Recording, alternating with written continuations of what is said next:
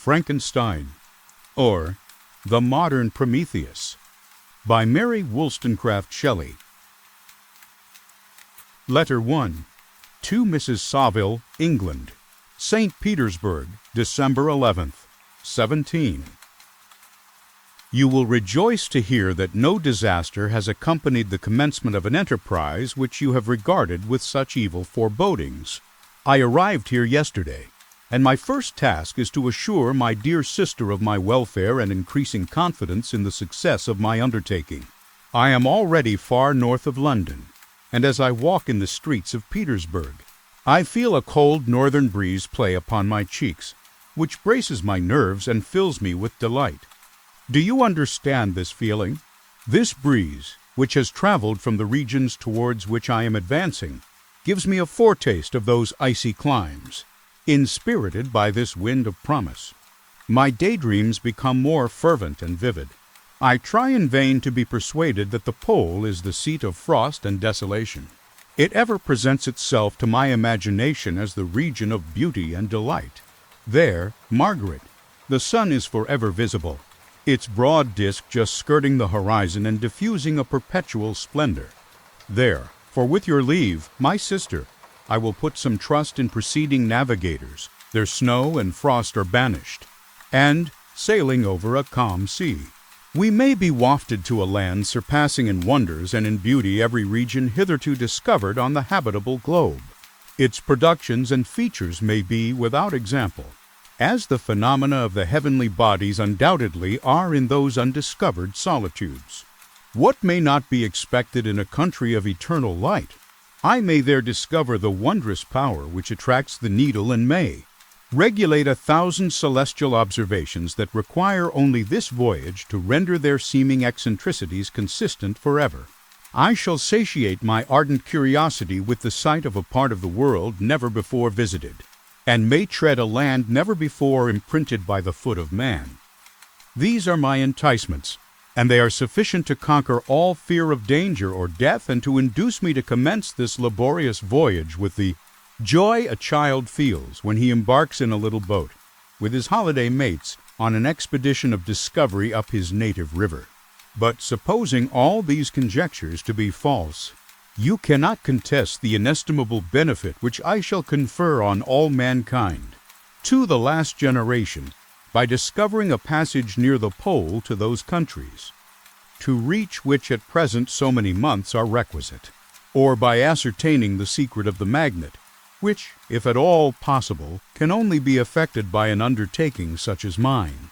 These reflections have dispelled the agitation with which I began my letter, and I feel my heart glow with an enthusiasm which elevates me to heaven, for nothing contributes so much to tranquillize the mind as a steady purpose, a point on which the soul may fix its intellectual eye. This expedition has been the favorite dream of my early years. I have read with ardor the accounts of the various voyages which have been made in the prospect of arriving at the North Pacific Ocean through the seas which surround the pole. You may remember that a history of all the voyages made for purposes of discovery composed the whole of our good Uncle Thomas' library. My education was neglected, yet I was passionately fond of reading.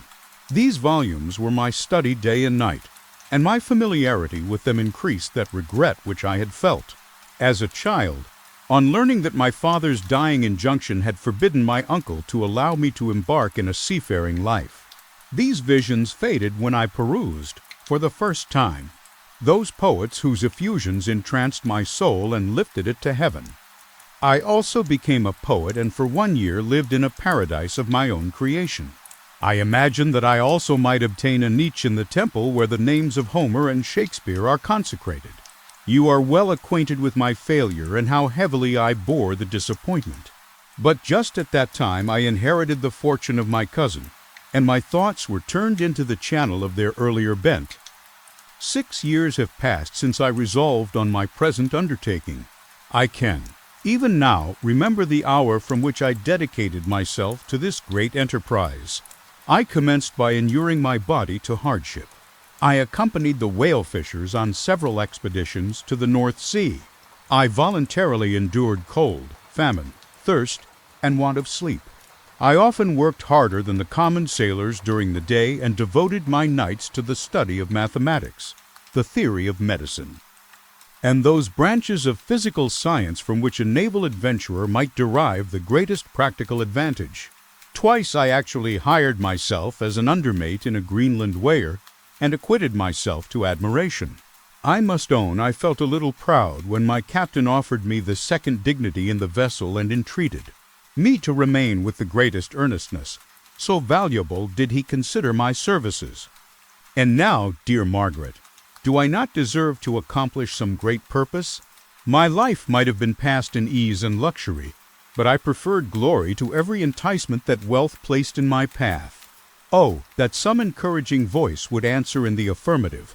My courage and my resolution is firm, but my hopes fluctuate, and my spirits are often depressed. I am about to proceed on a long and difficult voyage, the emergencies of which will demand all my fortitude. I am required not only to raise the spirits of others, but sometimes to sustain my own when theirs are failing. This is the most favorable period for traveling in Russia. They fly quickly over the snow in their sledges. The motion is pleasant, and, in my opinion, far more agreeable than that of an English stagecoach. The cold is not excessive, if you are wrapped in furs, a dress which I have already adopted.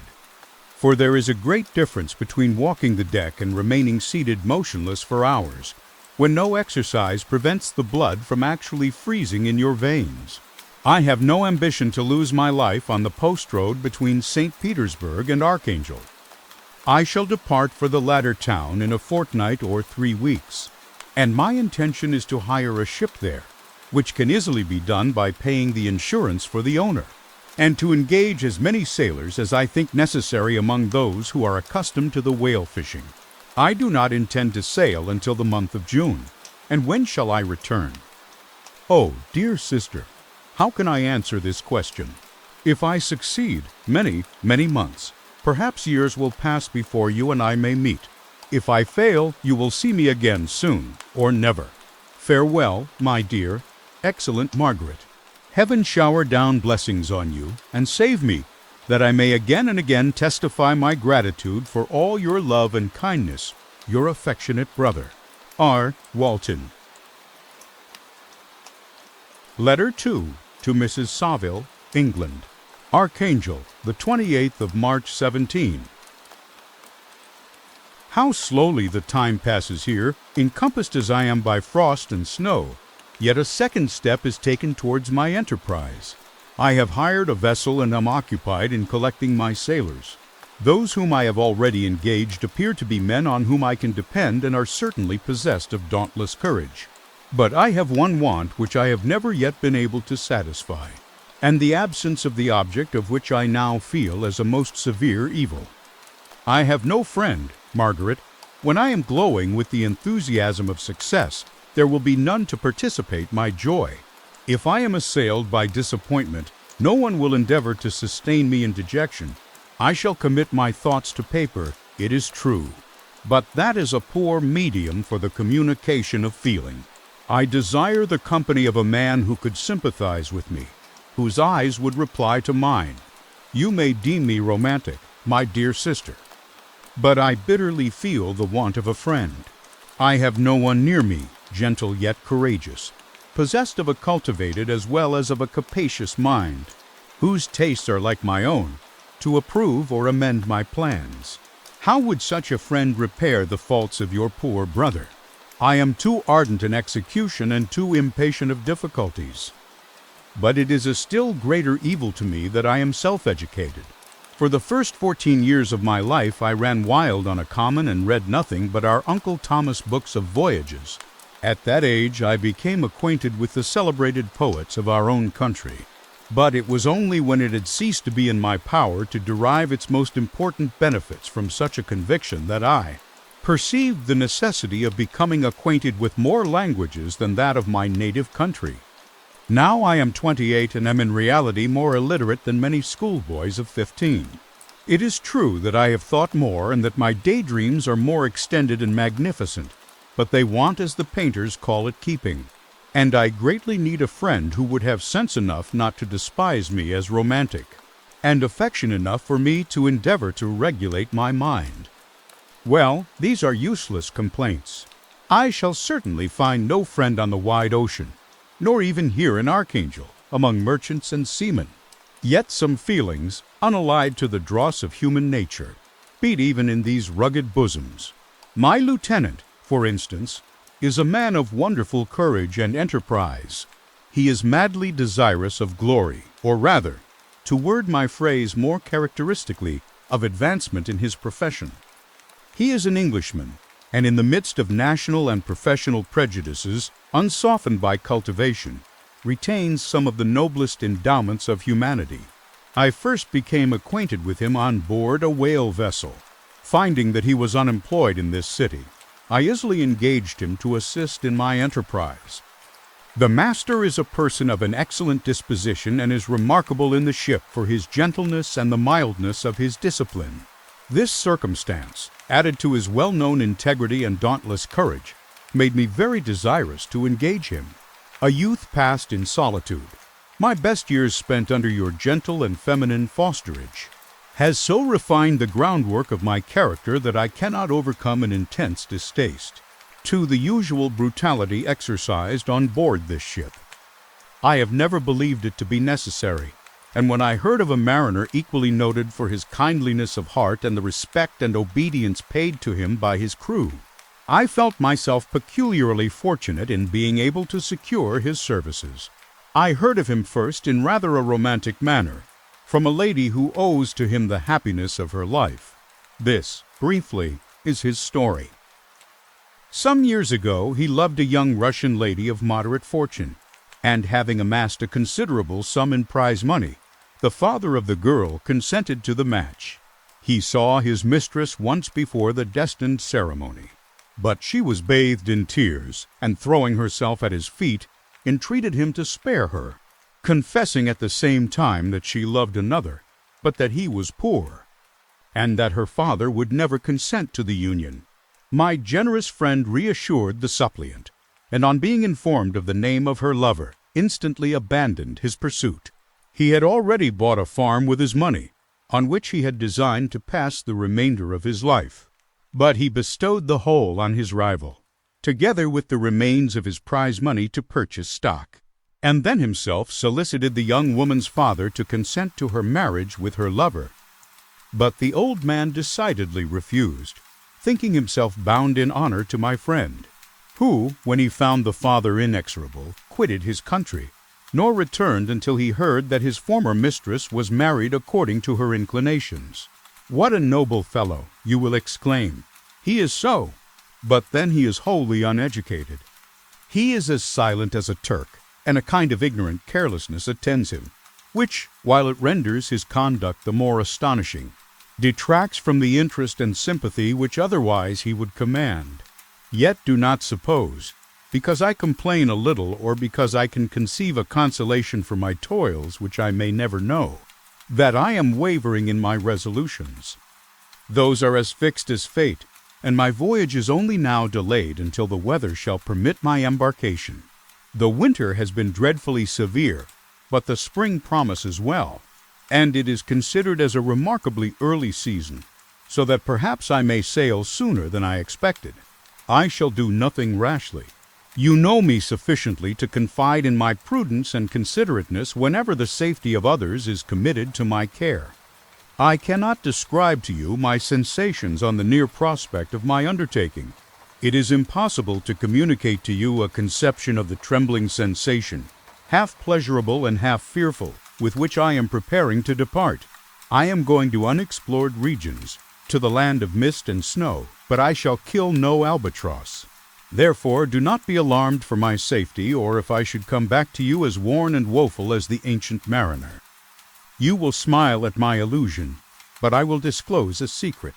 I have often attributed my attachment to, my passionate enthusiasm for, the dangerous mysteries of ocean to that production of the most imaginative of modern poets. There is something at work in my soul which I do not understand. I am practically industrious painstaking. A workman to execute with perseverance and labor, but besides this there is a love for the marvelous, a belief in the marvelous. Intertwined in all my projects, which hurries me out of the common pathways of men, even to the wild sea and unvisited regions I am about to explore. But to return to dearer considerations.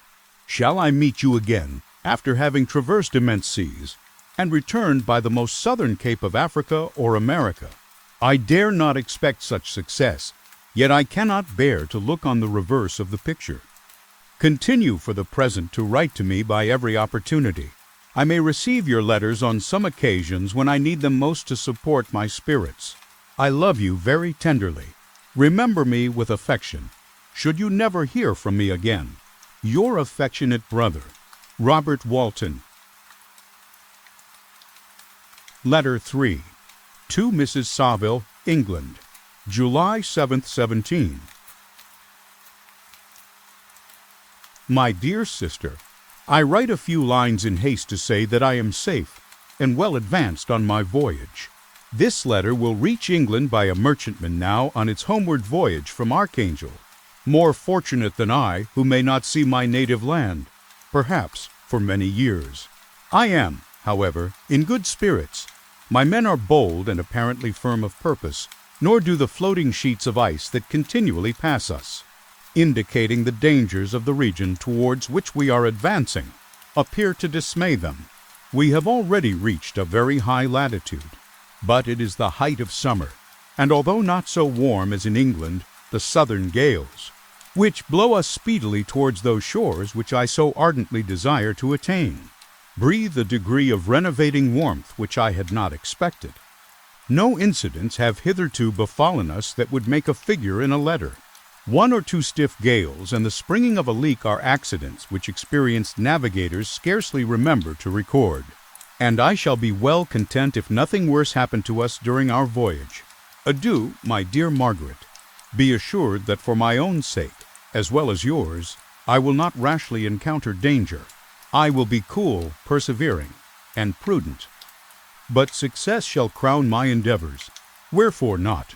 Thus far I have gone, tracing a secure way over the pathless seas, the very stars themselves being witnesses and testimonies of my triumph.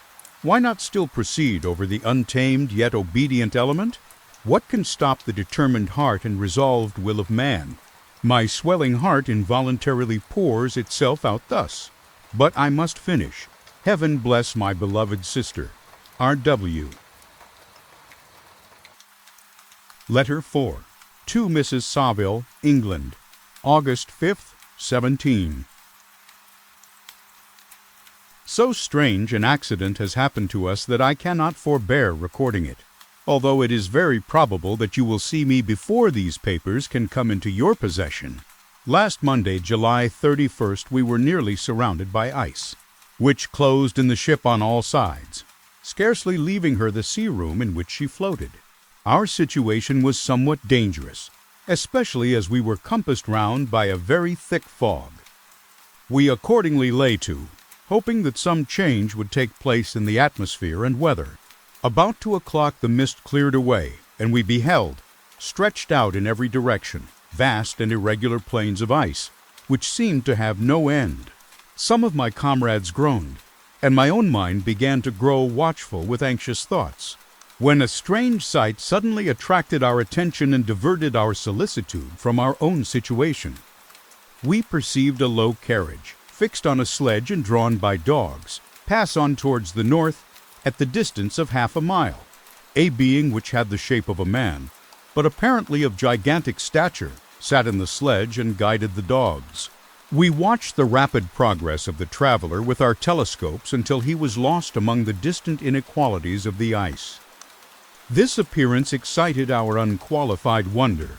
We were, as we believed, many hundred miles from any land, but this apparition seemed to denote that it was not, in reality, so distant as we had supposed.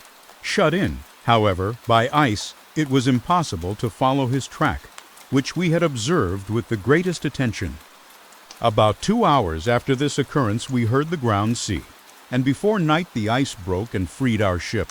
We, however, lay to until the morning, fearing to encounter in the dark those large loose masses which float about after the breaking up of the ice.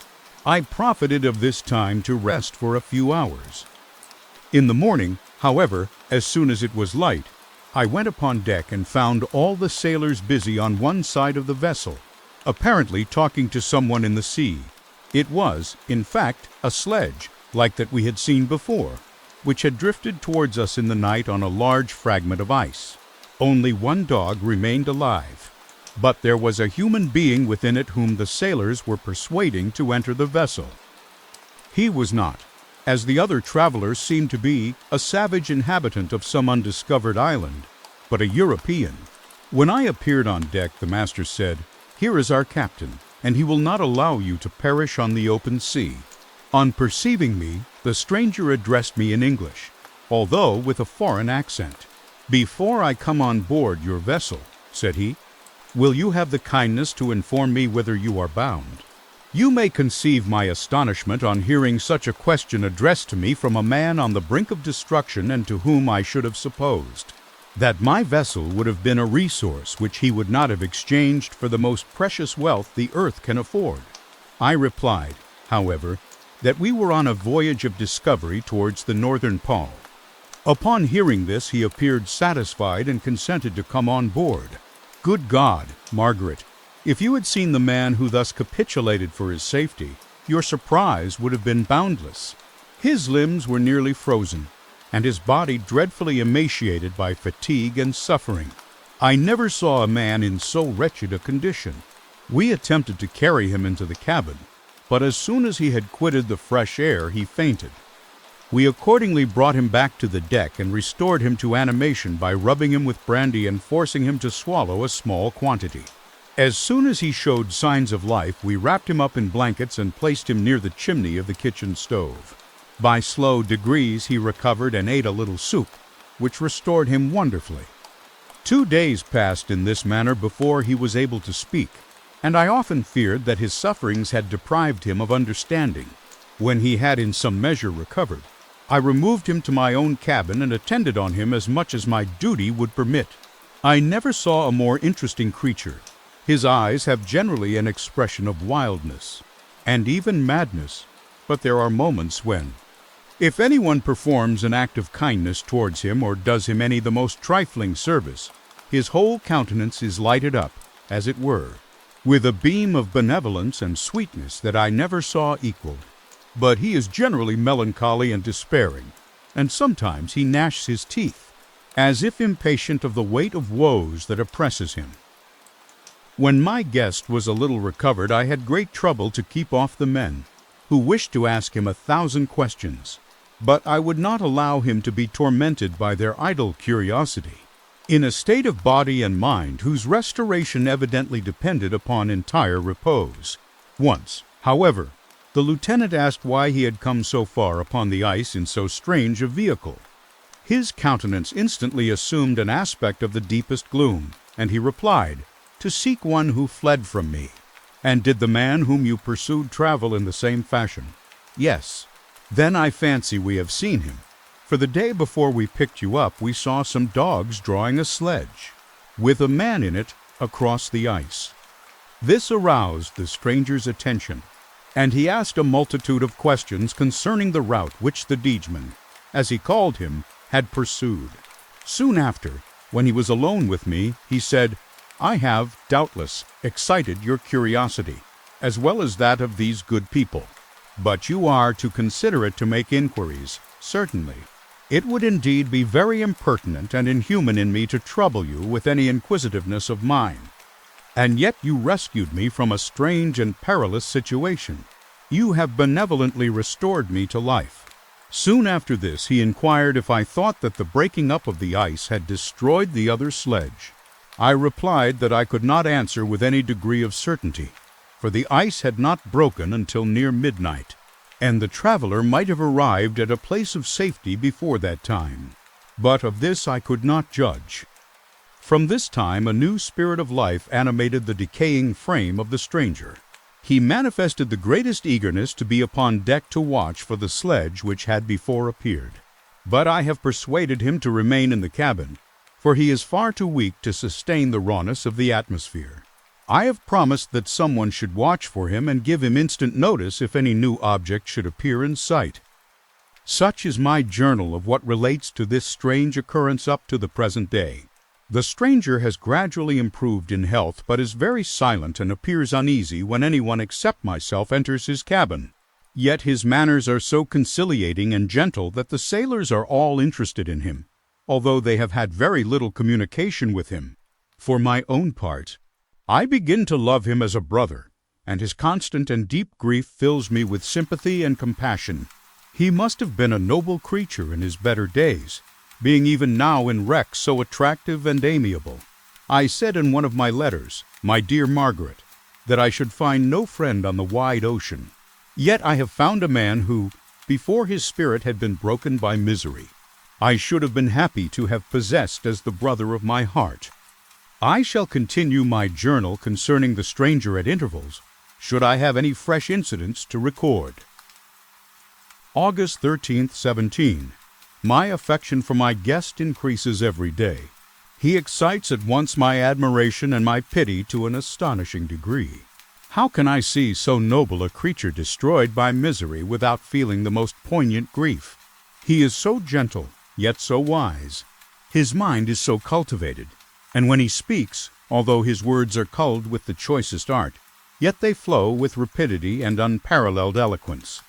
He is now much recovered from his illness and is continually on the deck, apparently watching for the sledge that preceded his own.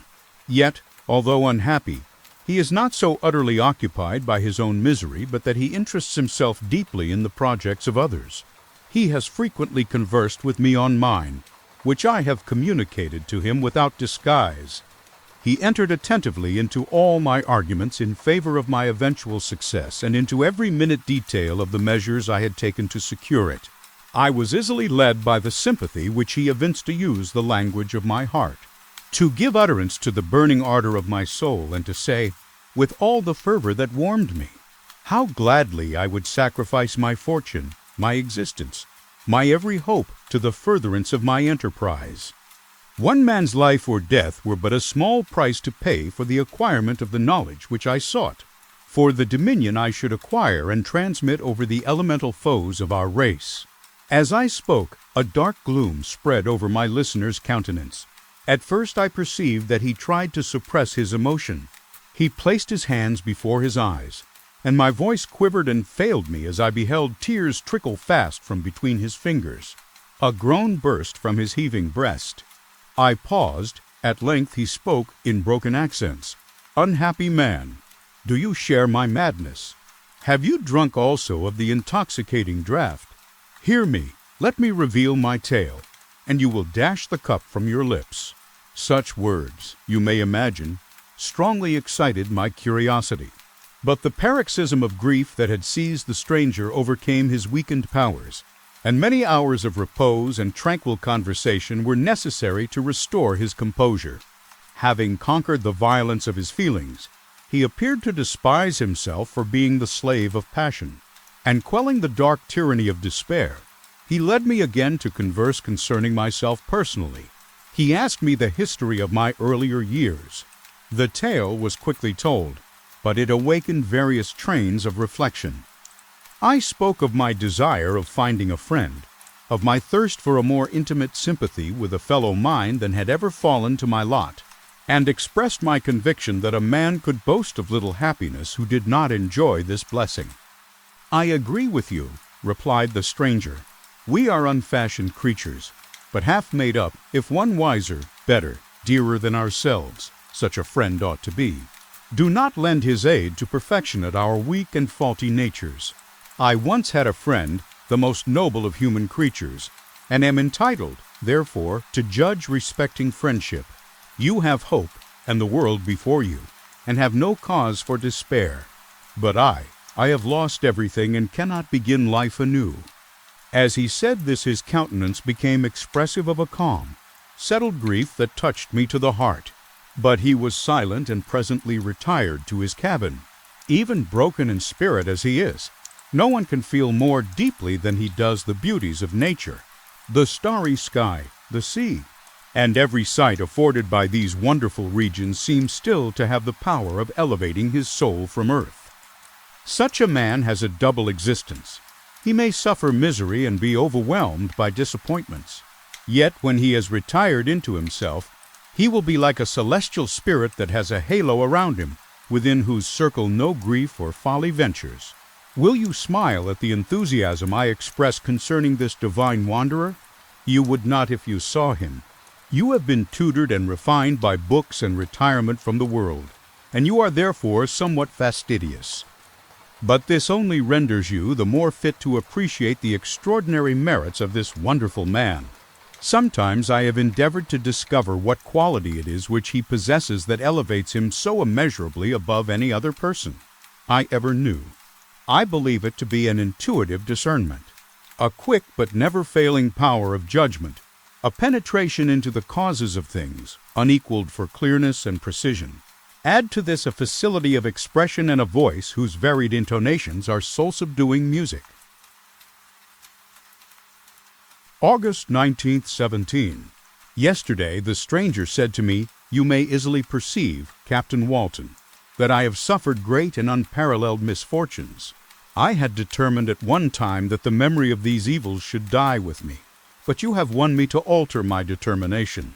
You seek for knowledge and wisdom, as I once did, and I ardently hope that the gratification of your wishes may not be a serpent to sting you, as mine has been. I do not know that the relation of my disasters will be useful to you. Yet, when I reflect that you are pursuing the same course, exposing yourself to the same dangers which have rendered me what I am, I imagine that you may deduce an apt moral from my tale, one that may direct you if you succeed in your undertaking and console you in case of failure. Prepare to hear of occurrences which are usually deemed marvelous. Were we among the tamer scenes of nature, I might fear to encounter your unbelief, perhaps your ridicule. But many things will appear possible in these wild and mysterious regions, which would provoke the laughter of those unacquainted with the ever-varied powers of nature. Nor can I doubt but that my tale conveys in its series internal evidence of the truth of the events of which it is composed. You may easily imagine that I was much gratified by the offered communication. Yet I could not endure that he should renew his grief by a recital of his misfortunes. I felt the greatest eagerness to hear the promised narrative, partly from curiosity and partly from a strong desire to ameliorate his fate if it were in my power. I expressed these feelings in my answer. "I thank you," he replied, "for your sympathy, but it is useless. My fate is nearly fulfilled. I wait but for one event, and then I shall repose in peace. I understand your feeling," continued he, perceiving that I wished to interrupt him.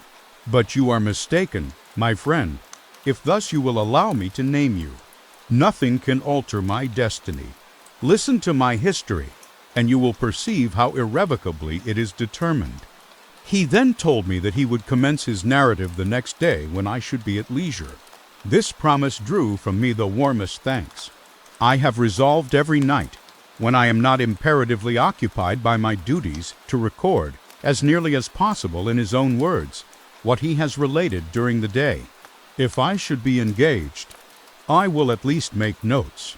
This manuscript will doubtless afford you the greatest pleasure. But to me, who know him, and who hear it from his own lips, with what interest and sympathy shall I read it in some future day? Even now, as I commence my task, his full-toned voice swells in my ears.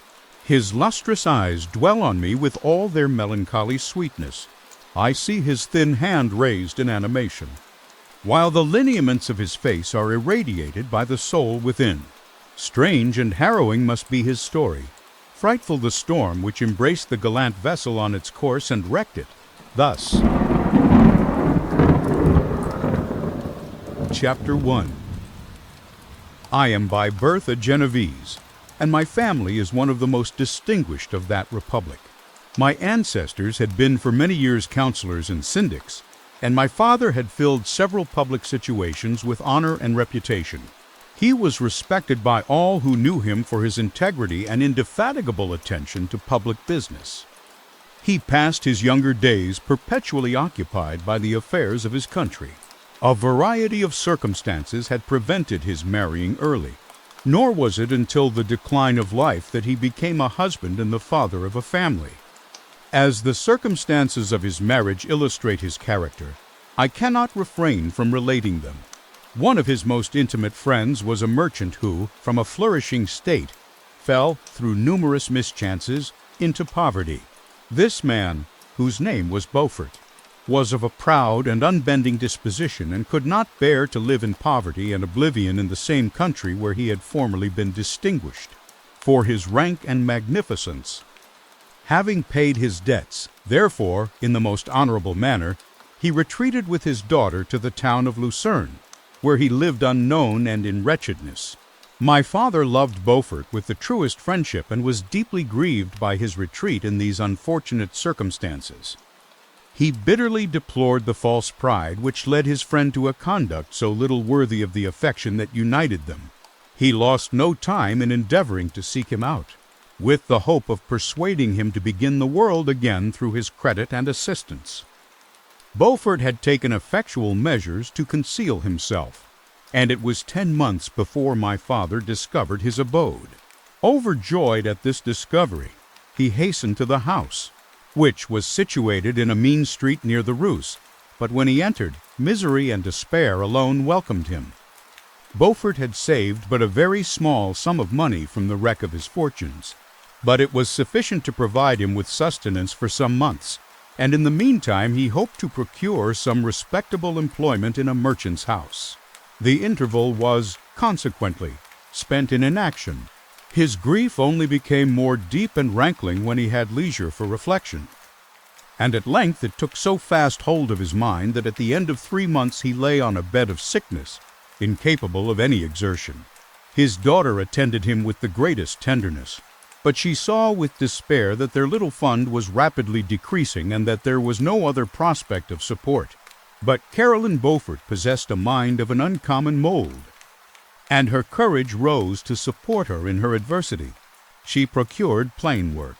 She plaited straw and by various means contrived to earn a pittance scarcely sufficient to support life. Several months passed in this manner. Her father grew worse. Her time was more entirely occupied in attending him. Her means of subsistence decreased. And in the 10th month her father died in her arms, leaving her an orphan and a beggar.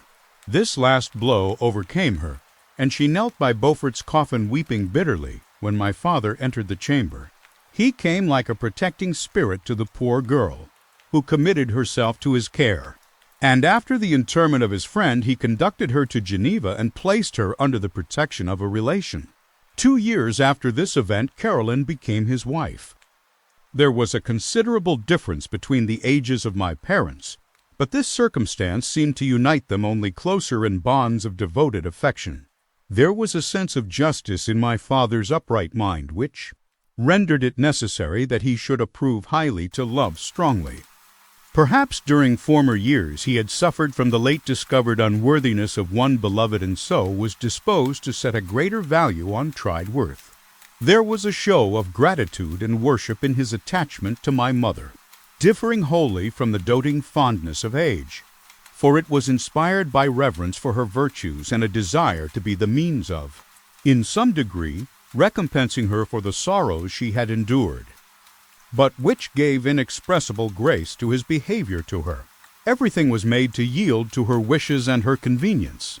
He strove to shelter her, as a fair exotic is sheltered by the gardener, from every rougher wind, and to surround her with all that could tend to excite pleasurable emotion in her soft and benevolent mind. Her health, and even the tranquillity of her hitherto constant spirit, had been shaken by what she had gone through. During the 2 years that had elapsed previous to their marriage, my father had gradually relinquished all his public functions, and immediately after their union they sought the pleasant climate of Italy, and the change of scene and interest attendant on a tour through that land of wonders, as a restorative for her weakened frame. From Italy they visited Germany and France. I, their eldest child, was born at Naples, and as an infant accompanied them in their rambles. I remained for several years their only child, much as they were attached to each other. They seemed to draw inexhaustible stores of affection from a very mine of love to bestow them upon me. My mother's tender caresses and my father's smile of benevolent pleasure while regarding me are my first recollections. I was their plaything and their idol, and something better, their child, the innocent and helpless creature bestowed on them by heaven, whom to bring up to good, and whose future lot it was in their hands to direct to happiness or misery, according as they fulfilled their duties towards me. With this deep consciousness of what they owed towards the being to which they had given life, added to the active spirit of tenderness that animated both, it may be imagined that while during every hour of my infant life I received a lesson of patience, of charity, and of self-control, I was so guided by a silken cord that all seemed but one train of enjoyment to me. For a long time I was their only care. My mother had much desired to have a daughter, but I continued their single offspring. When I was about 5 years old, while making an excursion beyond the frontiers of Italy, they passed a week on the shores of the Lake of Como. Their benevolent disposition often made them enter the cottages of the poor. This, to my mother, was more than a duty. It was a necessity, a passion, remembering what she had suffered, and how she had been relieved, for her to act in her turn the guardian angel to the afflicted. During one of their walks, a poor cot in the foldings of a veil attracted their notice as being singularly disconsolate, while the number of half-clothed children gathered about it spoke of penury in its worst shape. One day, when my father had gone by himself to Milan, my mother, accompanied by me, visited this abode. She found a peasant and his wife, hard-working, bent down by care and labor, distributing a scanty meal to 5 hungry babes. Among these there was one which attracted my mother far above all the rest. She appeared of a different stock, her blue eyes cloudless, and her lips and the molding of her face so expressive of sensibility and sweetness that none could behold her, without looking on her as of a distinct species, a being heaven-sent, and bearing a celestial stamp in all her features. The peasant woman, perceiving that my mother fixed eyes of wonder and admiration on this lovely girl, eagerly communicated her history. She was not her child, but the daughter of a Milanese nobleman. Her mother was a German and had died on giving her birth. The infant had been placed with these good people to nurse. They were better off then. They had not been long married, and their eldest child was but just born. The father of their charge was one of those Italians nursed in the memory of the antique glory of Italy, one among the Schiavi Frumenti, who exerted himself to obtain the liberty of his country. He became the victim of its weakness. Whether he had died or still lingered in the dungeons of Austria was not known. His property was confiscated. His child became an orphan and a beggar. She continued with her foster parents and bloomed in their rude abode, fairer than a garden rose among dark-leaved brambles. When my father returned from Milan, he found playing with me in the hall of our villa a child fairer than pictured cherub, a creature who seemed to shed radiance from her looks and whose form and motions were lighter than the chamois of the hills. The apparition was soon explained. With his permission, my mother prevailed on her rustic guardians to yield their charge to her. They were fond of the sweet orphan. Her presence had seemed a blessing to them. But it would be unfair to her to keep her in poverty and want when Providence afforded her such powerful protection. They consulted their village priest, and the result was that Elizabeth Lavenza became the inmate of my parents' house. My more than sister, the beautiful and adored companion of all my occupations and my pleasures. Everyone loved Elizabeth. The passionate and almost reverential attachment with which all regarded her became, while I shared it, my pride and my delight, on the evening previous to her being brought to my home. My mother had said playfully, "I have a pretty present for my Victor. Tomorrow he shall have it." And when, on the morrow, she presented Elizabeth to me as her promised gift, I, with childish seriousness, interpreted her words literally and looked upon Elizabeth as mine to protect, love, and cherish.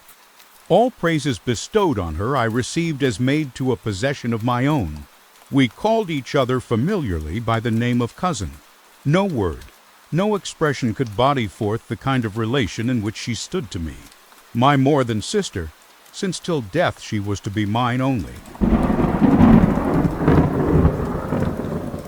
Chapter 2. We were brought up together. There was not quite a year difference in our ages. I need not say that we were strangers to any species of disunion or dispute. Harmony was the soul of our companionship, and the diversity and contrast that subsisted in our characters drew us nearer together. Elizabeth was of a calmer and more concentrated disposition, but, with all my ardor, I was capable of a more intense application and was more deeply smitten with the thirst for knowledge. She busied herself with following the aerial creations of the poets, and in the majestic and wondrous scenes which surrounded our Swiss home, the sublime shapes of the mountains, the changes of the seasons, tempest and calm, the silence of winter, and the life and turbulence of our alpine summers, she found ample scope for admiration and delight. While my companion contemplated with a serious and satisfied spirit the magnificent appearances of things, I delighted in investigating their causes. The world was to me a secret which I desired to divine. Curiosity, earnest research to learn the hidden laws of nature, gladness akin to rapture, as they were unfolded to me, are among the earliest sensations I can remember. On the birth of a second son, my junior by 7 years, my parents gave up entirely their wandering life and fixed themselves in their native country. We possessed a house in Geneva, en da campagne en Belle-Rive, the eastern shore of the lake, at the distance of rather more than a league from the city. We resided principally in the latter, and the lives of my parents were passed in considerable seclusion. It was my temper to avoid a crowd and to attach myself fervently to a few. I was indifferent, therefore, to my schoolfellows in general, but I united myself in the bonds of the closest friendship to one among them. Henry Clerval was the son of a merchant of Geneva. He was a boy of singular talent and fancy. He loved enterprise, hardship, and even danger for its own sake. He was deeply read in books of chivalry and romance. He composed heroic songs and began to write many a tale of enchantment and knightly adventure. He tried to make us act plays and to enter into masquerades, in which the characters were drawn from the heroes of Roncesvalles, of the Round Table of King Arthur, and the chivalrous train who shed their blood to redeem the Holy Sepulchre from the hands of the infidels. No human being could have passed a happier childhood than myself. My parents were possessed by the very spirit of kindness and indulgence. We felt that they were not the tyrants to rule our lot according to their caprice, but the agents and creators of all the many delights which we enjoyed. When I mingled with other families, I distinctly discerned how peculiarly fortunate my lot was, and gratitude assisted the development of filial love. My temper was sometimes violent, and my passions vehement, but by some law in my temperature they were turned not towards childish pursuits, but to an eager desire to learn, and not to learn all things indiscriminately. I confess that neither the structure of languages, nor the code of governments, nor the politics of various states possessed attractions for me. It was the secrets of heaven and earth that I desired to learn. And whether it was the outward substance of things or the inner spirit of nature and the mysterious soul of man that occupied me, still my inquiries were directed to the metaphysical, or in its highest sense, the physical secrets of the world. Meanwhile, Clerval occupied himself, so to speak, with the moral relations of things. The busy stage of life, the virtues of heroes, and the actions of men were his theme, and his hope and his dream was to become one among those whose names are recorded in story as the gallant and adventurous, benefactors of our species. The saintly soul of Elizabeth shone like a shrine-dedicated lamp in our peaceful home. Her sympathy was ours. Her smile, her soft voice, the sweet glance of her celestial eyes were ever there to bless and animate us. She was the living spirit of love to soften and attract. I might have become sullen in my study, rough through the ardor of my nature, but that she was there to subdue me to a semblance of her own gentleness. And Clerval could aught ill entrench on the noble spirit of Clerval. Yet he might not have been so perfectly humane, so thoughtful in his generosity, so full of kindness and tenderness amidst his passion for adventurous exploit. Had she not unfolded to him the real loveliness of beneficence and made the doing good the end and aim of his soaring ambition? I feel exquisite pleasure in dwelling on the recollections of childhood. Before misfortune had tainted my mind and changed its bright visions of extensive usefulness into gloomy and narrow reflections upon self. Besides, in drawing the picture of my early days, I also record those events which led, by insensible steps, to my after tale of misery. For when I would account to myself for the birth of that passion which afterwards ruled my destiny, I find it arise, like a mountain river, from ignoble and almost forgotten sources. But, swelling as it proceeded, it became the torrent which, in its course, has swept away all my hopes and joys. Natural philosophy is the genius that has regulated my fate. I desire, therefore, in this narration, to state those facts which led to my predilection for that science. When I was 13 years of age, we all went on a party of pleasure to the baths near Thanen. The inclemency of the weather obliged us to remain a day confined to the inn. In this house I chanced to find a volume of the works of Cornelius Agrippa. I opened it with apathy. The theory which he attempts to demonstrate and the wonderful facts which he relates soon changed this feeling into enthusiasm. A new light seemed to dawn upon my mind, and bounding with joy, I communicated my discovery to my father. My father looked carelessly at the title page of my book and said, "Ah, Cornelius Agrippa! My dear Victor, do not waste your time upon this. It is sad trash." If, instead of this remark, my father had taken the pains to explain to me that the principles of Agrippa had been entirely exploded and that a modern system of science had been introduced which possessed much greater powers than the ancient, because the powers of the latter were chimerical, while those of the former were real and practical.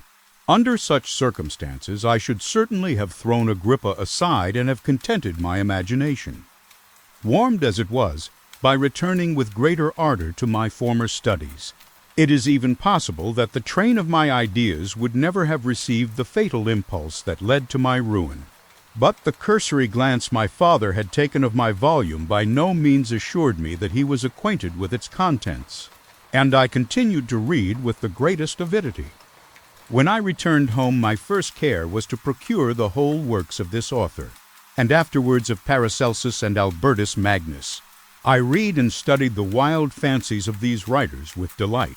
They appeared to me treasures known to few besides myself.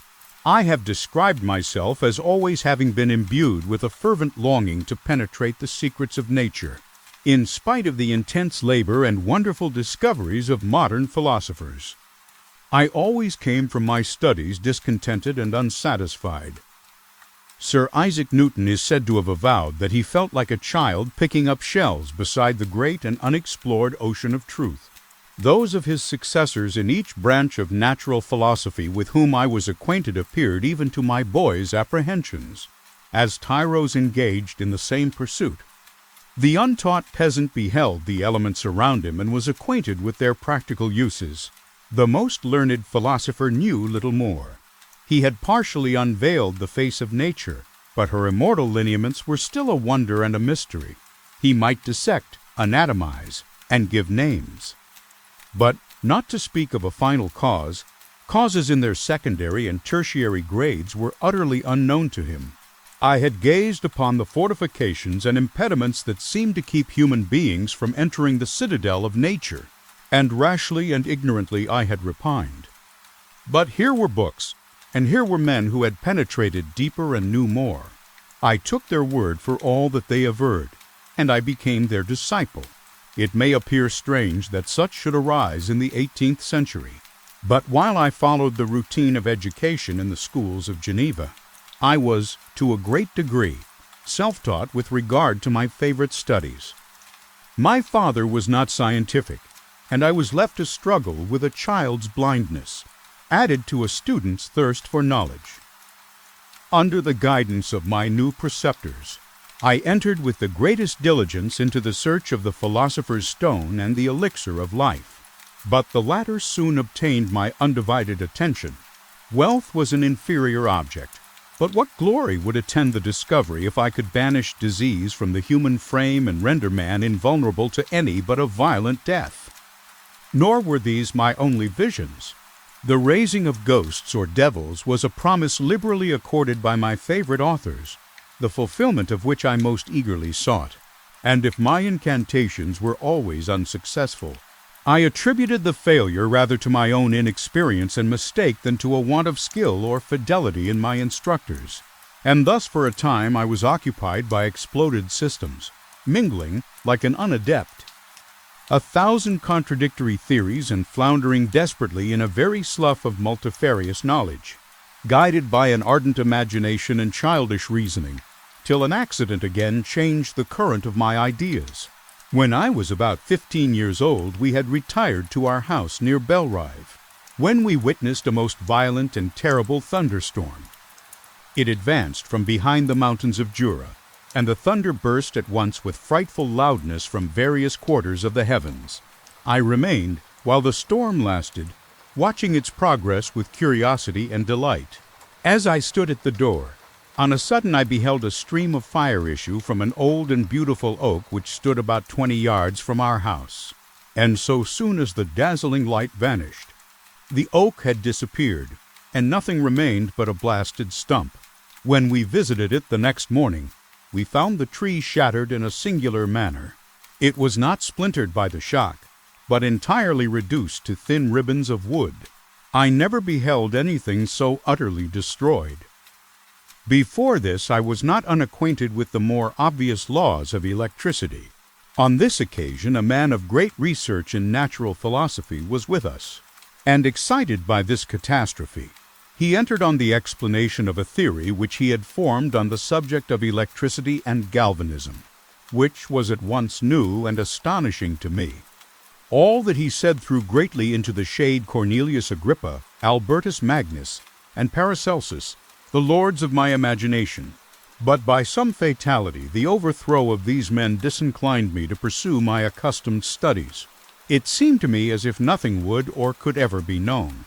All that had so long engaged my attention suddenly grew despicable. By one of those caprices of the mind which we are perhaps most subject to in early youth, I at once gave up my former occupations, set down natural history and all its progeny as a deformed and abortive creation, and entertained the greatest disdain for a would-be science which could never even step within the threshold of real knowledge. In this mood of mind I betook myself to the mathematics and the branches of study appertaining to that science as being built upon secure foundations, and so worthy of my consideration. Thus strangely are our souls constructed, and by such slight ligaments are we bound to prosperity or ruin. When I look back, it seems to me as if this almost miraculous change of inclination and will was the immediate suggestion of the guardian angel of my life, the last effort made by the spirit of preservation to avert the storm that was even then hanging in the stars and ready to envelop me. Her victory was announced by an unusual tranquility and gladness of soul which followed the relinquishing of my ancient and latterly tormenting studies. It was thus that I was to be taught to associate evil with their prosecution, happiness with their disregard. It was a strong effort of the spirit of good, but it was ineffectual. Destiny was too potent, and her immutable laws had decreed my utter and terrible destruction. Chapter 3. When I had attained the age of 17, my parents resolved that I should become a student at the University of Ingolstadt. I had hitherto attended the schools of Geneva, but my father thought it necessary for the completion of my education that I should be made acquainted with other customs than those of my native country. My departure was therefore fixed at an early date, but before the day resolved upon could arrive, the first misfortune of my life occurred, an omen, as it were, of my future misery. Elizabeth had caught the scarlet fever. Her illness was severe, and she was in the greatest danger. During her illness many arguments had been urged to persuade my mother to refrain from attending upon her. She had at first yielded to our entreaties, But when she heard that the life of her favorite was menaced, she could no longer control her anxiety. She attended her sickbed. Her watchful attentions triumphed over the malignity of the distemper. Elizabeth was saved, but the consequences of this imprudence were fatal to her preserver. On the third day my mother sickened.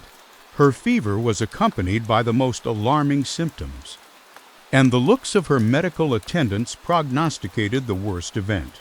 On her deathbed, the fortitude and benignity of this best of women did not desert her. She joined the hands of Elizabeth and myself. "My children," she said, "my firmest hopes of future happiness were placed on the prospect of your union. This expectation will now be the consolation of your father. Elizabeth, my love, you must supply my place to my younger children. Alas, I regret that I am taken from you, and, happy and beloved as I have been, is it not hard to quit you all? But these are not thoughts befitting me. I will endeavor to resign myself cheerfully to death, and will indulge a hope of meeting you in another world." She died calmly, and her countenance expressed affection even in death. I need not describe the feelings of those whose dearest ties are rent by that most irreparable evil, the void that presents itself to the soul, and the despair that is exhibited on the countenance. It is so long before the mind can persuade itself that she whom we saw every day, and whose very existence appeared a part of our own, can have departed forever, that the brightness of a beloved eye can have been extinguished, and the sound of a voice so familiar and dear to the ear can be hushed, never more to be heard. These are the reflections of the first days. But when the lapse of time proves the reality of the evil, then the actual bitterness of grief commences. Yet from whom has not that rude hand rent away some dear connection? And why should I describe a sorrow which all have felt and must feel? The time at length arrives when grief is rather an indulgence than a necessity, and the smile that plays upon the lips, although it may be deemed a sacrilege, is not banished. My mother was dead, but we had still duties which we ought to perform. We must continue our course with the rest, and learn to think ourselves fortunate whilst one remains whom the spoiler has not seized. My departure for Ingolstadt, which had been deferred by these events, was now again determined upon. I obtained from my father a respite of some weeks.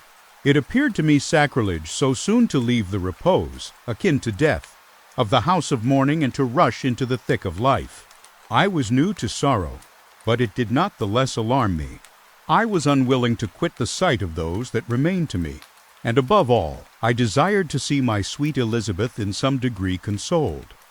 She indeed veiled her grief and strove to act the comforter to us all. She looked steadily on life and assumed its duties with courage and zeal. She devoted herself to those whom she had been taught to call her uncle and cousins. Never was she so enchanting as at this time, when she recalled the sunshine of her smiles and spent them upon us. She forgot even her own regret in her endeavors to make us forget. The day of my departure at length arrived. Clerval spent the last evening with us. He had endeavored to persuade his father to permit him to accompany me and to become my fellow student, but in vain. His father was a narrow-minded trader, and saw idleness and ruin in the aspirations and ambition of his son. Henry deeply felt the misfortune of being debarred from a liberal education. He said little, but when he spoke I read in his kindling eye and in his animated glance a restrained but firm resolve, not to be chained to the miserable details of commerce. We sat late. We could not tear ourselves away from each other, nor persuade ourselves to say the word farewell. It was said, and we retired under the pretense of seeking repose, each fancying that the other was deceived. But when at morning's dawn I descended to the carriage which was to convey me away, they were all there. My father again to bless me, Clerval to press my hand once more, my Elizabeth to renew her entreaties that I would write often and to bestow the last feminine attentions on her playmate and friend. I threw myself into the chaise that was to convey me away, and indulged in the most melancholy reflections. I, who had ever been surrounded by amiable companions, continually engaged in endeavoring to bestow mutual pleasure. I was now alone. In the university whither I was going, I must form my own friends and be my own protector. My life had hitherto been remarkably secluded and domestic, and this had given me invincible repugnance to new countenances. I loved my brothers, Elizabeth and Clerval. These were old familiar faces, but I believed myself totally unfitted for the company of strangers. Such were my reflections as I commenced my journey. But as I proceeded, my spirits and hopes rose. I ardently desired the acquisition of knowledge. I had often, when at home, thought it hard to remain during my youth cooped up in one place, and had longed to enter the world and take my station among other human beings. Now my desires were complied with, and it would, indeed, have been folly to repent. I had sufficient leisure for these and many other reflections during my journey to Ingolstadt, which was long and fatiguing. At length the high white steeple of the town met my eyes. I alighted and was conducted to my solitary apartment to spend the evening as I pleased. The next morning I delivered my letters of introduction and paid a visit to some of the principal professors. Chance, or rather the evil influence, the angel of destruction, which asserted omnipotent sway over me from the moment I turned my reluctant steps from my father's door, led me first to Mr. Krempe, professor of natural philosophy. He was an uncouth man, but deeply imbued in the secrets of his science. He asked me several questions concerning my progress in the different branches of science appertaining to natural philosophy. I replied carelessly, and partly in contempt, mentioned the names of my alchemists as the principal authors I had studied. The professor stared. "Have you," he said, "really spent your time in studying such nonsense?" I replied in the affirmative. "Every minute," continued Mr. Krempe with warmth, "every instant that you have wasted on those books is utterly and entirely lost. You have burdened your memory with exploded systems and useless names. Good God, in what desert land have you lived, where no one was kind enough to inform you that these fancies which you have so greedily imbibed are 1,000 years old and as musty as they are ancient? I little expected, in this enlightened and scientific age, to find a disciple of Albertus Magnus and Paracelsus. My dear sir, you must begin your studies entirely anew." So saying, he stepped aside and wrote down a list of several books treating of natural philosophy which he desired me to procure, and dismissed me after mentioning that in the beginning of the following week he intended to commence a course of lectures upon natural philosophy, in its general relations, and that Mr. Waldman, a fellow professor, would lecture upon chemistry the alternate days that he omitted. I returned home not disappointed, for I have said that I had long considered those authors useless whom the professor reprobated, but I returned not at all the more inclined to recur to these studies in any shape. Mr. Krempe was a little squat man with a gruff voice and a repulsive countenance. The teacher, therefore, did not prepossess me in favor of his pursuits, in rather a too philosophical and connected a strain, perhaps. I have given an account of the conclusions I had come to concerning them in my early years. As a child, I had not been content with the results promised by the modern professors of natural science, with a confusion of ideas only to be accounted for by my extreme youth and my want of a guide on such matters. I had retrod the steps of knowledge along the paths of time and exchanged the discoveries of recent inquirers for the dreams of forgotten alchemists. Besides, I had a contempt for the uses of modern natural philosophy. It was very different when the masters of the science sought immortality and power. Such views, although futile, were grand. But now the scene was changed. The ambition of the inquirer seemed to limit itself to the annihilation of those visions on which my interest in science was chiefly founded.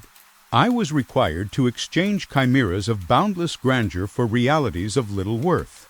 Such were my reflections during the first 2 or 3 days of my residence at Ingolstadt, which were chiefly spent in becoming acquainted with the localities and the principal residents in my new abode. But as the ensuing week commenced, I thought of the information which Mr. Krempe had given me concerning the lectures, and although I could not consent to go and hear that little conceited fellow deliver sentences out of a pulpit, I recollected what he had said of Mr. Waldman, whom I had never seen, as he had hitherto been out of town. Partly from curiosity and partly from idleness, I went into the lecturing room, which Mr. Waldman entered shortly after. This professor was very unlike his colleague. He appeared about 50 years of age, but with an aspect expressive of the greatest benevolence. A few gray hairs covered his temples, but those at the back of his head were nearly black. His person was short but remarkably erect, and his voice the sweetest I had ever heard. He began his lecture by a recapitulation of the history of chemistry and the various improvements made by different men of learning, pronouncing with fervor the names of the most distinguished discoverers. He then took a cursory view of the present state of the science and explained many of its elementary terms. After having made a few preparatory experiments, he concluded with a panegyric upon modern chemistry, the terms of which I shall never forget. The ancient teachers of this science, said he, promised impossibilities and performed nothing. The modern masters promise very little. They know that metals cannot be transmuted and that the elixir of life is a chimera, but these philosophers, whose hands seem only made to dabble in dirt, and their eyes to pore over the microscope or crucible, have indeed performed miracles. They penetrate into the recesses of nature and show how she works in her hiding places. They ascend into the heavens. They have discovered how the blood circulates and the nature of the air we breathe. They have acquired new and almost unlimited powers. They can command the thunders of heaven, mimic the earthquake, and even mock the invisible world with its own shadows. Such were the professor's words. Rather, let me say, such the words of the fate announced to destroy me. As he went on, I felt as if my soul were grappling with a palpable enemy. One by one, the various keys were touched which formed the mechanism of my being. Chord after chord was sounded, and soon my mind was filled with one thought, one conception, one purpose. So much has been done, exclaimed the soul of Frankenstein. More, far more, will I achieve. Treading in the steps already marked, I will pioneer a new way, explore unknown powers, and unfold to the world the deepest mysteries of creation. I closed not my eyes that night. My internal being was in a state of insurrection and turmoil. I felt that order would thence arise, but I had no power to produce it. By degrees, after the morning's dawn, sleep came. I awoke, and my yesternight's thoughts were as a dream. There only remained a resolution to return to my ancient studies and to devote myself to a science for which I believed myself to possess a natural talent. On the same day I paid Mr. Waldman a visit. His manners in private were even more mild and attractive than in public, for there was a certain dignity in his mien during his lecture which in his own house was replaced by the greatest affability and kindness. I gave him pretty nearly the same account of my former pursuits as I had given to his fellow professor. He heard with attention the little narration concerning my studies and smiled at the names of Cornelius, Agrippa, and Paracelsus, but without the contempt that Mr. Krempe had exhibited. He said that these were men to whose indefatigable zeal modern philosophers were indebted for most of the foundations of their knowledge. They had left to us, as an easier task, to give new names and arrange in connected classifications the facts which they in a great degree had been the instruments of bringing to light. The labors of men of genius, however erroneously directed, scarcely ever fail in ultimately turning to the solid advantage of mankind. I listened to his statement, which was delivered without any presumption or affectation, and then added that his lecture had removed my prejudices against modern chemists. I expressed myself in measured terms, with the modesty and deference due from a youth to his instructor. Without letting escape, inexperience in life would have made me ashamed any of the enthusiasm which stimulated my intended labors. I requested his advice concerning the books I ought to procure. "I am happy," said Mr. Waldman, "to have gained a disciple, and if your application equals your ability, I have no doubt of your success. Chemistry is that branch of natural philosophy in which the greatest improvements have been and may be made. It is on that account that I have made it my peculiar study. But at the same time, I have not neglected the other branches of science. A man would make but a very sorry chemist if he attended to that department of human knowledge alone. If your wish is to become really a man of science and not merely a petty experimentalist, I should advise you to apply to every branch of natural philosophy, including mathematics. He then took me into his laboratory and explained to me the uses of his various machines, instructing me as to what I ought to procure and promising me the use of his own when I should have advanced far enough in the science not to derange their mechanism. He also gave me the list of books which I had requested, and I took my leave. Thus ended a day memorable to me. It decided my future destiny. Chapter 4. From this day, natural philosophy, and particularly chemistry, in the most comprehensive sense of the term, became nearly my sole occupation. I read with ardor those works, so full of genius and discrimination, which modern inquirers have written on these subjects. I attended the lectures and cultivated the acquaintance of the men of science of the university, and I found even in M. Krempe a great deal of sound sense and real information, combined, it is true, with a repulsive physiognomy and manners, but not on that account the less valuable. In Mr. Waldman I found a true friend. His gentleness was never tinged by dogmatism, and his instructions were given with an air of frankness and good nature that banished every idea of pedantry. In 1,000 ways he smoothed for me the path of knowledge and made the most abstruse inquiries clear and facile to my apprehension. My application was at first fluctuating and uncertain. It gained strength as I proceeded and soon became so ardent and eager that the stars often disappeared in the light of morning whilst I was yet engaged in my laboratory. As I applied so closely, it may be easily conceived that my progress was rapid. My ardor was indeed the astonishment of the students, and my proficiency that of the masters. Professor Krempe often asked me, with a sly smile, how Cornelius Agrippa went on, whilst Mr. Waldman expressed the most heartfelt exultation in my progress. 2 years passed in this manner, during which I paid no visit to Geneva, but was engaged, heart and soul, in the pursuit of some discoveries which I hoped to make. None but those who have experienced them can conceive of the enticements of science.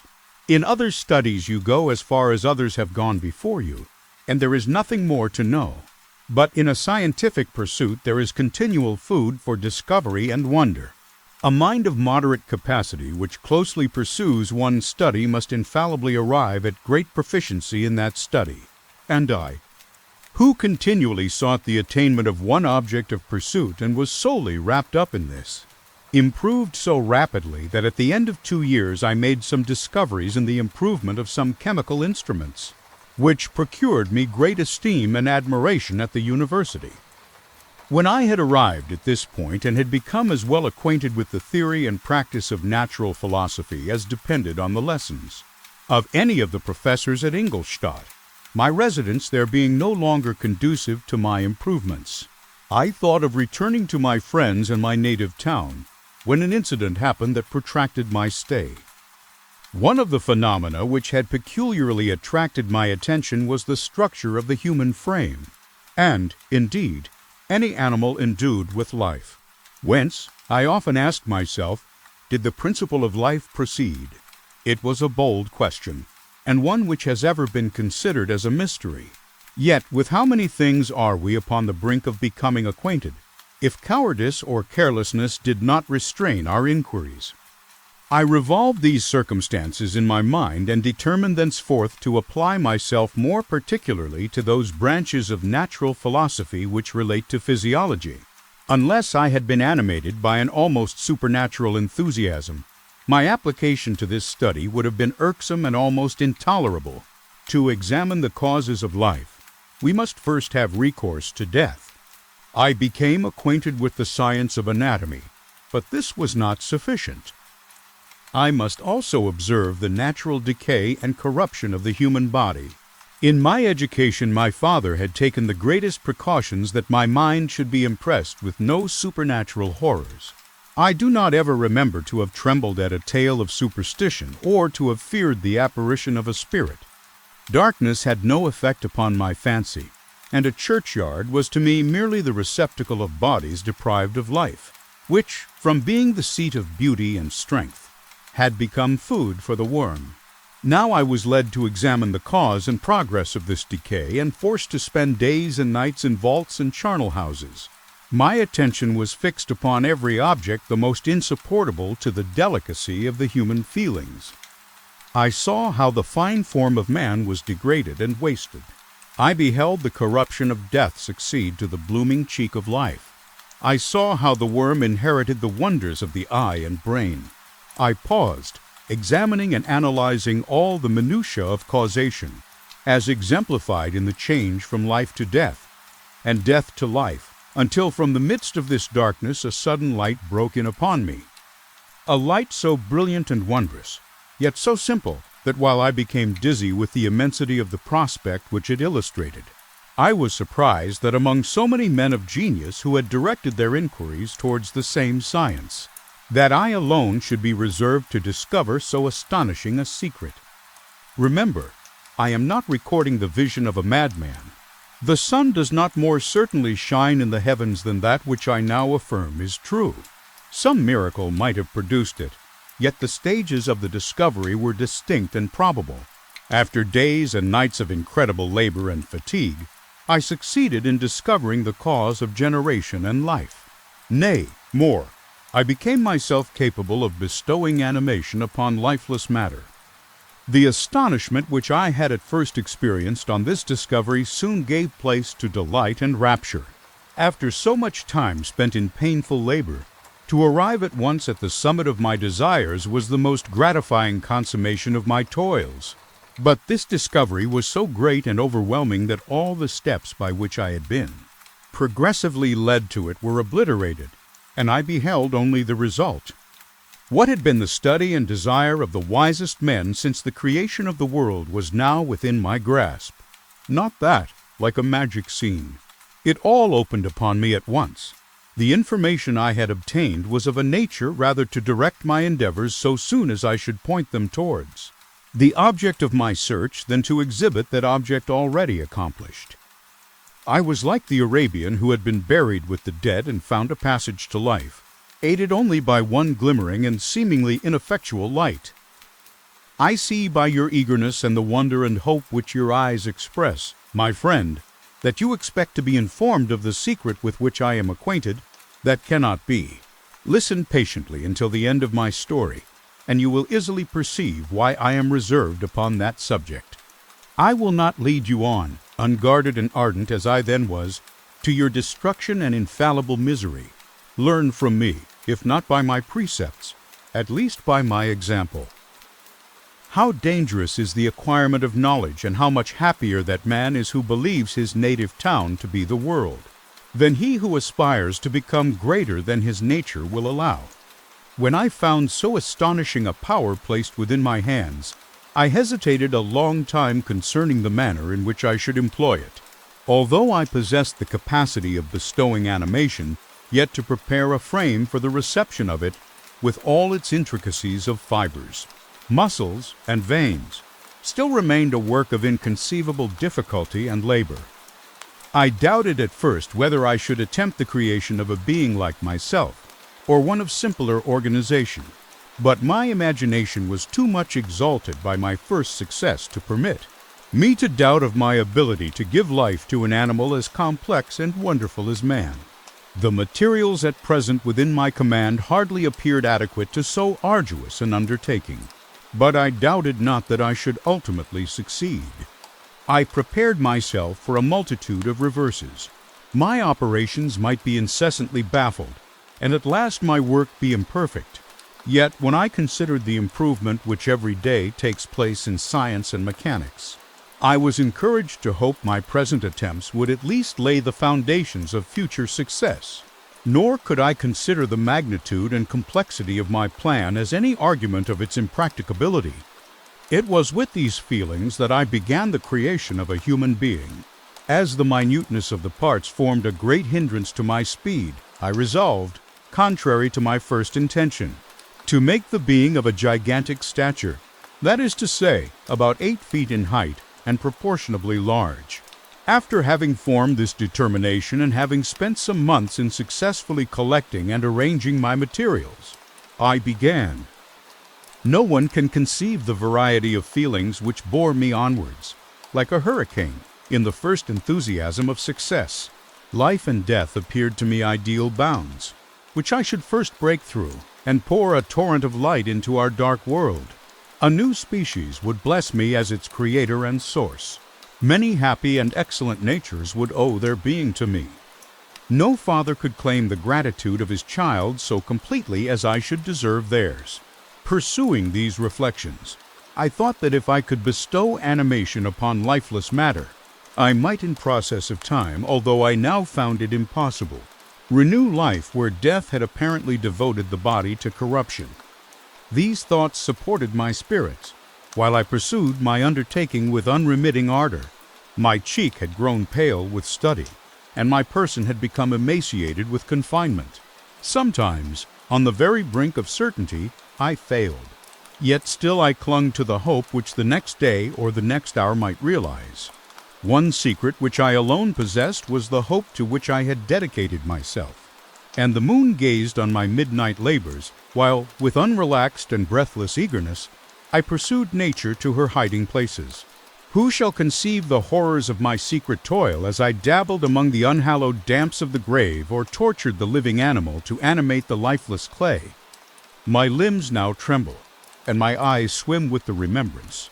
But then a resistless and almost frantic impulse urged me forward. I seemed to have lost all soul or sensation but for this one pursuit.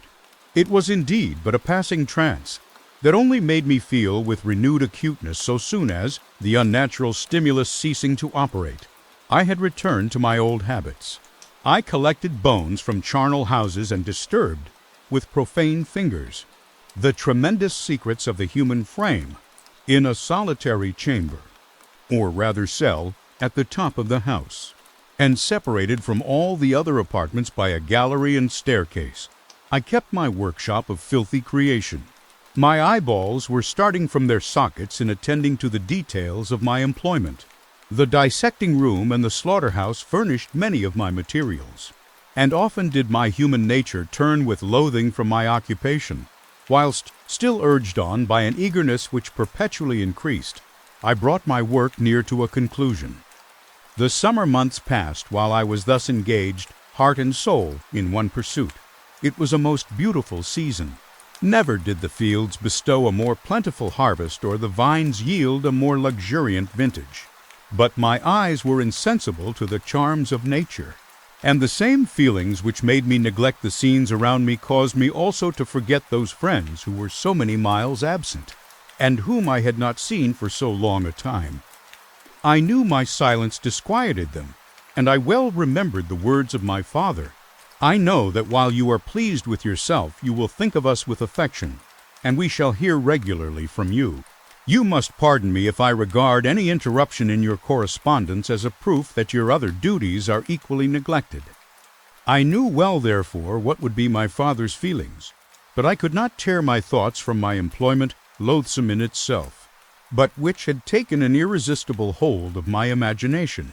One wished, as it were, to procrastinate all that related to my feelings of affection until the great object, which swallowed up every habit of my nature, should be completed. I then thought that my father would be unjust if he ascribed my neglect to vice or faultiness on my part, but I am now convinced that he was justified in conceiving that I should not be altogether free from blame. A human being in perfection ought always to preserve a calm and peaceful mind and never to allow passion or a transitory desire to disturb his tranquility. I do not think that the pursuit of knowledge is an exception to this rule. If the study to which you apply yourself has a tendency to weaken your affections and to destroy your taste for those simple pleasures in which no alloy can possibly mix, then that study is certainly unlawful, that is to say, not befitting the human mind. If this rule were always observed, if no man allowed any pursuit whatsoever to interfere with the tranquility of his domestic affections, Greece had not been enslaved. Caesar would have spared his country, America would have been discovered more gradually, and the empires of Mexico and Peru had not been destroyed. But I forget that I am moralizing in the most interesting part of my tale, and your looks remind me to proceed. My father made no reproach in his letters and only took notice of my silence by inquiring into my occupations more particularly than before. Winter, spring, and summer passed away during my labors, but I did not watch the blossom or the expanding leaf sights which before always yielded me. Supreme delight, so deeply was I engrossed in my occupation. The leaves of that year had withered before my work drew near to a close, and now every day showed me more plainly how well I had succeeded. But my enthusiasm was checked by my anxiety, and I appeared rather like one doomed by slavery to toil in the mines, or any other unwholesome trade than an artist occupied by his favorite employment. Every night I was oppressed by a slow fever, and I became nervous to a most painful degree. The fall of a leaf startled me, and I shunned my fellow creatures as if I had been guilty of a crime. Sometimes I grew alarmed at the wreck I perceived that I had become. The energy of my purpose alone sustained me. My labors would soon end, and I believed that exercise and amusement would then drive away incipient disease. And I promised myself both of these when my creation should be complete. Chapter 5. It was on a dreary night of November that I beheld the accomplishment of my toils. With an anxiety that almost amounted to agony, I collected the instruments of life around me, that I might infuse a spark of being into the lifeless thing that lay at my feet. It was already 1 in the morning. The rain pattered dismally against the panes, and my candle was nearly burnt out, when, by the glimmer of the half-extinguished light, I saw the dull, yellow eye of the creature open. It breathed hard, and a convulsive motion agitated its limbs. How can I describe my emotions at this catastrophe, or how delineate the wretch whom with such infinite pains and care I had endeavored to form? His limbs were in proportion, and I had selected his features as beautiful, beautiful, great God! His yellow skin scarcely covered the work of muscles and arteries beneath. His hair was of a lustrous black and flowing, his teeth of a pearly whiteness. But these luxuriances only formed a more horrid contrast with his watery eyes, that seemed almost of the same color as the dun-white sockets in which they were set, his shriveled complexion and straight black lips. The different accidents of life are not so changeable as the feelings of human nature. I had worked hard for nearly 2 years for the sole purpose of infusing life into an inanimate body. For this I had deprived myself of rest and health. I had desired it with an ardor that far exceeded moderation. But now that I had finished, the beauty of the dream vanished, and breathless horror and disgust filled my heart. Unable to endure the aspect of the being I had created, I rushed out of the room and continued a long time traversing my bedchamber, unable to compose my mind to sleep. At length lassitude succeeded to the tumult I had before endured, and I threw myself on the bed in my clothes, endeavoring to seek a few moments of forgetfulness, but it was in vain. I slept, indeed, but I was disturbed by the wildest dreams. I thought I saw Elizabeth, in the bloom of health, walking in the streets of Ingolstadt. Delighted and surprised, I embraced her, but as I imprinted the first kiss on her lips, they became livid with the hue of death. Her features appeared to change, and I thought that I held the corpse of my dead mother in my arms. A shroud enveloped her form, and I saw the grave worms crawling in the folds of the flannel. I started from my sleep with horror. A cold dew covered my forehead, my teeth chattered, and every limb became convulsed, when, by the dim and yellow light of the moon, as it forced its way through the window shutters, I beheld the wretch, the miserable monster whom I had created. He held up the curtain of the bed, and his eyes, if eyes they may be called, were fixed on me. His jaws opened, and he muttered some inarticulate sounds, while a grin wrinkled his cheeks. He might have spoken, but I did not hear. One hand was stretched out, seemingly to detain me, but I escaped and rushed downstairs. I took refuge in the courtyard belonging to the house which I inhabited, where I remained during the rest of the night, walking up and down in the greatest agitation, listening attentively, catching and fearing each sound as if it were to announce the approach of the demoniacal corpse to which I had so miserably given life. Oh, no mortal could support the horror of that countenance. A mummy again endued with animation could not be so hideous as that wretch. I had gazed on him while unfinished. He was ugly then, but when those muscles and joints were rendered capable of motion, it became a thing such as even Dante could not have conceived. I passed the night wretchedly. Sometimes my pulse beat so quickly and hardly that I felt the palpitation of every artery. At others, I nearly sank to the ground through languor and extreme weakness.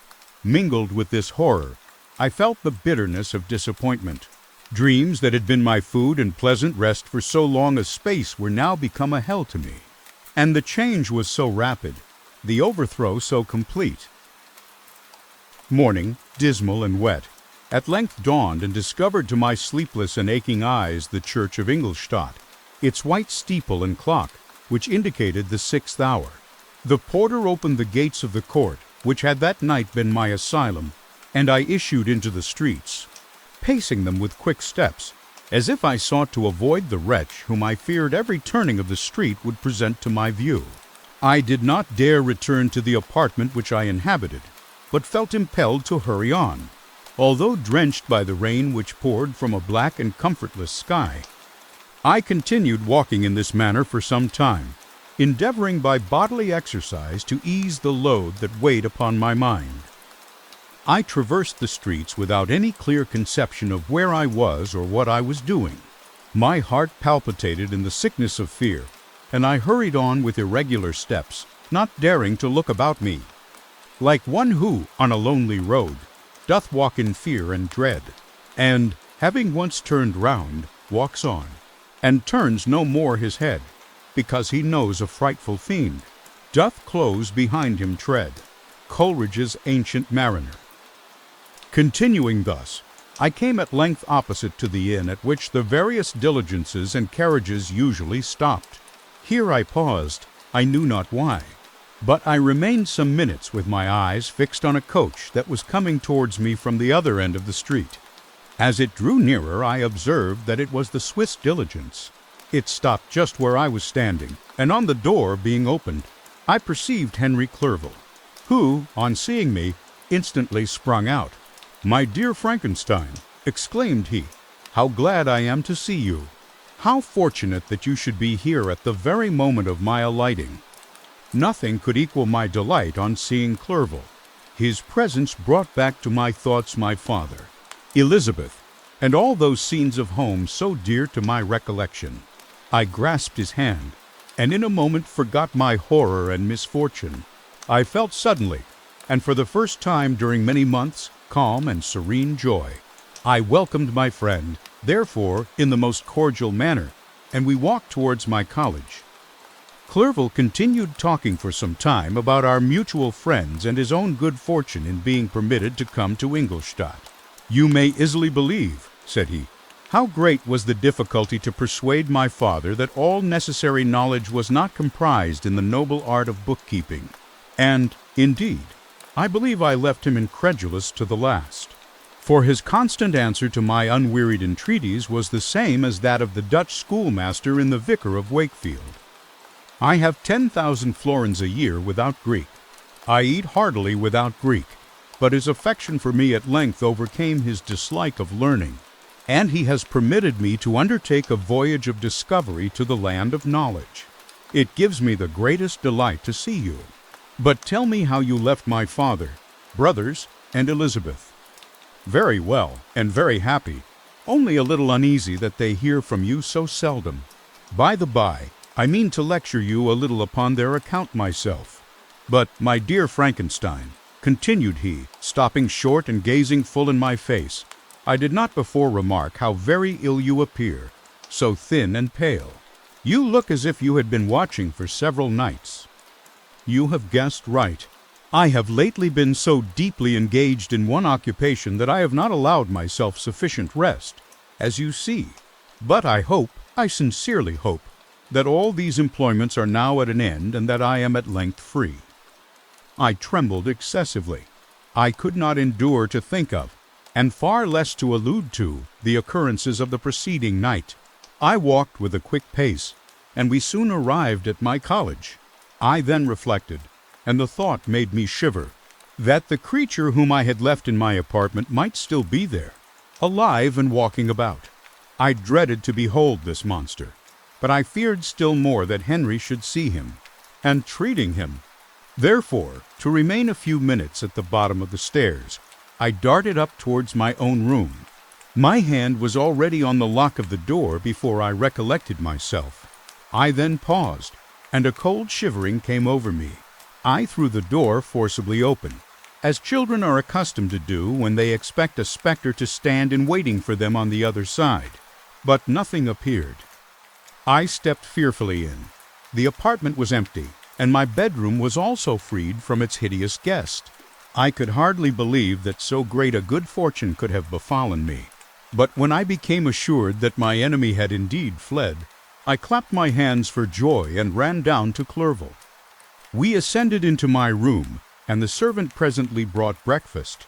But I was unable to contain myself. It was not joy only that possessed me. I felt my flesh tingle with excessive sensitiveness, and my pulse beat rapidly. I was unable to remain for a single instant in the same place.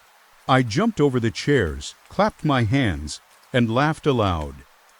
Clerval at first attributed my unusual spirits to joy on his arrival, but when he observed me more attentively, he saw a wildness in my eyes for which he could not account, and my loud, unrestrained, heartless laughter frightened and astonished him. "My dear Victor," cried he, "what, for God's sake, is the matter? Do not laugh in that manner. How ill you are! What is the cause of all this?" "Do not ask me," cried I, putting my hands before my eyes, for I thought I saw the dreaded spectre glide into the room. "He can tell. Oh, save me! Save me!" I imagined that the monster seized me. I struggled furiously and fell down in a fit. Poor Clerval! What must have been his feelings? A meeting, which he anticipated with such joy, so strangely turned to bitterness. But I was not the witness of his grief, for I was lifeless and did not recover my senses for a long, long time. This was the commencement of a nervous fever which confined me for several months. During all that time Henry was my only nurse. I afterwards learned that, knowing my father's advanced age and unfitness for so long a journey, and how wretched my sickness would make Elizabeth, he spared them this grief by concealing the extent of my disorder. He knew that I could not have a more kind and attentive nurse than himself, and, firm in the hope he felt of my recovery, he did not doubt that, instead of doing harm, he performed the kindest action that he could towards them. But I was in reality very ill, and surely nothing but the unbounded and unremitting attentions of my friend could have restored me to life. The form of the monster on whom I had bestowed existence was forever before my eyes, and I raved incessantly concerning him. Doubtless my words surprised Henry.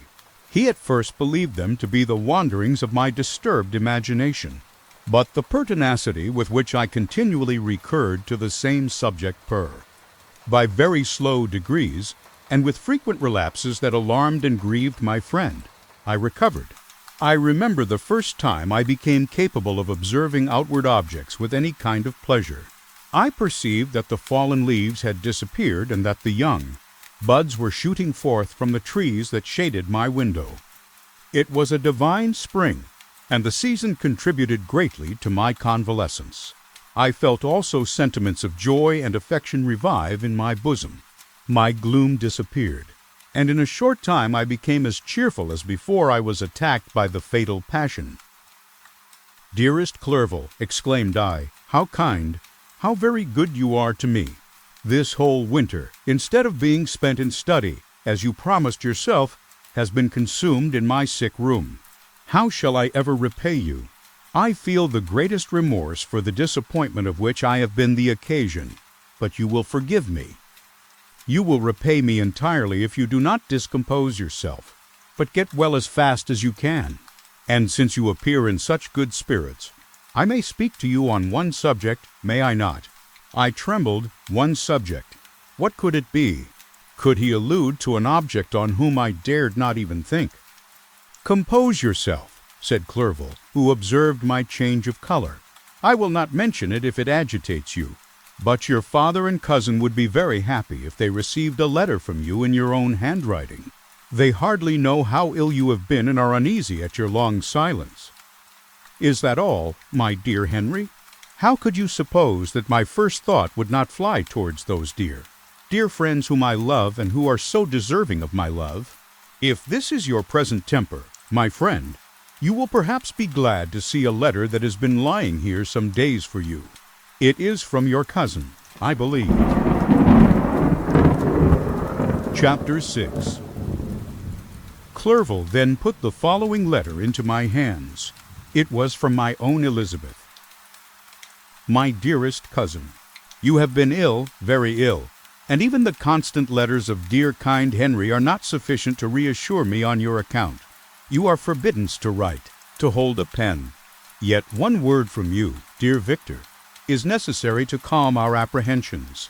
For a long time I have thought that each post would bring this line, and my persuasions have restrained my uncle from undertaking a journey to Ingolstadt. I have prevented his encountering the inconveniences and perhaps dangers of so long a journey. Yet how often have I regretted not being able to perform it myself. I figure to myself that the task of attending on your sickbed has devolved on some mercenary old nurse, who could never guess your wishes nor minister to them with the care and affection of your poor cousin. Yet that is over now. Clerval writes that indeed you are getting better. I eagerly hope that you will confirm this intelligence soon in your own handwriting. Get well and return to us. You will find a happy, cheerful home and friends who love you dearly. Your father's health is vigorous, and he asks but to see you, but to be assured that you are well, and not a care will ever cloud his benevolent countenance. How pleased you would be to remark the improvement of our Ernest. He is now 16 and full of activity and spirit. He is desirous to be a true Swiss and to enter into foreign service. But we cannot part with him, at least until his elder brother returns to us. My uncle is not pleased with the idea of a military career in a distant country, but Ernest never had your powers of application. He looks upon study as an odious fetter. His time is spent in the open air, climbing the hills or rowing on the lake. I fear that he will become an idler unless we yield the point and permit him to enter on the profession which he has selected. Little alteration, except the growth of our dear children, has taken place since you left us. The blue lake and snow-clad mountains, they never change. And I think our placid home and our contented hearts are regulated by the same immutable laws. My trifling occupations take up my time and amuse me, and I am rewarded for any exertions by seeing none but happy, kind faces around me. Since you left us, but one change has taken place in our little household. Do you remember on what occasion Justine Moritz entered our family? Probably you do not. I will relate her history, therefore in a few words. Madame Moritz, her mother, was a widow with 4 children, of whom Justine was the third. This girl had always been the favorite of her father, but through a strange perversity, her mother could not endure her, and after the death of Mr. Moritz, treated her very ill. My aunt observed this, and when Justine was 12 years of age, prevailed on her mother to allow her to live at our house. The republican institutions of our country have produced simpler and happier manners than those which prevail in the great monarchies that surround it. Hence there is less distinction between the several classes of its inhabitants, and the lower orders, being neither so poor nor so despised, their manners are more refined and moral. A servant in Geneva does not mean the same thing as a servant in France and England. Justine, thus received in our family, learned the duties of a servant, a condition which, in our fortunate country, does not include the idea of ignorance and a sacrifice of the dignity of a human being. Justine, you may remember, was a great favorite of yours, and I recollect you once remarked that if you were in an ill humor, one glance from Justine could dissipate it, for the same reason that Ariosto gives concerning the beauty of Angelica. She looked so frank-hearted and happy. My aunt conceived a great attachment for her, by which she was induced to give her an education superior to that which she had at first intended. This benefit was fully repaid. Justine was the most grateful little creature in the world. I do not mean that she made any professions. I never heard one pass her lips, but you could see by her eyes that she almost adored her protectress. Although her disposition was gay and in many respects inconsiderate, yet she paid the greatest attention to every gesture of my aunt. She thought her the model of all excellence and endeavored to imitate her phraseology and manners, so that even now she often reminds me of her. When my dearest aunt died, everyone was too much occupied in their own grief to notice poor Justine, who had attended her during her illness with the most anxious affection. Poor Justine was very ill, but other trials were reserved for her. One by one, her brothers and sister died, and her mother, with the exception of her neglected daughter, was left childless. The conscience of the woman was troubled. She began to think that the deaths of her favorites was a judgment from heaven to chastise her partiality. She was a Roman Catholic, and I believe her confessor confirmed the idea which she had conceived. Accordingly, a few months after your departure for Ingolstadt, Justine was called home by her repentant mother. Poor girl, she wept when she quitted our house. She was much altered since the death of my aunt. Grief had given softness and a winning mildness to her manners, which had before been remarkable for vivacity. Nor was her residence at her mother's house of a nature to restore her gaiety. The poor woman was very vacillating in her repentance. She sometimes begged Justine to forgive her unkindness, but much oftener accused her of having caused the deaths of her brothers and sister. Perpetual fretting at length threw Madame Moritz into a decline, which at first increased her irritability, but she is now at peace forever. She died on the first approach of cold weather, at the beginning of this last winter. Justine has just returned to us, and I assure you I love her tenderly. She is very clever and gentle, and extremely pretty. As I mentioned before, her mien and her expression continually remind me of my dear aunt. I must say also a few words to you, my dear cousin, of little darling William. I wish you could see him. He is very tall of his age, with sweet laughing blue eyes, dark eyelashes, and curling hair. When he smiles, 2 little dimples appear on each cheek, which are rosy with health. He has already had 1 or 2 little wives, but Louisa Byron is his favorite, a pretty little girl of 5 years of age. Now, dear Victor, I dare say you wish to be indulged in a little gossip concerning the good people of Geneva. The pretty Miss Mansfield has already received the congratulatory visits on her approaching marriage with a young Englishman, John Melbourne, Esquire. Her ugly sister, Manon, married Mr. Duvillard, the rich banker, last autumn. Your favorite schoolfellow, Louis Manoir, has suffered several misfortunes since the departure of Clerval from Geneva, but he has already recovered his spirits, and is reported to be on the point of marrying a lively, pretty Frenchwoman, Madame Tavernier. She is a widow, and much older than Manoir, but she is very much admired, and a favorite with everybody. I have written myself into better spirits, dear cousin, but my anxiety returns upon me as I conclude. Write, dearest Victor. 1 line 1 word will be a blessing to us. 10,000 thanks to Henry for his kindness, his affection, and his many letters. We are sincerely grateful. Adieu. My cousin, take care of yourself, and I entreat you, write Elizabeth Lavenza. Geneva, March 18th, 17. Dear Elizabeth. I exclaimed, when I had read her letter, I will write instantly and relieve them from the anxiety they must feel. I wrote, and this exertion greatly fatigued me, but my convalescence had commenced and proceeded regularly. In another fortnight I was able to leave my chamber. One of my first duties on my recovery was to introduce Clerval to the several professors of the university. In doing this, I underwent a kind of rough usage, ill befitting the wounds that my mind had sustained. Ever since the fatal night, the end of my labors, and the beginning of my misfortunes, I had conceived a violent antipathy even to the name of natural philosophy. When I was otherwise quite restored to health, the sight of a chemical instrument would renew all the agony of my nervous symptoms. Henry saw this, and had removed all my apparatus from my view. He had also changed my apartment, for he perceived that I had acquired a dislike for the room which had previously been my laboratory. But these cares of Clerval were made of no avail when I visited the professors. Mr. Waldman inflicted torture when he praised, with kindness and warmth, the astonishing progress I had made in the sciences.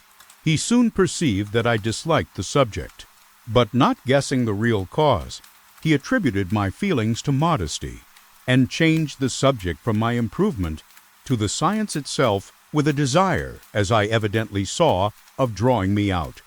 What could I do? He meant to please, and he tormented me. I felt as if he had placed carefully, one by one, in my view those instruments which were to be afterwards used in putting me to a slow and cruel death.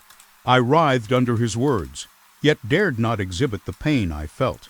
Clerval, whose eyes and feelings were always quick in discerning the sensations of others, declined the subject, alleging, in excuse, his total ignorance, and the conversation took a more general turn.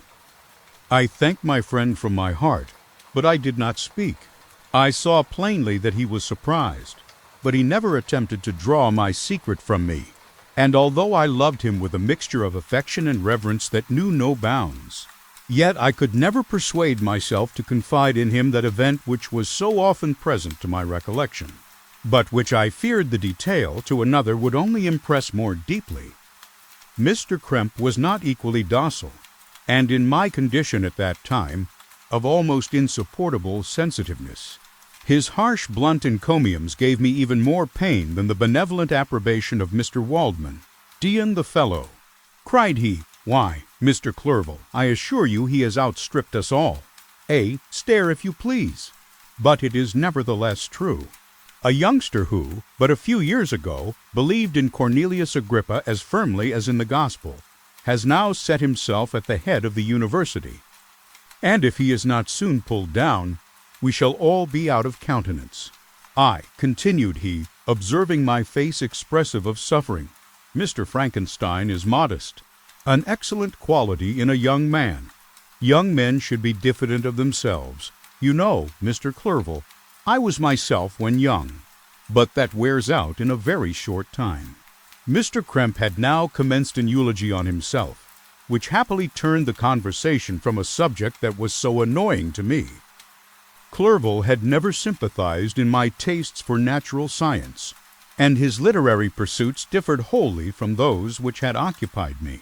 He came to the university with the design of making himself complete master of the Oriental languages, and thus he should open a field for the plan of life he had marked out for himself. Resolved to pursue no inglorious career, he turned his eyes toward the East, as affording scope for his spirit of enterprise. The Persian, Arabic, and Sanskrit languages engaged his attention, and I was easily induced to enter on the same studies. Idleness had ever been irksome to me, and now that I wished to fly from reflection, and hated my former studies, I felt great relief in being the fellow pupil with my friend, and found not only instruction but consolation in the works of the Orientalists. I did not, like him, attempt a critical knowledge of their dialects, for I did not contemplate making any other use of them than temporary amusement. I read merely to understand their meaning, and they well repaid my labors. Their melancholy is soothing, and their joy elevating, to a degree I never experienced in studying the authors of any other country. When you read their writings, life appears to consist in a warm sun and a garden of roses, in the smiles and frowns of a fair enemy, and the fire that consumes your own heart. How different from the manly and heroical poetry of Greece and Rome! Summer passed away in these occupations, and my return to Geneva was fixed for the latter end of autumn. But being delayed by several accidents, winter and snow arrived, the roads were deemed impassable, and my journey was retarded until the ensuing spring.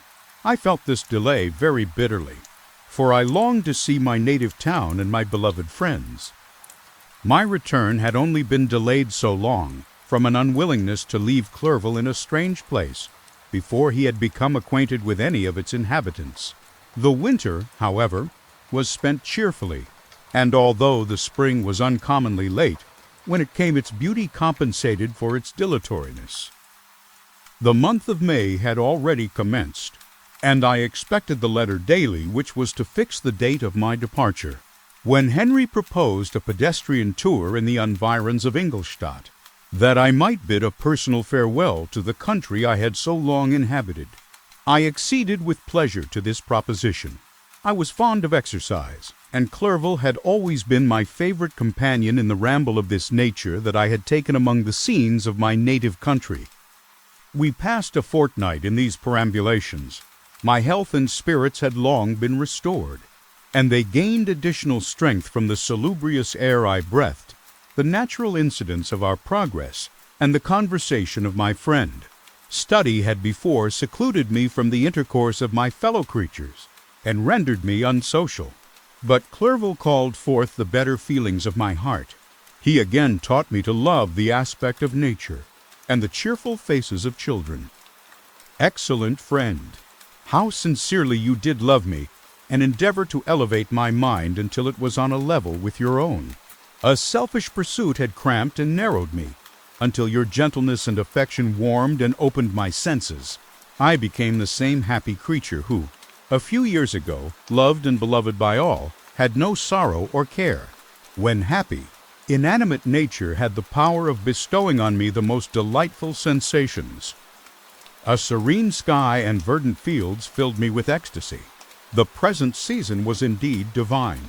The flowers of spring bloomed in the hedges, while those of summer were already in bud. I was undisturbed by thoughts which during the preceding year had pressed upon me, notwithstanding my endeavors to throw them off with an invincible burden. Henry rejoiced in my gaiety and sincerely sympathized in my feelings. He exerted himself to amuse me while he expressed the sensations that filled his soul. The resources of his mind on this occasion were truly astonishing. His conversation was full of imagination, and very often, in imitation of the Persian and Arabic writers, he invented tales of wonderful fancy and passion. At other times he repeated my favorite poems, or drew me out into arguments, which he supported with great ingenuity. We returned to our college on a Sunday afternoon. The peasants were dancing, and every one we met appeared gay and happy. My own spirits were high, and I bounded along with feelings of unbridled joy and hilarity. Chapter 7. On my return, I found the following letter from my father. My dear Victor, you have probably waited impatiently for a letter to fix the date of your return to us, and I was at first tempted to write only a few lines, merely mentioning the day on which I should expect you. But that would be a cruel kindness, and I dare not do it. What would be your surprise, my son, when you expected a happy and glad welcome, to behold, on the contrary, tears and wretchedness? And how, Victor, can I relate our misfortune? Absence cannot have rendered you callous to our joys and griefs. And how shall I inflict pain on my long-absent son? I wish to prepare you for the woeful news, but I know it is impossible. Even now your eye skims over the page to seek the words which are to convey to you the horrible tidings. William is dead. That sweet child, whose smiles delighted and warmed my heart, who was so gentle, yet so gay. Victor, he is murdered. I will not attempt to console you, but will simply relate the circumstances of the transaction. Last Thursday, May 7th, I, my niece, and your two brothers, went to walk in Plainpalais. The evening was warm and serene, and we prolonged our walk farther than usual. It was already dusk before we thought of returning. And then we discovered that William and Ernest, who had gone on before, were not to be found. We accordingly rested on a seat until they should return. Presently Ernest came and inquired if we had seen his brother. He said that he had been playing with him, that William had run away to hide himself, and that he vainly sought for him and afterwards waited for a long time, but that he did not return. This account rather alarmed us, and we continued to search for him until night fell. When Elizabeth conjectured that he might have returned to the house, he was not there. We returned again with torches, for I could not rest when I thought that my sweet boy had lost himself and was exposed to all the damps and dews of night. Elizabeth also suffered extreme anguish. About 5 in the morning I discovered my lovely boy, whom the night before I had seen blooming and active in health, stretched on the grass livid and motionless. The print of the murderer's finger was on his neck. He was conveyed home, and the anguish that was visible in my countenance betrayed the secret to Elizabeth. She was very earnest to see the corpse. At first I attempted to prevent her, but she persisted, and entering the room where it lay, hastily examined the neck of the victim, and clasping her hands exclaimed, "O God, I have murdered my darling child." She fainted, and was restored with extreme difficulty. When she again lived, it was only to weep and sigh. She told me that same evening William had teased her to let him wear a very valuable miniature that she possessed of your mother. This picture is gone, and was doubtless the temptation which urged the murderer to the deed. We have no trace of him at present, although our exertions to discover him are unremitted. But they will not restore my beloved William. Come, my dearest Victor, you alone can console Elizabeth. She weeps continually, and accuses herself unjustly as the cause of his death. Her words pierce my heart. We are all unhappy. But will not that be an additional motive for you, my son, to return and be our comforter? Your dear mother. Alas, Victor, I now say, thank God she did not live to witness the cruel, miserable death of her youngest darling. Come, Victor, not brooding thoughts of vengeance against the assassin, but with feelings of peace and gentleness that will heal, instead of festering, the wounds of our minds. Enter the house of mourning, my friend, but with kindness and affection for those who love you, and not with hatred for your enemies. Your affectionate and afflicted father, Victor Frankenstein. Geneva, May 12, 17. Clerval, who had watched my countenance as I read this letter, was surprised to observe the despair that succeeded the joy I at first expressed on receiving news from my friends. I threw the letter on the table, and covered my face with my hands. "My dear Frankenstein," exclaimed Henry, when he perceived me weep with bitterness, "are you always to be unhappy? My dear friend, what has happened?" I motioned him to take up the letter, while I walked up and down the room in the extremest agitation. Tears also gushed from the eyes of Clerval as he read the account of my misfortune. "I can offer you no consolation, my friend," said he. "Your disaster is irreparable. What do you intend to do?" "To go instantly to Geneva. Come with me, Henry, to order the horses." During our walk, Clerval endeavored to say a few words of consolation. He could only express his heartfelt sympathy. "Poor William," said he, "dear lovely child, he now sleeps with his angel mother. Who that had seen him bright and joyous in his young beauty, but must weep over his untimely loss, to die so miserably, to feel the murderer's grasp? How much more a murder that could destroy radiant innocence? Poor little fellow, one only consolation have we. His friends mourn and weep, but he is at rest. The pang is over. His sufferings are at an end forever. A sod covers his gentle form, and he knows no pain. He can no longer be a subject for pity. We must reserve that for his miserable survivors." Clerval spoke thus as we hurried through the streets. The words impressed themselves on my mind, and I remembered them afterwards in solitude. But now, as soon as the horses arrived, I hurried into a cabriolet and bade farewell to my friend. My journey was very melancholy. At first I wished to hurry on, for I longed to console and sympathize with my loved and sorrowing friends. But when I drew near my native town, I slackened my progress. I could hardly sustain the multitude of feelings that crowded into my mind. I passed through scenes familiar to my youth, but which I had not seen for nearly 6 years. How altered everything might be during that time! One sudden and desolating change had taken place, but 1,000 little circumstances might have by degrees worked other alterations, which, although they were done more tranquilly, might not be the less decisive. Fear overcame me. I dared no advance, dreading 1,000 nameless evils that made me tremble, although I was unable to define them. I remained 2 days at Lausanne, in this painful state of mind. I contemplated the lake. The waters were placid. All around was calm, and the snowy mountains, the palaces of nature, were not changed. By degrees the calm and heavenly scene restored me, and I continued my journey towards Geneva.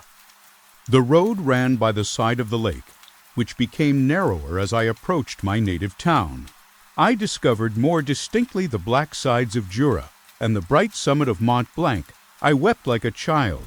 Dear mountains, my own beautiful lake, how do you welcome your wanderer? Your summits are clear. The sky and lake are blue and placid. Is this to prognosticate peace, or to mock at my unhappiness? I fear, my friend, that I shall render myself tedious by dwelling on these preliminary circumstances. But they were days of comparative happiness, and I think of them with pleasure. My country, my beloved country, who but a native can tell the delight I took in again beholding thy streams, thy mountains, and, more than all, thy lovely lake. Yet, as I drew nearer home, grief and fear again overcame me. Night also closed around, and when I could hardly see the dark mountains, I felt still more gloomily.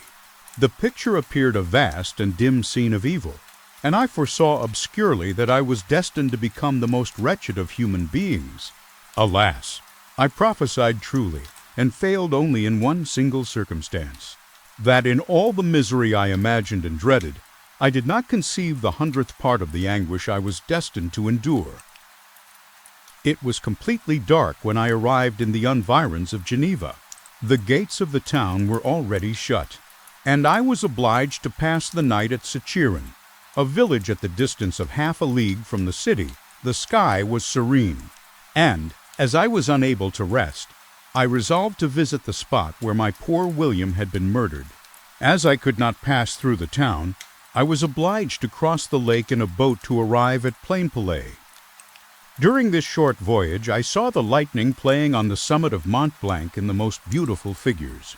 The storm appeared to approach rapidly, and, on landing, I ascended a low hill that I might observe its progress. It advanced. The heavens were clouded, and I soon felt the rain coming slowly in large drops, but its violence quickly increased. I quitted my seat and walked on, although the darkness and storm increased every minute, and the thunder burst with a terrific crash over my head. It was echoed from Salavi, the Juras, and the Alps of Savoy. Vivid flashes of lightning dazzled my eyes, illuminating the lake, making it appear like a vast sheet of fire.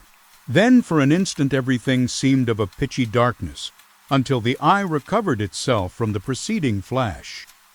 The storm, as is often the case in Switzerland, appeared at once in various parts of the heavens. The most violent storm hung exactly north of the town, over the part of the lake which lies between the promontory of Belrive and the village of Copt. Another storm enlightened Jura with faint flashes, and another darkened and sometimes disclosed the Mail, a peaked mountain to the east of the lake. While I watched the tempest, so beautiful yet terrific, I wandered on with a hasty step. This noble war in the sky elevated my spirits. I clasped my hands and exclaimed aloud, "William, dear angel, this is thy funeral, this thy dirge." As I said these words, I perceived in the gloom a figure which stole from behind a clump of trees near me. I stood fixed, gazing intently. I could not be mistaken. A flash of lightning illuminated the object, and discovered its shape plainly to me. Its gigantic stature, and the deformity of its aspect more hideous than belongs to humanity, instantly informed me that it was the wretch, the filthy Degeman, to whom I had given life. What did he there? Could he be? I shuddered at the conception, the murderer of my brother. No sooner did that idea cross my imagination than I became convinced of its truth. My teeth chattered, and I was forced to lean against a tree for support. The figure passed me quickly, and I lost it in the gloom. Nothing in human shape could have destroyed the fair child. He was the murderer. I could not doubt it. The mere presence of the idea was an irresistible proof of the fact. I thought of pursuing the devil, but it would have been in vain, for another flash discovered him to me hanging among the rocks of the nearly perpendicular ascent of Mont Salavi, a hill that bounds Plainpalais on the south. He soon reached the summit and disappeared. I remained motionless. The thunder ceased, but the rain still continued, and the scene was enveloped in an impenetrable darkness. I revolved in my mind the events which I had until now sought to forget, the whole train of my progress toward the creation, the appearance of the works of my own hands at my bedside, its departure. 2 years had now nearly elapsed since the night on which he first received life, and was this his first crime? Alas, I had turned loose into the world a depraved wretch, whose delight was in carnage and misery. Had he not murdered my brother? No one can conceive the anguish I suffered during the remainder of the night, which I spent cold and wet, in the open air, but I did not feel the inconvenience of the weather. My imagination was busy in scenes of evil and despair. I considered the being whom I had cast among mankind, and endowed with the will and power to effect purposes of horror, such as the deed which he had now done, nearly in the light of my own vampire, my own spirit let loose from the grave, and forced to destroy all that was dear to me. Day dawned, and I directed my steps towards the town. The gates were open, and I hastened to my father's house. My first thought was to discover what I knew of the murderer, and cause instant pursuit to be made. But I paused when I reflected on the story that I had to tell. A being whom I myself had formed, and endued with life, had met me at midnight among the precipices of an inaccessible mountain. I remembered also the nervous fever with which I had been seized just at the time that I dated my creation, and which would give an air of delirium to a tale otherwise so utterly improbable. I well knew that if any other had communicated such a relation to me, I should have looked upon it as the ravings of insanity. Besides, the strange nature of the animal would elude all pursuit, even if I were so far credited as to persuade my relatives to commence it. And then of what use would be pursuit? Who could arrest a creature capable of scaling the overhanging sides of Mont Salavi? These reflections determined me, and I resolved to remain silent. It was about 5 in the morning when I entered my father's house. I told the servants not to disturb the family, and went into the library to attend their usual hour of rising. 6 years had elapsed, passed in a dream but for one indelible trace, and I stood in the same place where I had last embraced my father before my departure for Ingolstadt. Beloved and venerable parent, he still remained to me. I gazed on the picture of my mother, which stood over the mantelpiece. It was an historical subject, painted at my father's desire, and represented Caroline Beaufort in an agony of despair, kneeling by the coffin of her dead father. Her garb was rustic, and her cheek pale, but there was an air of dignity and beauty that hardly permitted the sentiment of pity. Below this picture was a miniature of William, and my tears flowed when I looked upon it. While I was thus engaged, Ernest entered. He had heard me arrive, and hastened to welcome me. "Welcome, my dearest Victor," said he. "Ah, I wish you had come 3 months ago, and then you would have found us all joyous and delighted. You come to us now to share a misery which nothing can alleviate. Yet your presence will, I hope, revive our father, who seems sinking under his misfortune. And your persuasions will induce poor Elizabeth to cease her vain and tormenting self-accusations. Poor William! He was our darling and our pride." Tears, unrestrained, fell from my brother's eyes. A sense of mortal agony crept over my frame. Before, I had only imagined the wretchedness of my desolated home. The reality came on me as a new and a not less terrible disaster. I tried to calm Ernest. I inquired more minutely concerning my father, and here I named my cousin. "She most of all," said Ernest, "requires consolation. She accused herself of having caused the death of my brother, and that made her very wretched. But since the murderer has been discovered—" "The murderer discovered! Good God, how can that be? Who could attempt to pursue him?" "It is impossible. One might as well try to overtake the winds, or confine a mountain stream with a straw. I saw him too. He was free last night." "I do not know what you mean," replied my brother, in accents of wonder. "But to us the discovery we have made completes our misery. No one would believe it at first. And even now Elizabeth will not be convinced, notwithstanding all the evidence. Indeed, who would credit that Justine Moritz, who was so amiable and fond of all the family, could suddenly become so capable of so frightful, so appalling a crime? Justine Moritz, poor girl, is she the accused? But it is wrongfully. Every one knows that. No one believes it, surely, Ernest. No one did at first. But several circumstances came out that have almost forced conviction upon us, and her own behavior has been so confused as to add to the evidence of facts a weight that, I fear, leaves no hope for doubt. But she will be tried today, and you will then hear all."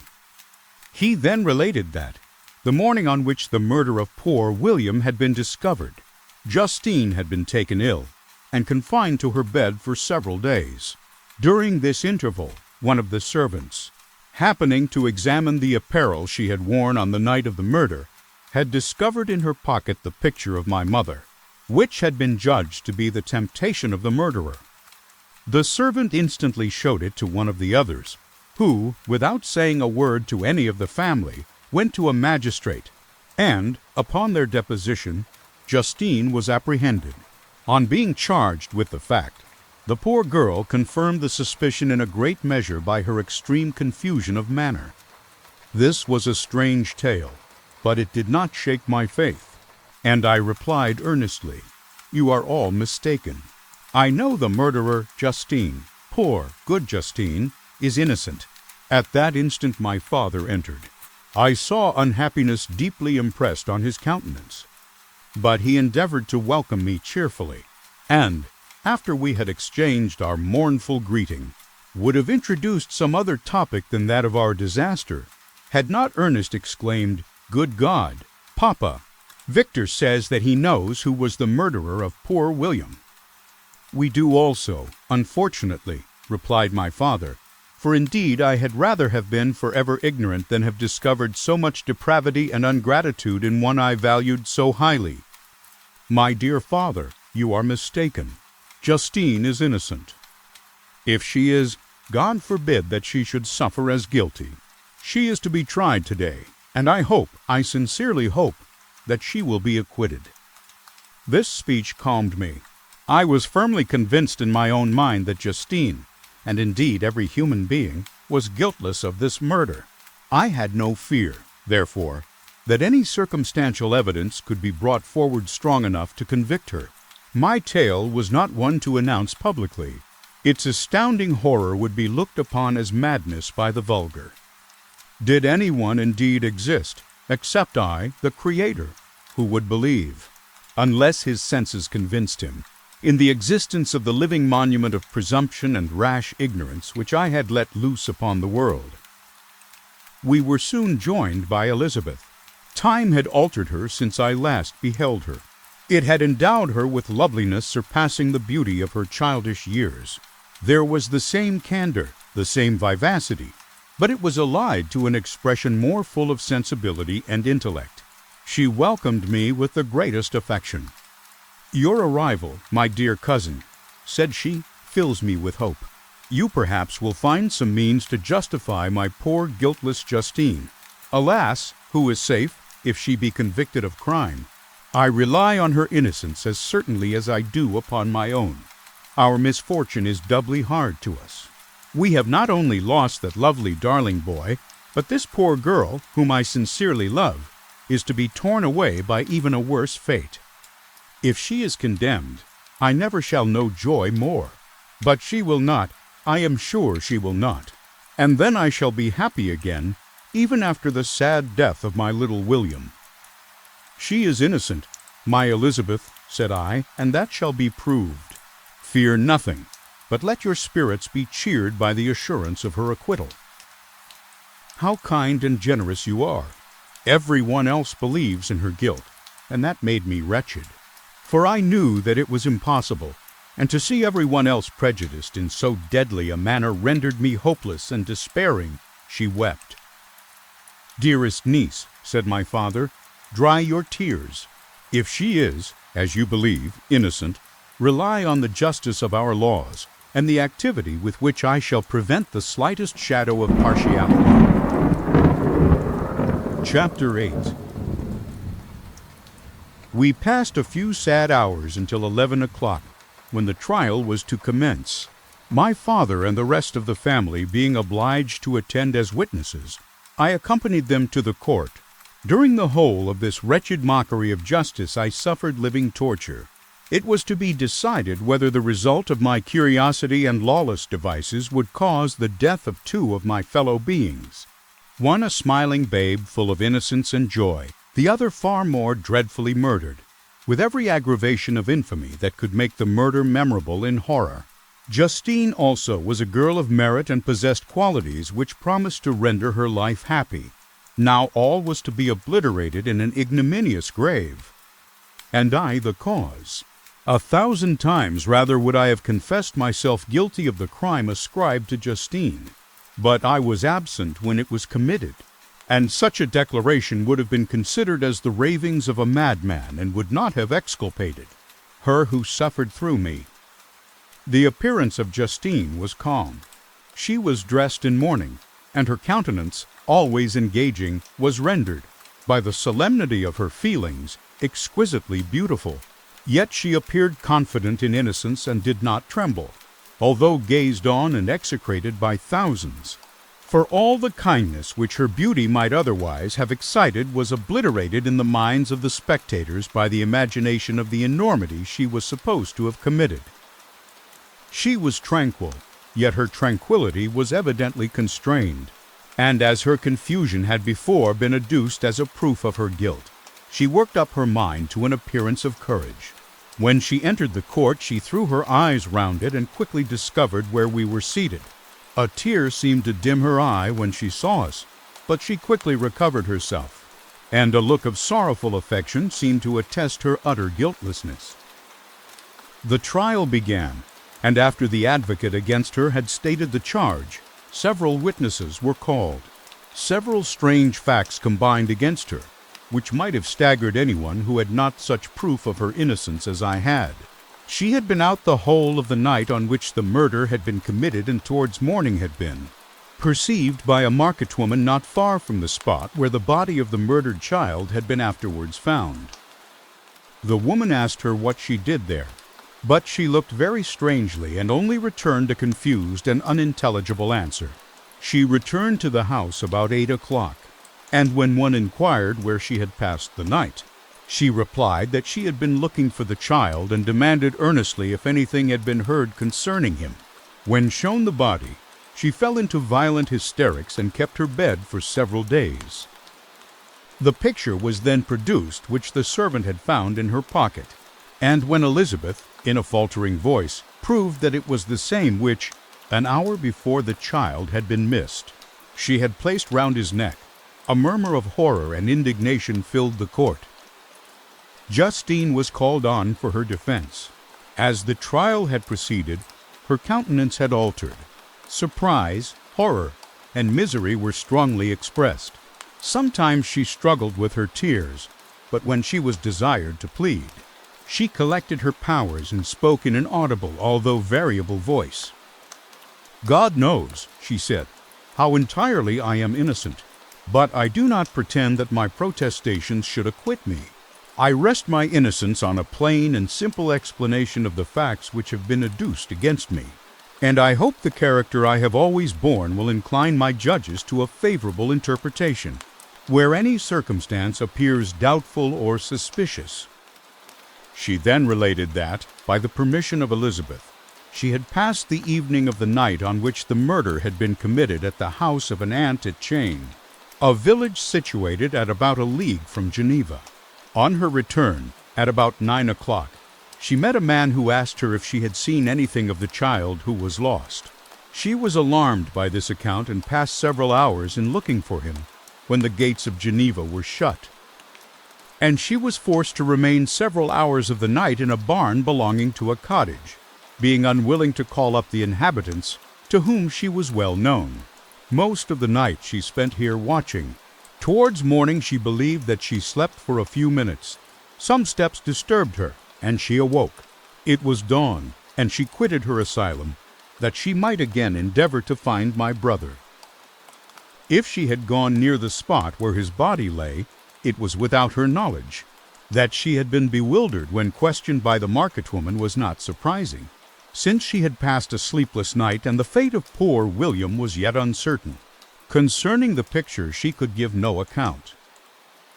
I know, continued the unhappy victim, how heavily and fatally this one circumstance weighs against me, but I have no power of explaining it, and when I have expressed my utter ignorance, I am only left to conjecture concerning the probabilities by which it might have been placed in my pocket. But here also I am checked. I believe that I have no enemy on earth, and none surely would have been so wicked as to destroy me wantonly, did the murderer place it there. I know of no opportunity afforded him for so doing. Or, if I had, why should he have stolen the jewel, to part with it again so soon?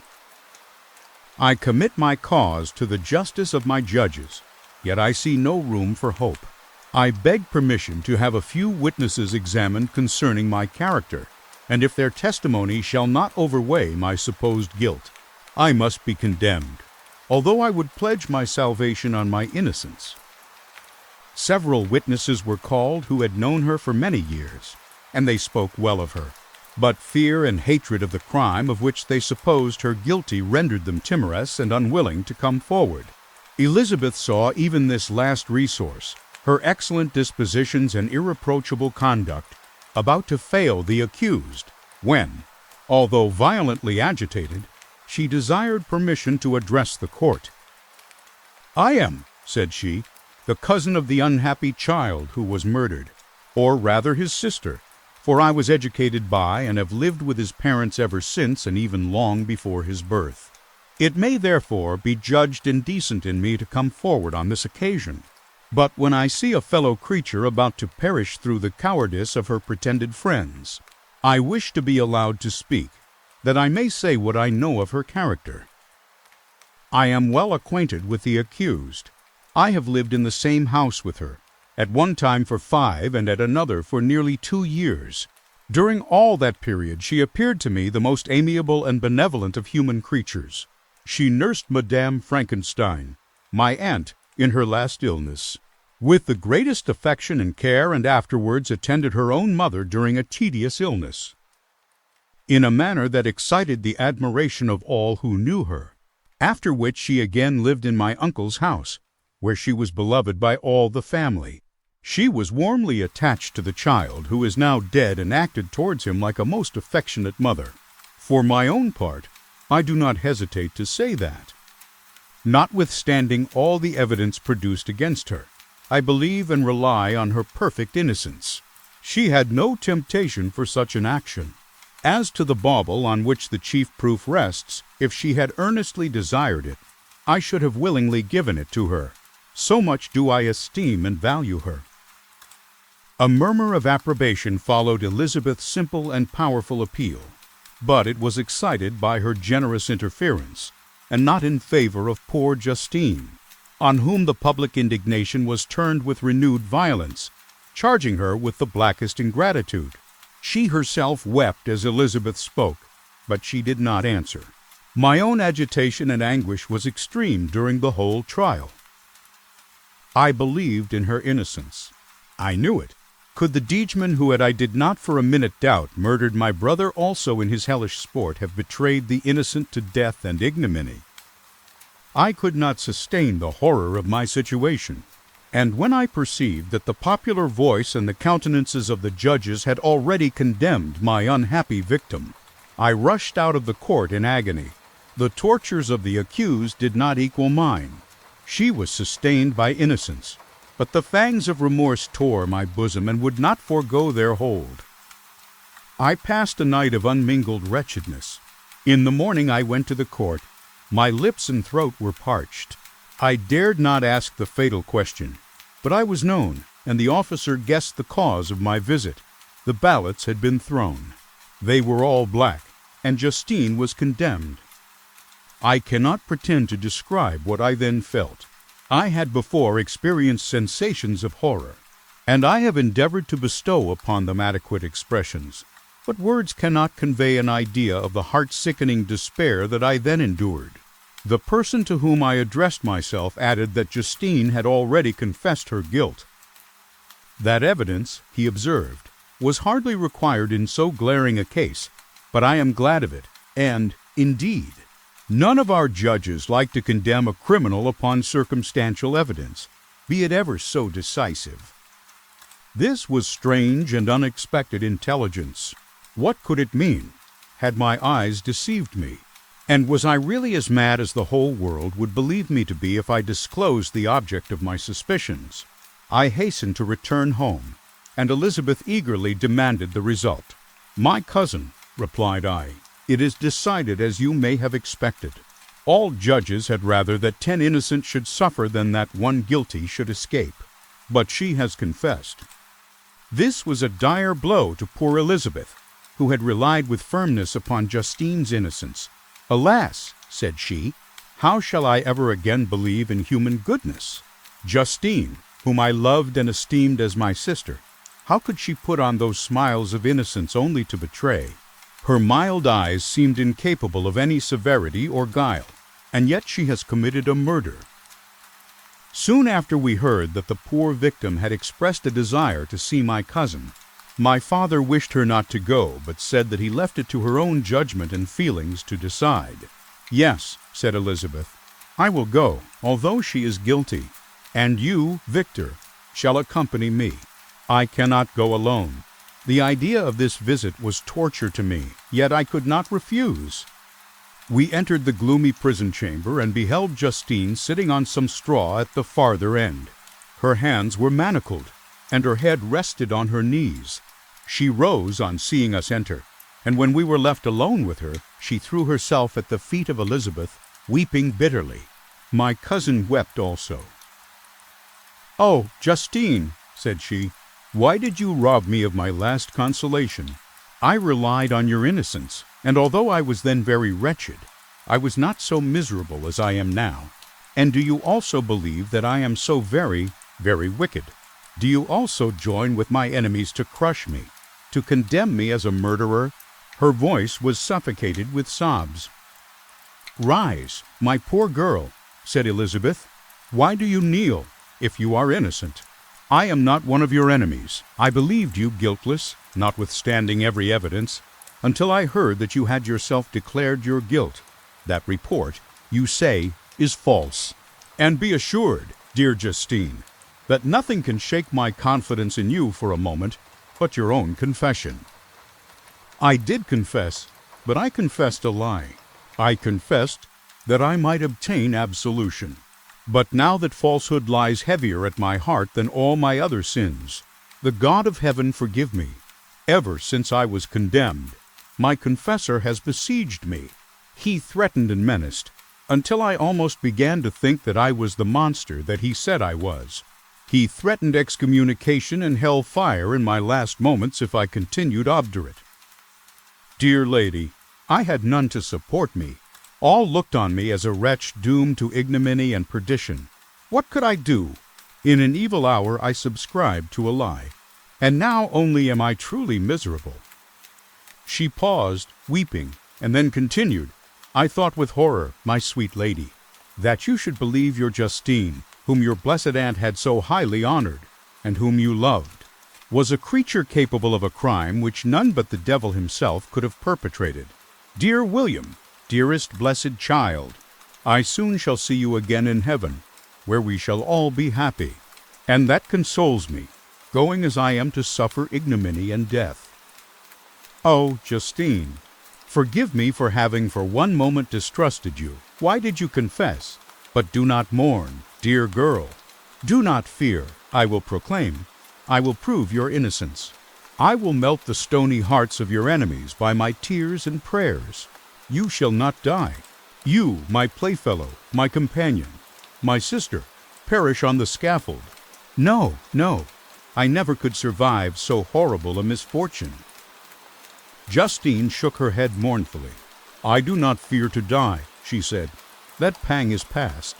God raises my weakness and gives me courage to endure the worst. I leave a sad and bitter world. And if you remember me and think of me as of one unjustly condemned, I am resigned to the fate awaiting me. Learn from me, dear lady, to submit in patience to the will of heaven. During this conversation I had retired to a corner of the prison room, where I could conceal the horrid anguish that possessed me. Despair, who dared talk of that? The poor victim, who on the morrow was to pass the awful boundary between life and death, felt not, as I did, such deep and bitter agony. I gnashed my teeth and ground them together, uttering a groan that came from my inmost soul. Justine started. When she saw who it was, she approached me and said, Dear sir, you are very kind to visit me. You, I hope, do not believe that I am guilty. I could not answer. No, Justine, said Elizabeth. He is more convinced of your innocence than I was, for even when he heard that you had confessed, he did not credit it. I truly thank him. In these last moments I feel the sincerest gratitude towards those who think of me with kindness. How sweet is the affection of others to such a wretch as I am! It removes more than half my misfortune, and I feel as if I could die in peace now that my innocence is acknowledged by you, dear lady, and your cousin. Thus the poor sufferer tried to comfort others and herself.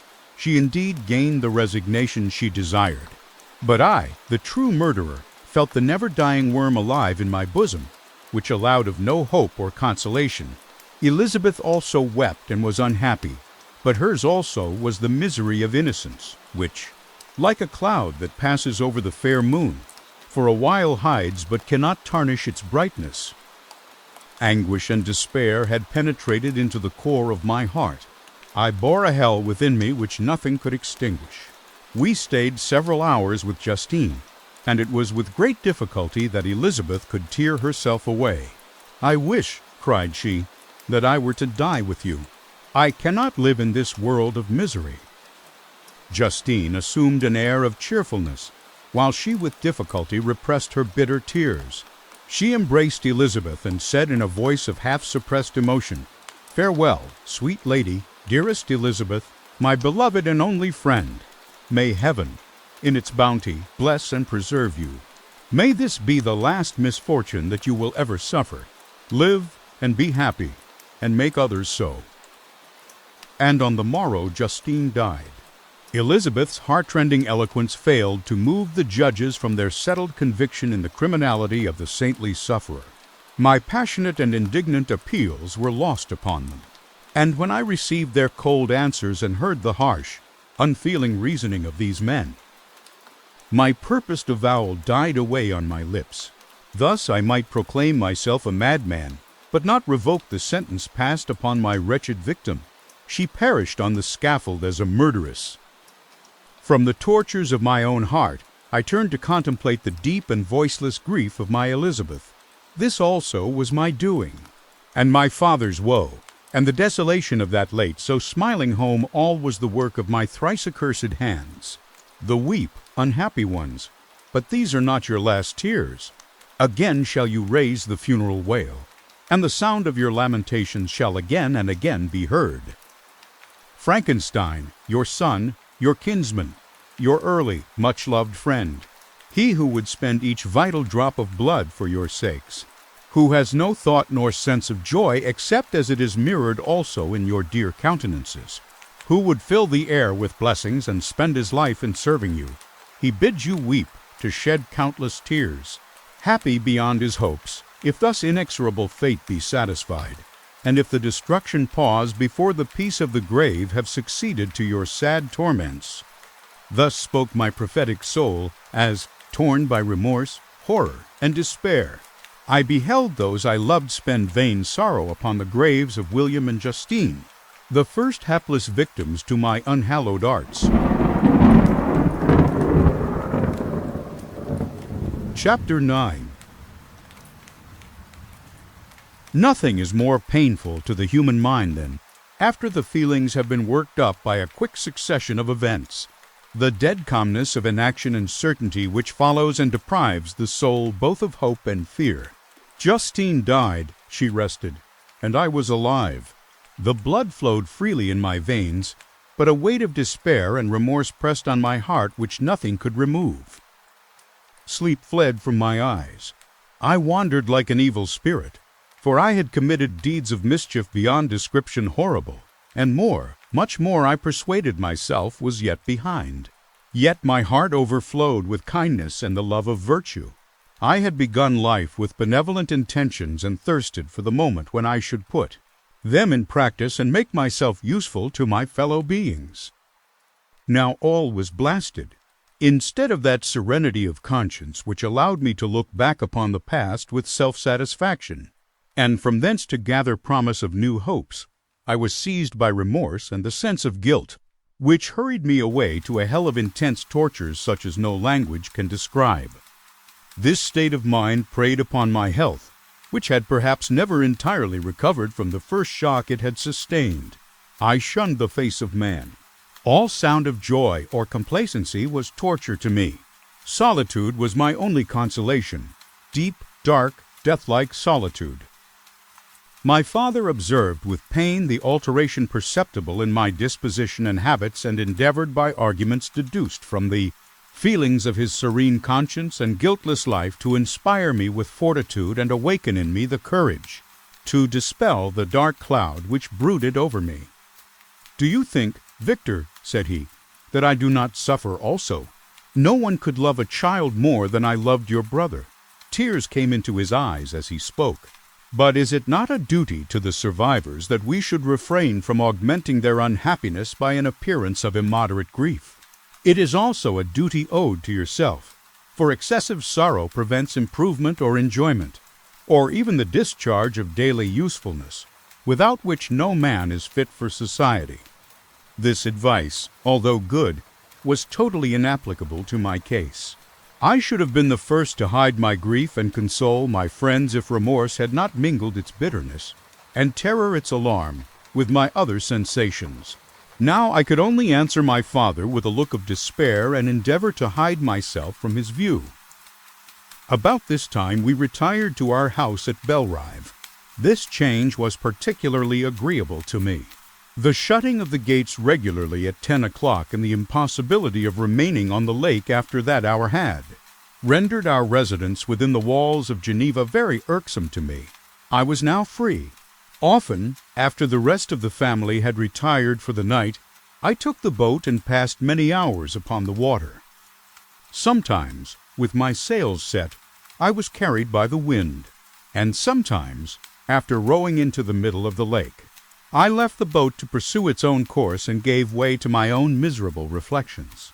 I was often tempted, when all was at peace around me, and I the only unquiet thing, that wandered restless in a scene so beautiful and heavenly, if I except some bat, or the frogs, whose harsh and interrupted croaking was heard only when I approached the shore.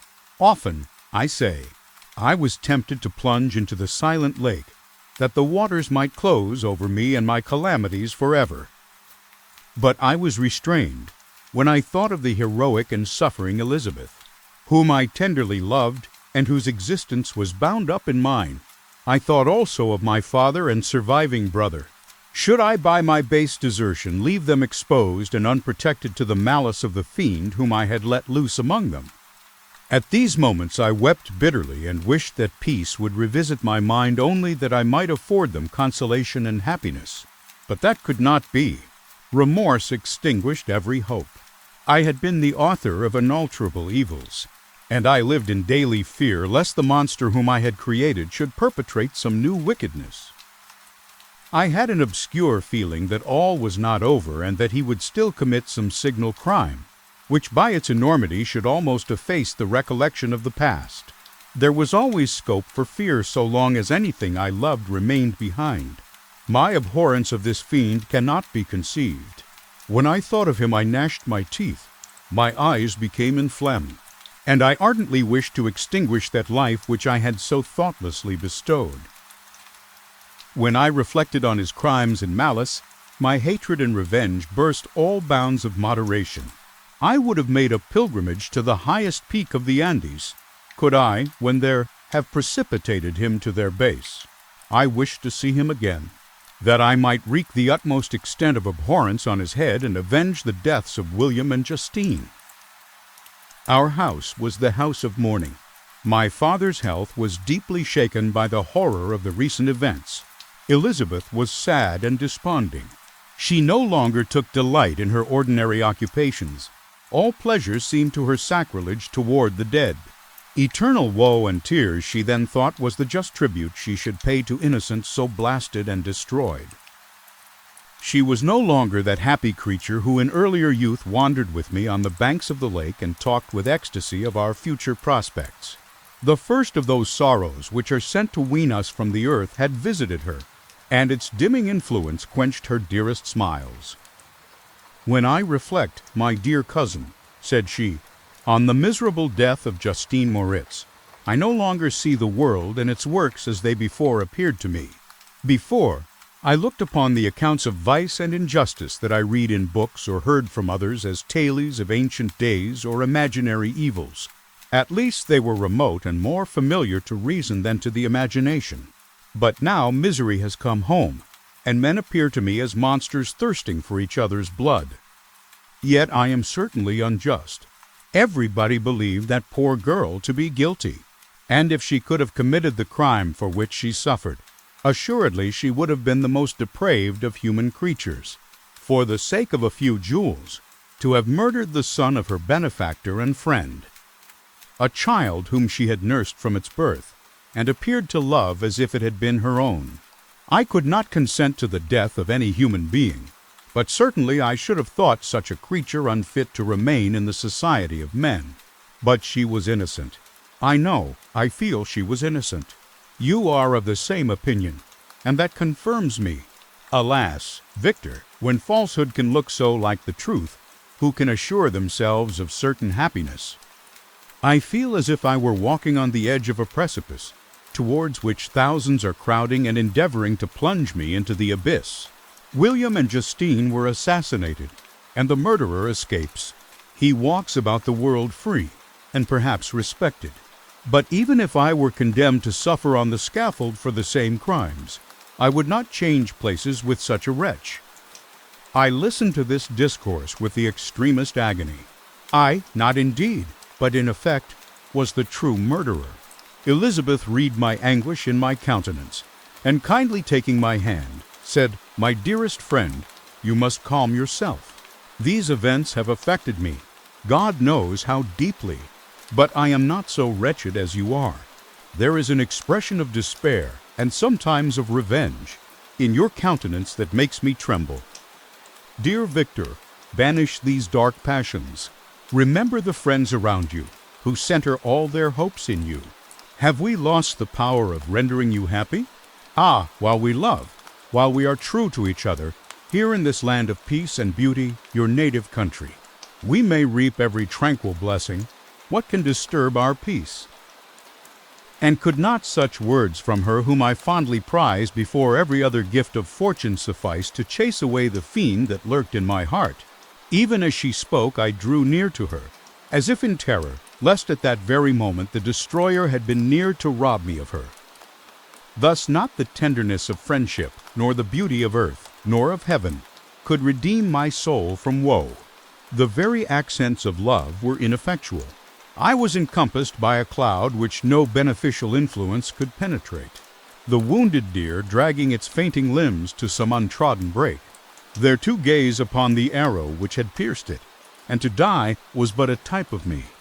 Sometimes I could cope with the sullen despair that overwhelmed me, but sometimes the whirlwind passions of my soul drove me to seek, by bodily exercise and by change of place, some relief from my intolerable sensations. It was during an access of this kind that I suddenly left my home, and bending my steps towards the near alpine valleys, sought in the magnificence, the eternity of such scenes, to forget myself and my ephemeral, because human, sorrows. My wanderings were directed towards the valley of Chamonix. I had visited it frequently during my boyhood. 6 years had passed since then. I was a wreck, but naught had changed in those savage and enduring scenes. I performed the first part of my journey on horseback. I afterwards hired a mule, as the more sure-footed and least liable to receive injury on these rugged roads. The weather was fine. It was about the middle of the month of August, nearly 2 months after the death of Justine, that miserable epoch from which I dated all my woe.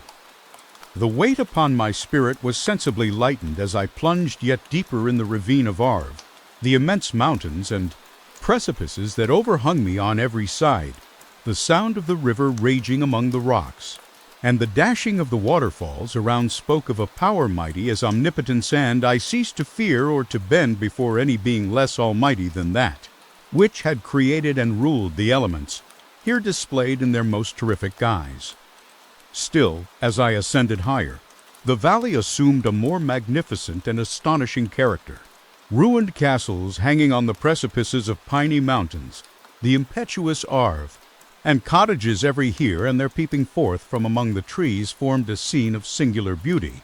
But it was augmented and rendered sublime by the mighty Alps, whose white and shining pyramids and domes towered above all, as belonging to another earth, the habitations of another race of beings.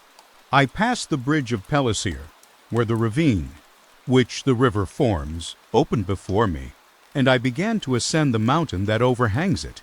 Soon after, I entered the valley of Chamonix. This valley is more wonderful and sublime, but not so beautiful and picturesque as that of Servox, through which I had just passed. The high and snowy mountains were its immediate boundaries, but I saw no more ruined castles and fertile fields. Immense glaciers approached the road.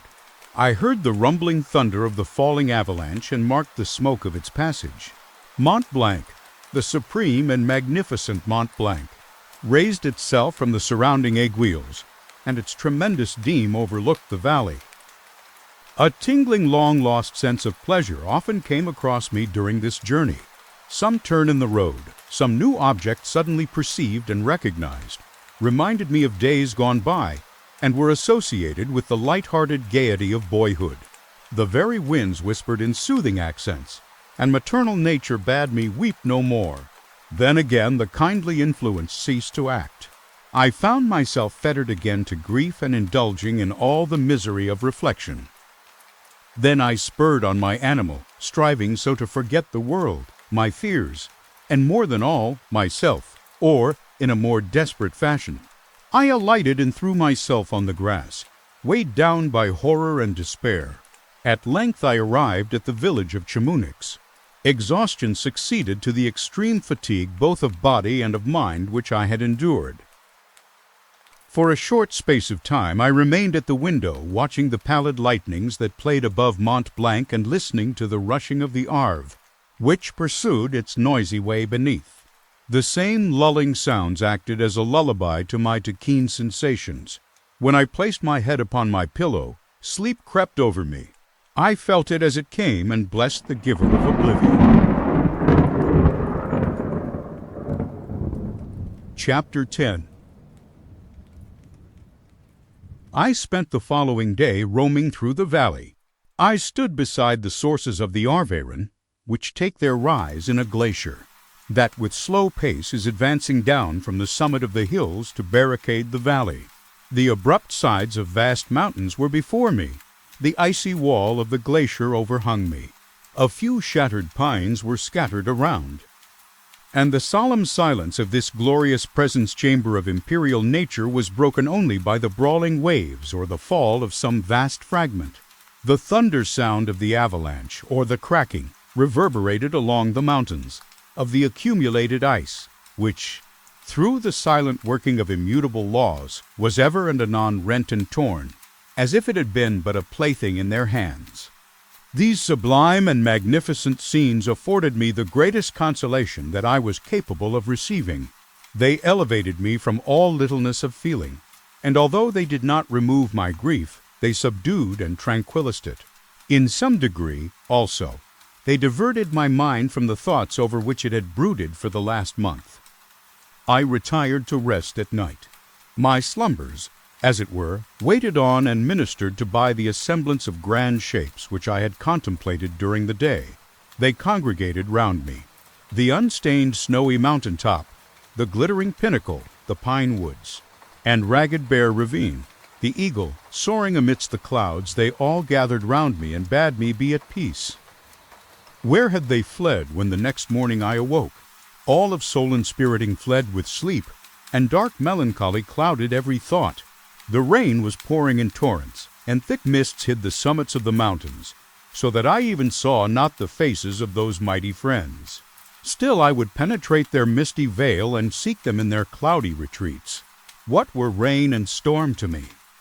My mule was brought to the door, and I resolved to ascend to the summit of Montanvert. I remembered the effect that the view of the tremendous and ever-moving glacier had produced upon my mind when I first saw it. It had then filled me with a sublime ecstasy that gave wings to the soul and allowed it to soar from the obscure world to light and joy. The sight of the awful and majestic in nature had indeed always the effect of solemnizing my mind and causing me to forget the passing cares of life. I determined to go without a guide, for I was well acquainted with the path, and the presence of another would destroy the solitary grandeur of the scene. The ascent is precipitous, but the path is cut into continual and short windings, which enable you to surmount the perpendicularity of the mountain. It is a scene terrifically desolate. In 1,000 spots the traces of the winter avalanche may be perceived, where trees lie broken and strewed on the ground, some entirely destroyed, others bent, leaning upon the jutting rocks of the mountain or transversely upon other trees. The path, as you ascend higher, is intersected by ravines of snow, down which stones continually roll from above. One of them is particularly dangerous, as the slightest sound, such as even speaking in a loud voice, produces a concussion of air sufficient to draw destruction upon the head of the speaker. The pines are not tall or luxuriant, but they are somber and add an air of severity to the scene. I looked on the valley beneath. Vast mists were rising from the rivers which ran through it and curling in thick wreaths around the opposite mountains, whose summits were hid in the uniform clouds, while rain poured from the dark sky and added to the melancholy impression I received from the objects around me. Alas! Why does man boast of sensibilities superior to those apparent in the brute? It only renders them more necessary beings. If our impulses were confined to hunger, thirst, and desire, we might be nearly free. But now we are moved by every wind that blows and a chance word or scene that word may convey to us. We rest. A dream has power to poison sleep. We rise. One wandering thought pollutes the day. We feel, conceive, or reason, laugh or weep, embrace, fond woe, or cast our cares away. It is the same, for, be it joy or sorrow, the path of its departure still is free. Man's yesterday may ne'er be like his morrow, naught may endure but mutability. It was nearly noon when I arrived at the top of the ascent. For some time I sat upon the rock that overlooks the sea of ice. A mist covered both that and the surrounding mountains. Presently a breeze dissipated the cloud, and I descended upon the glacier. The surface is very uneven, rising like the waves of a troubled sea, descending low and interspersed by rifts that sink deep. The field of ice is almost a league in width, but I spent nearly 2 hours in crossing it. The opposite mountain is a bare perpendicular rock. From the side where I now stood Montanvert was exactly opposite, at the distance of a league, and above it rose Mont Blanc in awful majesty. I remained in a recess of the rock, gazing on this wonderful and stupendous scene. The sea, or rather the vast river of ice, wound among its dependent mountains, whose aerial summits hung over its recesses. Their icy and glittering peaks shone in the sunlight over the clouds. My heart, which was before sorrowful, now swelled with something like joy. I exclaimed, "Wandering spirits, if indeed ye wander, and do not rest in your narrow beds, allow me this faint happiness, or take me, as your companion, away from the joys of life." As I said this, I suddenly beheld the figure of a man, at some distance, advancing towards me with superhuman speed. He bounded over the crevices in the ice, among which I had walked with caution. His stature, also, as he approached, seemed to exceed that of man. I was troubled. A mist came over my eyes, and I felt a faintness seize me, but I was quickly restored by the cold gale of the mountains. I perceived, as the shape came nearer sight tremendous and abhorred, that it was the wretch whom I had created. I trembled with rage and horror, resolving to wait his approach and then close with him in mortal combat. He approached. His countenance bespoke bitter anguish, combined with disdain and malignity, while its unearthly ugliness rendered it almost too horrible for human eyes. But I scarcely observed this. Rage and hatred had at first deprived me of utterance, and I recovered only to overwhelm him with words expressive of furious detestation and contempt. "Devil," I exclaimed, "do you dare approach me? And do not you fear the fierce vengeance of my arm wreaked on your miserable head? Begone, vile insect! Or rather, stay, that I may trample you to dust. And, oh, that I could, with the extinction of your miserable existence, restore those victims whom you have so diabolically murdered." "I expected this reception," said the Degeman. "All men hate the wretched. How, then, must I be hated, who am miserable beyond all living things? Yet you, my Creator, detest and spurn me, thy creature, to whom thou art bound by ties only dissoluble by the annihilation of one of us. You purpose to kill me. How dare you sport thus with life? Do your duty towards me, and I will do mine towards you and the rest of mankind. If you will comply with my conditions, I will leave them and you at peace. But if you refuse, I will glut the maw of death, until it be satiated with the blood of your remaining friends. Abhorred monster, fiend that thou art, the tortures of hell are too mild a vengeance for thy crimes.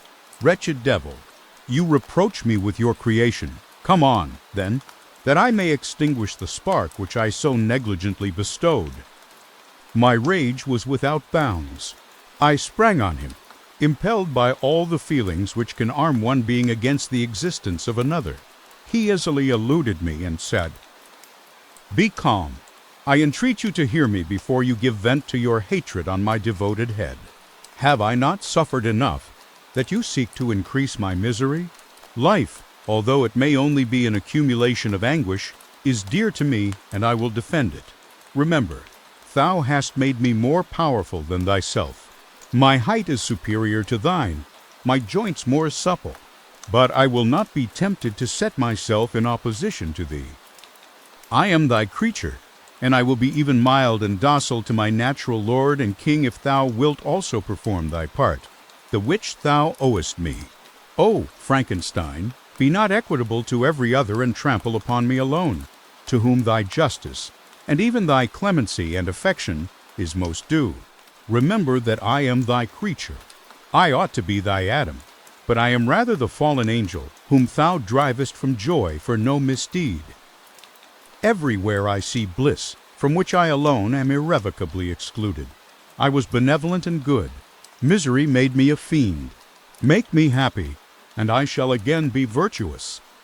Begone, I will not hear you. There can be no community between you and me. We are enemies. Begone, or let us try our strength in a fight, in which one must fall. How can I move thee?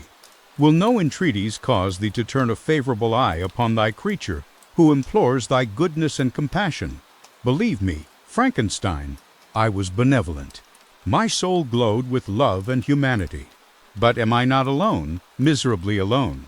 You, my Creator, abhor me. What hope can I gather from your fellow creatures, who owe me nothing? They spurn and hate me. The desert mountains and dreary glaciers are my refuge. I have wandered here many days. The caves of ice, which I only do not fear, are a dwelling to me, and the only one which man does not grudge. These bleak skies I hail, for they are kinder to me than your fellow beings.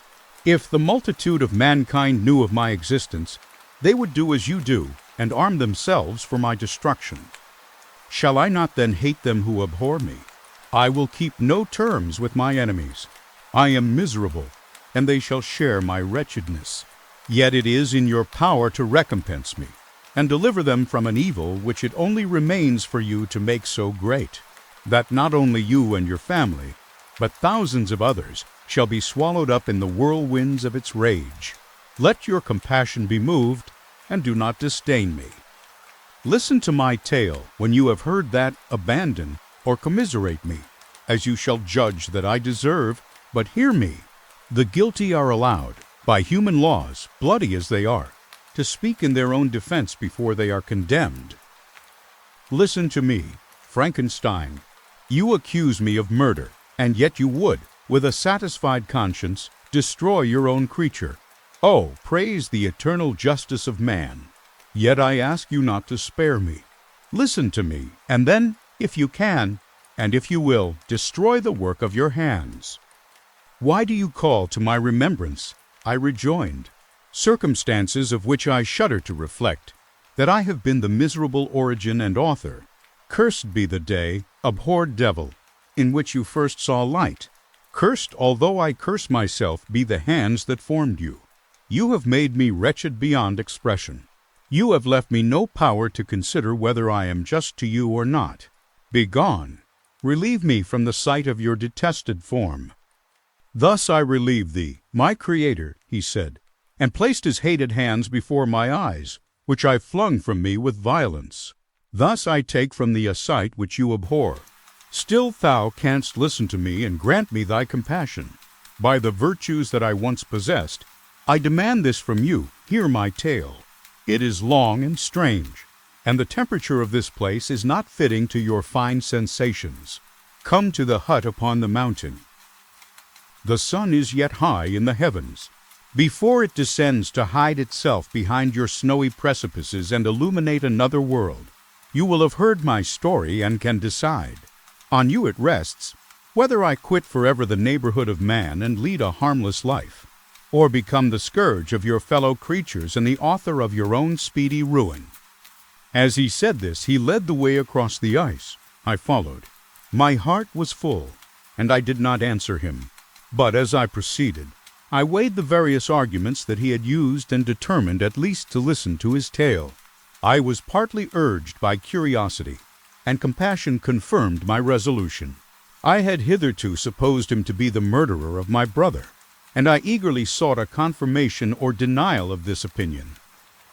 For the first time, also, I felt what the duties of a creator towards his creature were, and that I ought to render him happy before I complained of his wickedness. These motives urged me to comply with his demand. We crossed the ice, therefore, and ascended the opposite rock. The air was cold, and the rain again began to descend. We entered the hut, the fiend with an air of exultation, I with a heavy heart and depressed spirits. But I consented to listen, and seating myself by the fire which my odious companion had lighted, he thus began his tale. Chapter 11. It is with considerable difficulty that I remember the original era of my being. All the events of that period appear confused and indistinct. A strange multiplicity of sensations seized me, and I saw, felt, heard, and smelt at the same time. And it was, indeed, a long time before I learned to distinguish between the operations of my various senses. By degrees, I remember, a stronger light pressed upon my nerves, so that I was obliged to shut my eyes. Darkness then came over me and troubled me, but hardly had I felt this when, by opening my eyes, as I now suppose, the light poured in upon me again. I walked and, I believe, descended, but I presently found a great alteration in my sensations. Before, dark and opaque bodies had surrounded me, impervious to my touch or sight. But I now found that I could wander on at liberty, with no obstacles which I could not either surmount or avoid. The light became more and more oppressive to me, and the heat wearying me as I walked, I sought a place where I could receive shade. This was the forest near Ingolstadt, and here I lay by the side of a brook resting from my fatigue, until I felt tormented by hunger and thirst. This roused me from my nearly dormant state, and I ate some berries which I found hanging on the trees or lying on the ground. I slaked my thirst at the brook, and then lying down, was overcome by sleep. It was dark when I awoke. I felt cold also, and half frightened, as it were, instinctively, finding myself so desolate. Before I had quitted your apartment, on a sensation of cold, I had covered myself with some clothes, but these were insufficient to secure me from the dews of night. I was a poor, helpless, miserable wretch. I knew and could distinguish nothing, but feeling pain invade me on all sides, I sat down and wept. Soon a gentle light stole over the heavens and gave me a sensation of pleasure. I started up and beheld a radiant form rise from among the trees. The moon I gazed with a kind of wonder. It moved slowly, but it enlightened my path, and I again went out in search of berries. I was still cold when under one of the trees I found a huge cloak, with which I covered myself and sat down upon the ground. No distinct ideas occupied my mind. All was confused. I felt light, and hunger, and thirst, and darkness. Innumerable sounds rang in my ears, and on all sides various scents saluted me. The only object that I could distinguish was the bright moon, and I fixed my eyes on that with pleasure. I began also to observe, with greater accuracy, the forms that surrounded me and to perceive the boundaries of the radiant roof of light which canopied me. Sometimes I tried to imitate the pleasant songs of the birds, but was unable. Sometimes I wished to express my sensations in my own mode, but the uncouth and inarticulate sounds which broke from me frightened me into silence again. The moon had disappeared from the night, and again, with a lessened form, showed itself, while I still remained in the forest. My sensations had by this time become distinct, and my mind received every day additional ideas. My eyes became accustomed to the light and to perceive objects in their right forms. I distinguished the insect from the herb, and by degrees one herb from another. I found that the sparrow uttered none but harsh notes, whilst those of the blackbird and thrush were sweet and enticing. One day, when I was oppressed by cold, I found a fire which had been left by some wandering beggars, and was overcome with delight at the warmth I experienced from it. In my joy I thrust my hand into the live embers, but quickly drew it out again with a cry of pain. How strange, I thought, that the same cause should produce such opposite effects. I examined the materials of the fire, and to my joy found it to be composed of wood. I quickly collected some branches, but they were wet and would not burn. I was pained at this and sat still watching the operation of the fire. The wet wood which I had placed near the heat dried and itself became inflamed. I reflected on this, and by touching the various branches, I discovered the cause and busied myself in collecting a great quantity of wood, that I might dry it and have a plentiful supply of fire. When night came on and brought sleep with it, I was in the greatest fear lest my fire should be extinguished. I covered it carefully with dry wood and leaves and placed wet branches upon it, and then, spreading my cloak, I lay on the ground and sank into sleep. It was morning when I awoke, and my first care was to visit the fire. I uncovered it, and a gentle breeze quickly fanned it into a flame. I observed this also and contrived a fan of branches, which roused the embers when they were nearly extinguished. When night came again I found, with pleasure, that the fire gave light as well as heat, and that the discovery of this element was useful to me in my food. For I found some of the offals that the travelers had left had been roasted, and tasted much more savory than the berries I gathered from the trees. I tried, therefore, to dress my food in the same manner, placing it on the live embers. I found that the berries were spoiled by this operation, and the nuts and roots much improved. Food, however, became scarce, and I often spent the whole day searching in vain for a few acorns to assuage the pangs of hunger. When I found this, I resolved to quit the place that I had hitherto inhabited, to seek for one where the few wants I experienced would be more easily satisfied. In this emigration I exceedingly lamented the loss of the fire which I had obtained through accident and knew not how to reproduce it.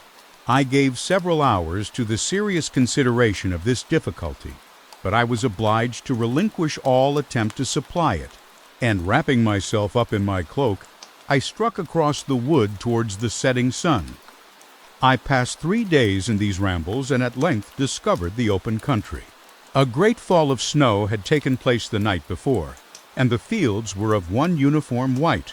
The appearance was disconsolate, and I found my feet chilled by the cold damp substance that covered the ground. It was about 7 in the morning, and I longed to obtain food and shelter.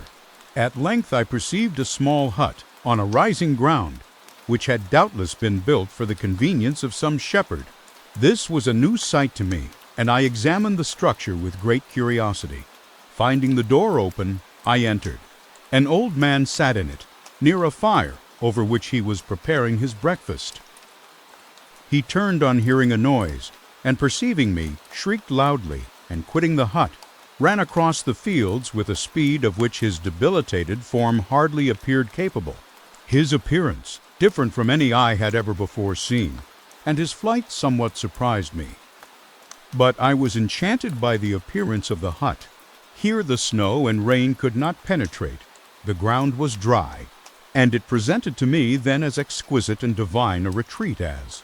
Pandemonium appeared to the demons of hell after their sufferings in the lake of fire. I greedily devoured the remnants of the shepherd's breakfast, which consisted of bread, cheese, milk, and wine. The latter, however, I did not like. Then, overcome by fatigue, I lay down among some straw and fell asleep. It was noon when I awoke, and allured by the warmth of the sun, which shone brightly on the white ground, I determined to recommence my travels, and, depositing the remains of the peasant's breakfast in a wallet I found, I proceeded across the fields for several hours, until at sunset I arrived at a village. How miraculous did this appear!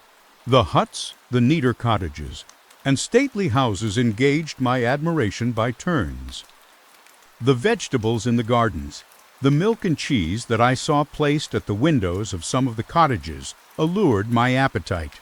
One of the best of these I entered, but I had hardly placed my foot within the door before the children shrieked, and one of the women fainted. The whole village was roused. Some fled, some attacked me, until grievously bruised by stones and many other kinds of missile weapons. I escaped to the open country and fearfully took refuge in a low hovel, quite bare, and making a wretched appearance after the palaces I had beheld in the village. This hovel, however, joined a cottage of a neat and pleasant appearance, but after my late dearly bought experience, I dared not enter it.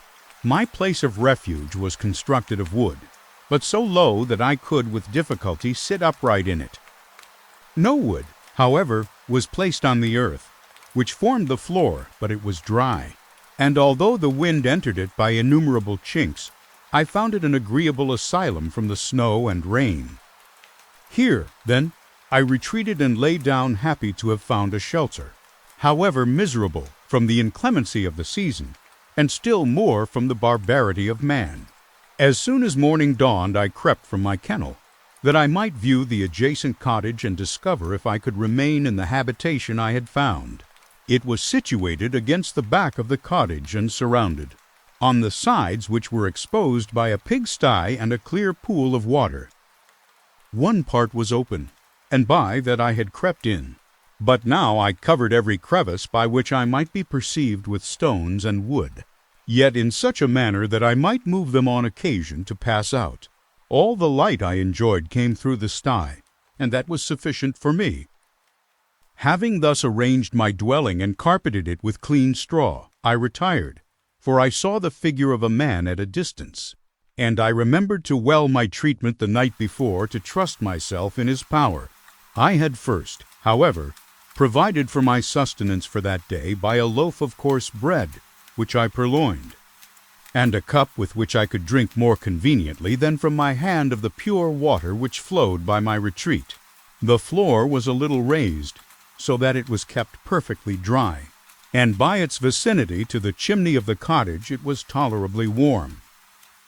Being thus provided, I resolved to reside in this hovel until something should occur which might alter my determination. It was indeed a paradise compared to the bleak forest, my former residence, the rain-dropping branches, and dank earth.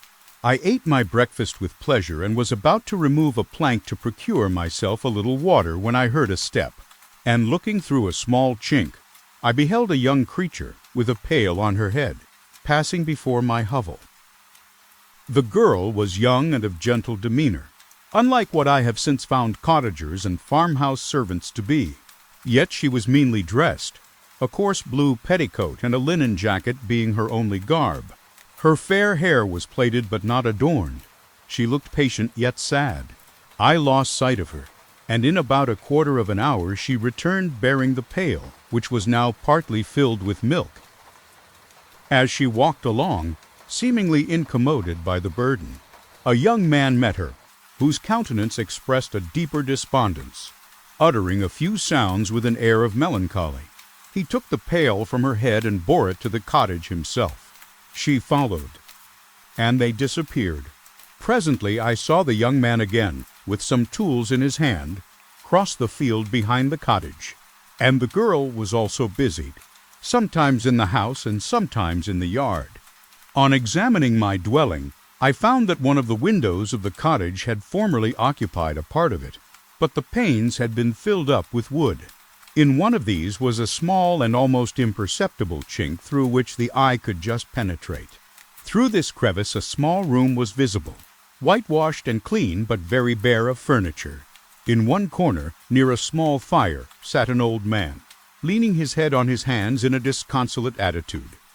The young girl was occupied in arranging the cottage, but presently she took something out of a drawer, which employed her hands, and she sat down beside the old man, who, taking up an instrument, began to play and to produce sounds sweeter than the voice of the thrush or the nightingale. It was a lovely sight, even to me, poor wretch who had never beheld aught beautiful before. The silver hair and benevolent countenance of the aged cottager won my reverence, while the gentle manners of the girl enticed my love. He played a sweet mournful air which I perceived drew tears from the eyes of his amiable companion, of which the old man took no notice until she sobbed audibly. He then pronounced a few sounds, and the fair creature, leaving her work, knelt at his feet. He raised her and smiled with such kindness and affection that I felt sensations of a peculiar and overpowering nature. They were a mixture of pain and pleasure, such as I had never before experienced, either from hunger or cold, warmth or food, and I withdrew from the window, unable to bear these emotions. Soon after this the young man returned, bearing on his shoulders a load of wood. The girl met him at the door, helped to relieve him of his burden, and taking some of the fuel into the cottage, placed it on the fire. Then she and the youth went apart into a nook of the cottage, and he showed her a large loaf and a piece of cheese. She seemed pleased and went into the garden for some roots and plants, which she placed in water and then upon the fire. She afterwards continued her work, whilst the young man went into the garden and appeared busily employed in digging and pulling up roots. After he had been employed thus about an hour, the young woman joined him and they entered the cottage together. The old man had, in the meantime, been pensive, but on the appearance of his companions he assumed a more cheerful air, and they sat down to eat. The meal was quickly dispatched. The young woman was again occupied in arranging the cottage. The old man walked before the cottage in the sun for a few minutes, leaning on the arm of the youth. Nothing could exceed in beauty the contrast between these two excellent creatures. One was old, with silver hairs and a countenance beaming with benevolence and love. The younger was slight and graceful in his figure, and his features were molded with the finest symmetry. Yet his eyes and attitude expressed the utmost sadness and despondency. The old man returned to the cottage, and the youth, with tools different from those he had used in the morning, directed his steps across the fields. Night quickly shut in, but to my extreme wonder, I found that the cottagers had a means of prolonging light by the use of tapers, and was delighted to find that the setting of the sun did not put an end to the pleasure I experienced in watching my human neighbors. In the evening the young girl and her companion were employed in various occupations which I did not understand, and the old man again took up the instrument which produced the divine sounds that had enchanted me in the morning. So soon as he had finished, the youth began, not to play, but to utter sounds that were monotonous, and neither resembling the harmony of the old man's instrument nor the songs of the birds. I since found that he read aloud, but at that time I knew nothing of the science of words or letters. The family, after having been thus occupied for a short time, extinguished their lights and retired, as I conjectured, to rest. Chapter 12. I lay on my straw, but I could not sleep. I thought of the occurrences of the day. What chiefly struck me was the gentle manners of these people, and I longed to join them, but dared not. I remembered too well the treatment I had suffered the night before from the barbarous villagers, and resolved, whatever course of conduct I might hereafter think it right to pursue, that for the present I would remain quietly in my hovel, watching and endeavoring to discover the motives which influenced their actions. The cottagers arose the next morning before the sun. The young woman arranged the cottage and prepared the food, and the youth departed after the first meal. This day was passed in the same routine as that which preceded it.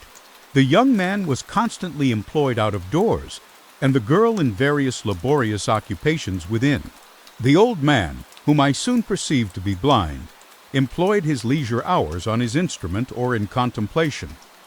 Nothing could exceed the love and respect which the younger cottagers exhibited towards their venerable companion. They performed towards him every little office of affection and duty with gentleness, and he rewarded them by his benevolent smiles. They were not entirely happy. The young man and his companion often went apart and appeared to weep. I saw no cause for their unhappiness, but I was deeply affected by it. If such lovely creatures were miserable, it was less strange that I, an imperfect and solitary being, should be wretched. Yet why were these gentle beings unhappy? They possessed a delightful house, for such it was in my eyes, and every luxury. They had a fire to warm them when chill and delicious viands when hungry. They were dressed in excellent clothes, and, still more, they enjoyed one another's company and speech, interchanging each day looks of affection and kindness. What did their tears imply? Did they really express pain? I was at first unable to solve these questions, but perpetual attention and time explained to me many appearances which were at first enigmatic. A considerable period elapsed before I discovered one of the causes of the uneasiness of this amiable family. It was poverty, and they suffered that evil in a very distressing degree.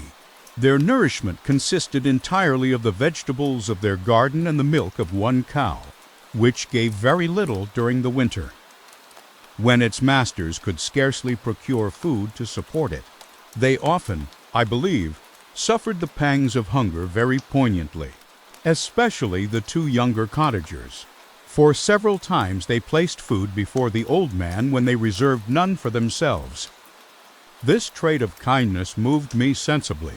I had been accustomed, during the night, to steal a part of their store for my own consumption, but when I found that in doing this I inflicted pain on the cottagers, I abstained and satisfied myself with berries, nuts, and roots which I gathered from a neighboring wood. I discovered also another means through which I was enabled to assist their labors. I found that the youth spent a great part of each day in collecting wood for the family fire, and during the night I often took his tools, the use of which I quickly discovered, and brought home firing sufficient for the consumption of several days. I remember the first time that I did this, the young woman, when she opened the door in the morning, appeared greatly astonished on seeing a great pile of wood on the outside. She uttered some words in a loud voice, and the youth joined her, who also expressed surprise. I observed, with pleasure, that he did not go to the forest that day, but spent it in repairing the cottage and cultivating the garden. By degrees I made a discovery of still greater moment. I found that these people possessed a method of communicating their experience and feelings to one another by articulate sounds. I perceived that the words they spoke sometimes produced pleasure or pain, smiles or sadness, in the minds and countenances of the hearers. This was indeed a godlike science, and I ardently desired to become acquainted with it. But I was baffled in every attempt I made for this purpose. Their pronunciation was quick, and the words they uttered, not having any apparent connection with visible objects, I was unable to discover any clue by which I could unravel the mystery of their reference. By great application, however, and after having remained during the space of several revolutions of the moon in my hovel, I discovered the names that were given to some of the most familiar objects of discourse. I learned and applied the words fire, milk, bread, and wood. I learned also the names of the cottagers themselves. The youth and his companion had each of them several names, but the old man had only one, which was father. The girl was called sister or Agatha, and the youth Felix, brother or son. I cannot describe the delight I felt when I learned the ideas appropriated to each of these sounds and was able to pronounce them. I distinguished several other words without being able as yet to understand or apply them, such as good, dearest, unhappy. I spent the winter in this manner. The gentle manners and beauty of the cottagers greatly endeared them to me. When they were unhappy, I felt depressed. When they rejoiced, I sympathized in their joys. I saw few human beings besides them, and if any other happened to enter the cottage, their harsh manners and rude gait only enhanced to me the superior accomplishments of my friends. The old man, I could perceive, often endeavored to encourage his children, as sometimes I found that he called them to cast off their melancholy. He would talk in a cheerful accent, with an expression of goodness that bestowed pleasure even upon me. Agatha listened with respect. Her eyes sometimes filled with tears, which she endeavored to wipe away unperceived.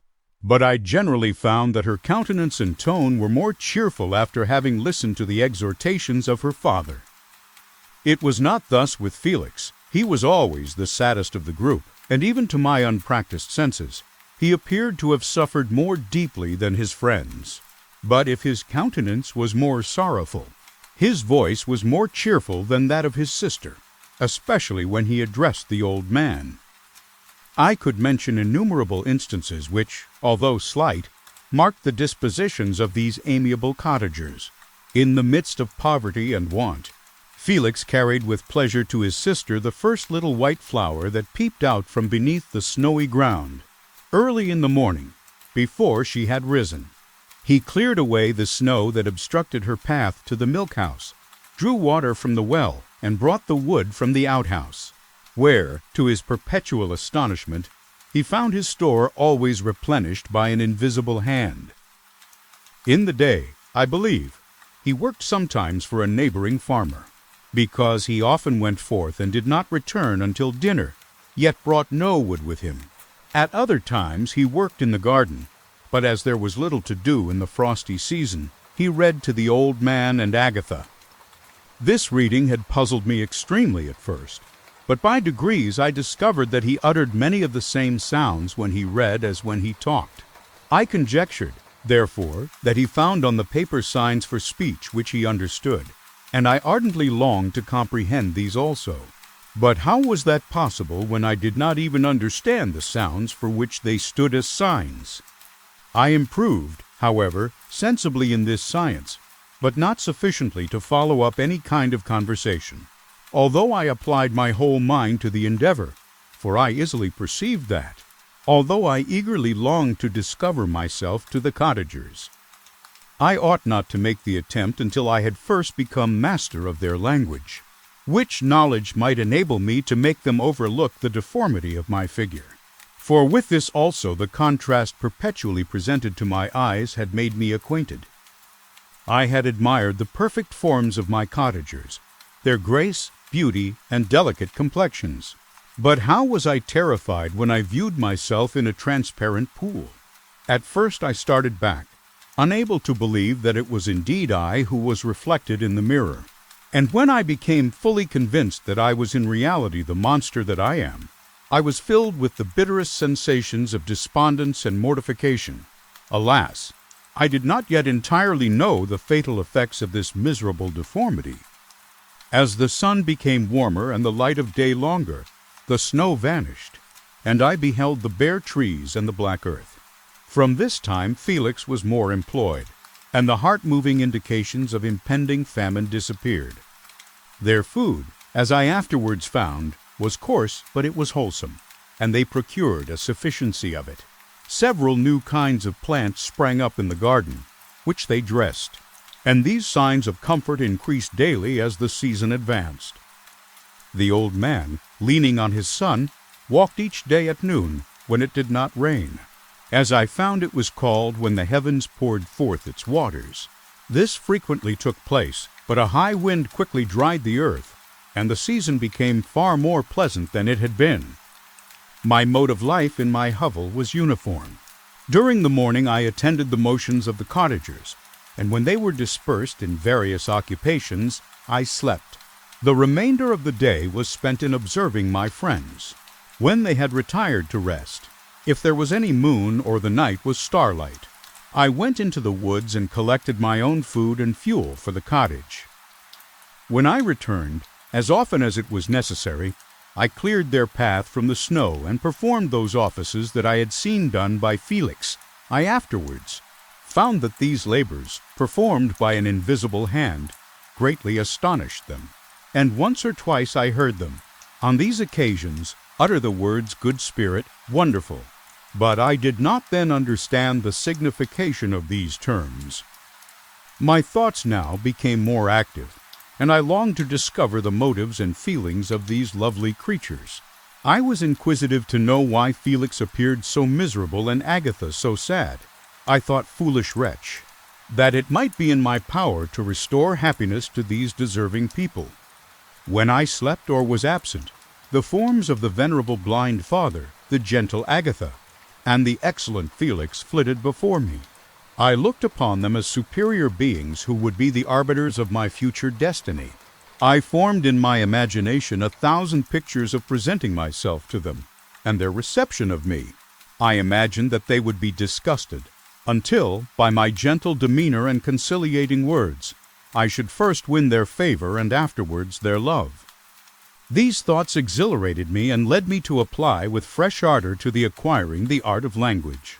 My organs were indeed harsh, but supple, and although my voice was very unlike the soft music of their tones, yet I pronounced such words as I understood with tolerable ease. It was as the ass and the lapdog. Yet surely the gentle ass, whose intentions were affectionate, although his manners were rude, deserved better treatment than blows and execration. The pleasant showers and genial warmth of spring greatly altered the aspect of the earth. Men who before this change seemed to have been hid in caves dispersed themselves and were employed in various arts of cultivation. The birds sang in more cheerful notes, and the leaves began to bud forth on the trees. Happy, happy earth! Fit habitation for gods, which, so short a time before, was bleak, damp, and unwholesome. My spirits were elevated by the enchanting appearance of nature.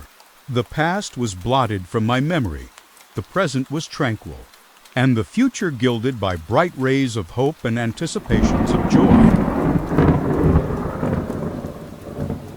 Chapter 13. I now hasten to the more moving part of my story. I shall relate events that impressed me with feelings which, from what I had been, have made me what I am. Spring advanced rapidly. The weather became fine and the skies cloudless. It surprised me that what before was desert and gloomy should now bloom with the most beautiful flowers and verdure. My senses were gratified and refreshed by 1,000 scents of delight and 1,000 sights of beauty. It was on one of these days, when my cottagers periodically rested from labor, the old man played on his guitar, and the children listened to him, that I observed the countenance of Felix was melancholy beyond expression. He sighed frequently, and once his father paused in his music, and I conjectured by his manner that he inquired the cause of his son's sorrow. Felix replied in a cheerful accent, and the old man was recommencing his music when someone tapped at the door. It was a lady on horseback, accompanied by a countryman as a guide. The lady was dressed in a dark suit and covered with a thick black veil. Agatha asked a question, to which the stranger only replied by pronouncing, in a sweet accent, the name of Felix. Her voice was musical, but unlike that of either of my friends. On hearing this word, Felix came up hastily to the lady, who, when she saw him, threw up her veil, and I beheld a countenance of angelic beauty and expression, her hair of a shining raven black, and curiously braided.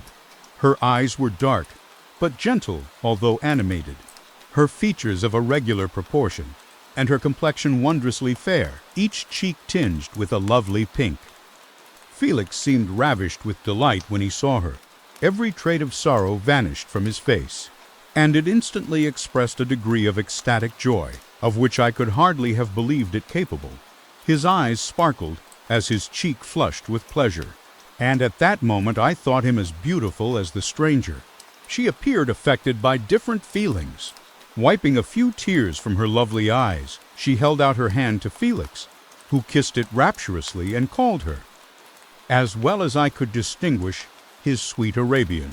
She did not appear to understand him, but smiled. He assisted her to dismount, and dismissing her guide, conducted her into the cottage. Some conversation took place between him and his father, and the young stranger knelt at the old man's feet and would have kissed his hand, but he raised her and embraced her affectionately. I soon perceived that although the stranger uttered articulate sounds and appeared to have a language of her own, she was neither understood by nor herself understood the cottagers. They made many signs which I did not comprehend, but I saw that her presence diffused gladness through the cottage, dispelling their sorrow as the sun dissipates the morning mists. Felix seemed peculiarly happy, and with smiles of delight welcomed his Arabian. Agatha, the ever-gentle Agatha, kissed the hands of the lovely stranger, and pointing to her brother, made signs which appeared to me to mean that he had been sorrowful until she came. Some hours passed thus, while they, by their countenances, expressed joy, the cause of which I did not comprehend. Presently I found, by the frequent recurrence of some sound which the stranger repeated after them, that she was endeavoring to learn their language, and the idea instantly occurred to me that I should make use of the same instructions to the same end. The stranger learned about 20 words at the first lesson. Most of them, indeed, were those which I had before understood, but I profited by the others. As night came on, Agatha and the Arabian retired early. When they separated, Felix kissed the hand of the stranger and said, "Good night, sweet Safie." He sat up much longer, conversing with his father, and by the frequent repetition of her name I conjectured that their lovely guest was the subject of their conversation. I ardently desired to understand them, and bent every faculty towards that purpose, but found it utterly impossible. The next morning Felix went out to his work, and after the usual occupations of Agatha were finished, the Arabian sat at the feet of the old man, and taking his guitar, played some airs so entrancingly beautiful that they at once drew tears of sorrow and delight from my eyes. She sang, and her voice flowed in a rich cadence, swelling or dying away like a nightingale of the woods. When she had finished, she gave the guitar to Agatha, who at first declined it. She played a simple air, and her voice accompanied it in sweet accents, but unlike the wondrous strain of the stranger. The old man appeared enraptured and said some words which Agatha endeavored to explain to Safie, and by which he appeared to wish to express that she bestowed on him the greatest delight by her music. The days now passed as peaceably as before, with the sole alteration that joy had taken place of sadness in the countenances of my friends. Safie was always gay and happy. She and I improved rapidly in the knowledge of language, so that in 2 months I began to comprehend most of the words uttered by my protectors. In the meanwhile also the black ground was covered with herbage, and the green banks interspersed with innumerable flowers, sweet to the scent in the eyes, stars of pale radiance among the moonlight woods. The sun became warmer, the nights clear and balmy, and my nocturnal rambles were an extreme pleasure to me, although they were considerably shortened by the late setting and early rising of the sun, for I never ventured abroad during daylight, fearful of meeting with the same treatment I had formerly endured in the first village which I entered. My days were spent in close attention, that I might more speedily master the language, and I may boast that I improved more rapidly than the Arabian, who understood very little and conversed in broken accents, whilst I comprehended and could imitate almost every word that was spoken. While I improved in speech, I also learned the science of letters as it was taught to the stranger, and this opened before me a wide field for wonder and delight. The book from which Felix instructed Safie was Volney's Ruins of Empires. I should not have understood the purport of this book had not Felix, in reading it, given very minute explanations. He had chosen this work, he said, because the declamatory style was framed in imitation of the Eastern authors. Through this work I obtained a cursory knowledge of history and a view of the several empires at present existing in the world. It gave me an insight into the manners, governments, and religions of the different nations of the earth. I heard of the slothful Asiatics, of the stupendous genius and mental activity of the Grecians, of the wars and wonderful virtue of the early Romans, of their subsequent degenerating, of the decline of that mighty empire, of chivalry, Christianity, and kings. I heard of the discovery of the American hemisphere and wept with Safie over the hapless fate of its original inhabitants. These wonderful narrations inspired me with strange feelings. Was man, indeed, at once so powerful, so virtuous and magnificent, yet so vicious and base? He appeared at one time a mere scion of the evil principle, and at another as all that can be conceived of noble and godlike. To be a great and virtuous man appeared the highest honor that can befall a sensitive being. To be base and vicious, as many on record have been, appeared the lowest degradation, a condition more abject than that of the blind mole or harmless worm. For a long time I could not conceive how one man could go forth to murder his fellow, or even why there were laws and governments. But when I heard details of vice and bloodshed, my wonder ceased, and I turned away with disgust and loathing. Every conversation of the cottagers now opened new wonders to me. While I listened to the instructions which Felix bestowed upon the Arabian, the strange system of human society was explained to me. I heard of the division of property, of immense wealth and squalid poverty, of rank, descent, and noble blood. The words induced me to turn towards myself. I learned that the possessions most esteemed by your fellow creatures were high and unsullied descent united with riches. A man might be respected with only one of these advantages, but without either he was considered, except in very rare instances, as a vagabond and a slave, doomed to waste his powers for the profits of the chosen few. And what was I?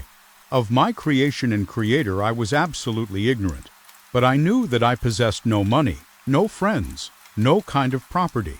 I was, besides, endued with a figure hideously deformed and loathsome. I was not even of the same nature as man. I was more agile than they and could subsist upon coarser diet. I bore the extremes of heat and cold with less injury to my frame. My stature far exceeded theirs. When I looked around, I saw and heard of none like me.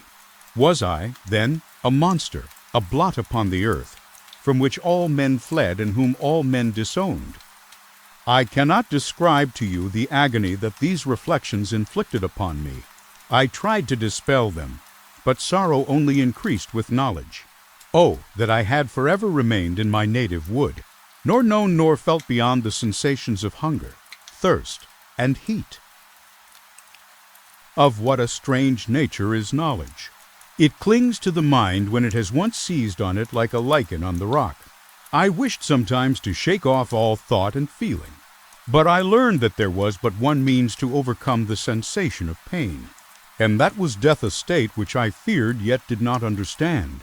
I admired virtue and good feelings and loved the gentle manners and amiable qualities of my cottagers, but I was shut out from intercourse with them, except through means which I obtained by stealth, when I was unseen and unknown, and which rather increased than satisfied the desire I had of becoming one among my fellows. The gentle words of Agatha and the animated smiles of the charming Arabian were not for me. The mild exhortations of the old man and the lively conversation of the loved Felix were not for me. Miserable, unhappy wretch! Other lessons were impressed upon me even more deeply.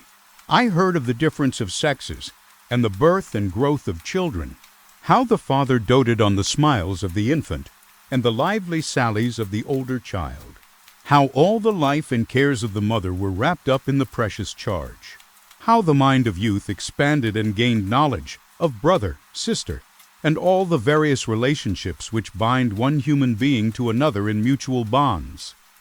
But where were my friends and relations? No father had watched my infant days.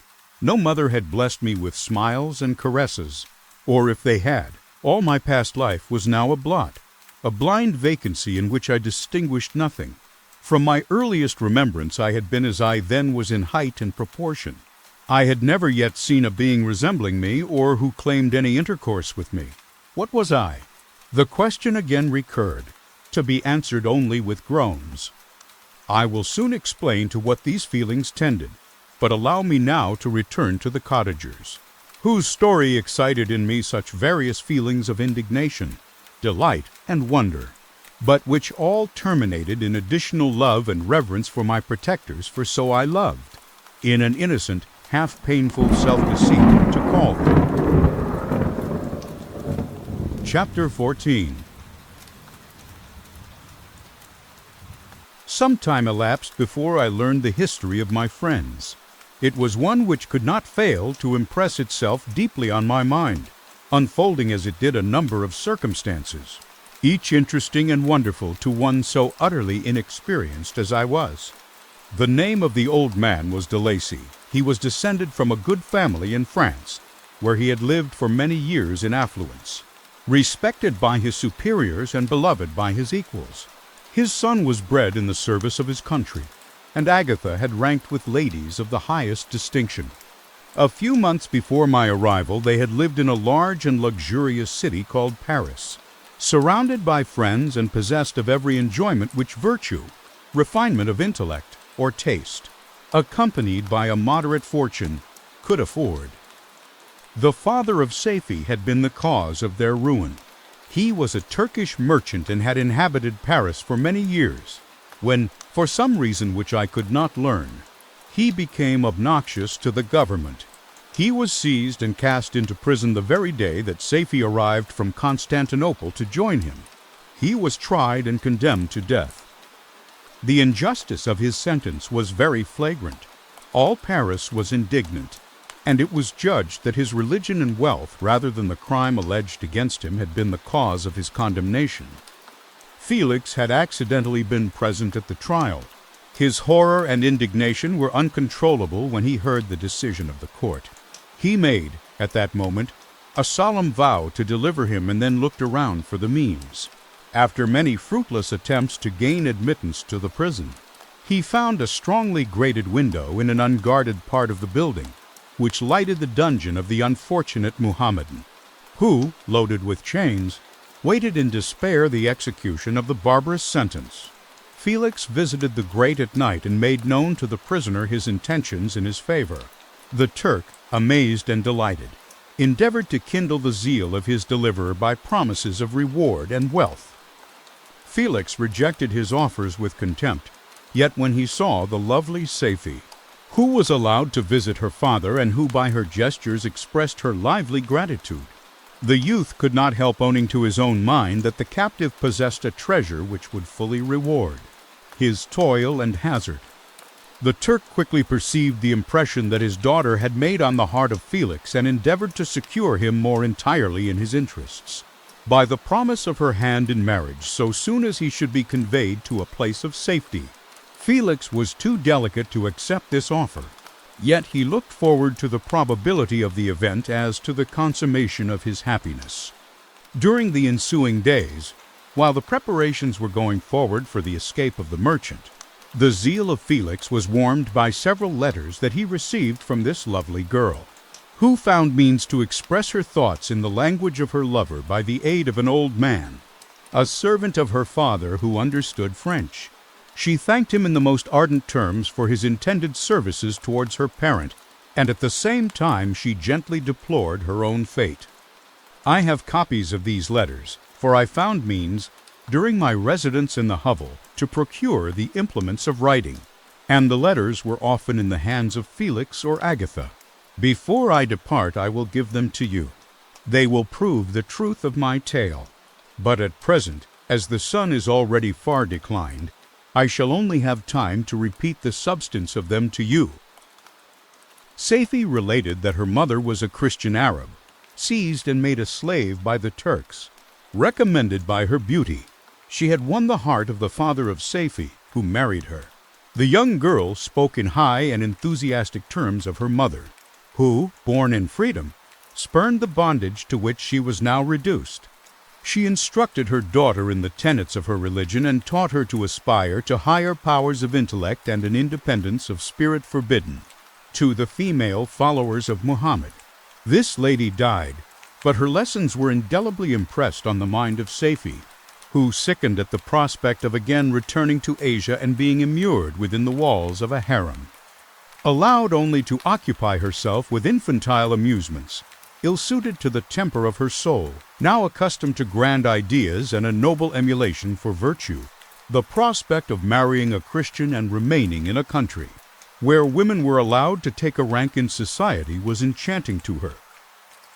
The day for the execution of the Turk was fixed, but on the night previous to it he quitted his prison and before morning was distant many leagues from Paris. Felix had procured passports in the name of his father, sister, and himself.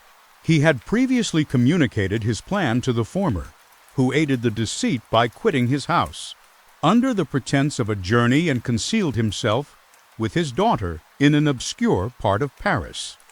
Felix conducted the fugitives through France to Lyons and across Mont-Cenis to Leghorn, where the merchant had decided to wait a favorable opportunity of passing into some part of the Turkish dominions.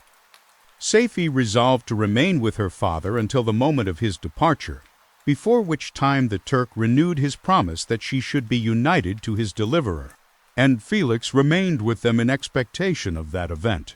And in the meantime he enjoyed the society of the Arabian, who exhibited towards him the simplest and tenderest affection.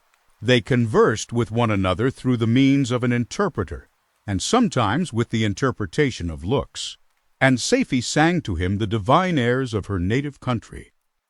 The Turk allowed this intimacy to take place and encouraged the hopes of the youthful lovers, while in his heart he had formed far other plans. He loathed the idea that his daughter should be united to a Christian, but he feared the resentment of Felix if he should appear lukewarm, for he knew that he was still in the power of his deliverer if he should choose to betray him to the Italian state which they inhabited. He revolved 1,000 plans by which he should be enabled to prolong the deceit until it might be no longer necessary, and secretly to take his daughter with him when he departed. His plans were facilitated by the news which arrived from Paris. The government of France were greatly enraged at the escape of their victim and spared no pains to detect and punish his deliverer. The plot of Felix was quickly discovered, and De Lacy and Agatha were thrown into prison. The news reached Felix and roused him from his dream of pleasure. His blind and aged father and his gentle sister lay in a noisome dungeon while he enjoyed the free air and the society of her whom he loved. This idea was torture to him. He quickly arranged with the Turk that if the latter should find a favorable opportunity for escape before Felix could return to Italy, Safie should remain as a boarder at a convent at Leghorn, and then, quitting the lovely Arabian, He hastened to Paris and delivered himself up to the vengeance of the law, hoping to free de Lacy and Agatha by this proceeding. He did not succeed. They remained confined for 5 months before the trial took place, the result of which deprived them of their fortune and condemned them to a perpetual exile from their native country. They found a miserable asylum in the cottage in Germany, where I discovered them. Felix soon learned that the treacherous Turk, for whom he and his family endured such unheard-of oppression, on discovering that his deliverer was thus reduced to poverty and ruin, became a traitor to good feeling and honor and had quitted Italy with his daughter, insultingly sending Felix a pittance of money to aid him, as he said, in some plan of future maintenance. Such were the events that preyed on the heart of Felix and rendered him, when I first saw him, the most miserable of his family. He could have endured poverty, and while this distress had been the meed of his virtue, he gloried in it. But the ingratitude of the Turk and the loss of his beloved Safie were misfortunes more bitter and irreparable. The arrival of the Arabian now infused new life into his soul. When the news reached Leghorn that Felix was deprived of his wealth and rank, the merchant commanded his daughter to think no more of her lover, but to prepare to return to her native country. The generous nature of Safie was outraged by this command. She attempted to expostulate with her father, but he left her angrily, reiterating his tyrannical mandate. A few days after, the Turk entered his daughter's apartment and told her hastily that he had reason to believe that his residence at Leghorn had been divulged and that he should speedily be delivered up to the French government. He had consequently hired a vessel to convey him to Constantinople, for which city he should sail in a few hours. He intended to leave his daughter under the care of a confidential servant, to follow at her leisure with the greater part of his property, which had not yet arrived at Leghorn. When alone, Safie resolved in her own mind the plan of conduct that it would become her to pursue in this emergency. A residence in Turkey was abhorrent to her. Her religion and her feelings were alike averse to it. By some papers of her father which fell into her hands she heard of the exile of her lover and learnt the name of the spot where he then resided. She hesitated some time, but at length she formed her determination. Taking with her some jewels that belonged to her and a sum of money, she quitted Italy with an attendant, a native of Leghorn, but who understood the common language of Turkey, and departed for Germany. She arrived in safety at a town about 20 leagues from the cottage of de Lacy, when her attendant fell dangerously ill. Safie nursed her with the most devoted affection, but the poor girl died, and the Arabian was left alone, unacquainted with the language of the country and utterly ignorant of the customs of the world. She fell, however, into good hands. The Italian had mentioned the name of the spot for which they were bound, and after her death the woman of the house in which they had lived took care that Safie should arrive in safety at the cottage of her lover. Chapter 15. Such was the history of my beloved cottagers. It impressed me deeply. I learned, from the views of social life which it developed, to admire their virtues and to deprecate the vices of mankind. As yet I looked upon crime as a distant evil. Benevolence and generosity were ever present before me, inciting within me a desire to become an actor in the busy scene where so many admirable qualities were called forth and displayed. But in giving an account of the progress of my intellect, I must not omit a circumstance which occurred in the beginning of the month of August of the same year. One night during my accustomed visit to the neighboring wood, where I collected my own food and brought home firing for my protectors, I found on the ground a leathern portmanteau containing several articles of dress and some books. I eagerly seized the prize and returned with it to my hovel.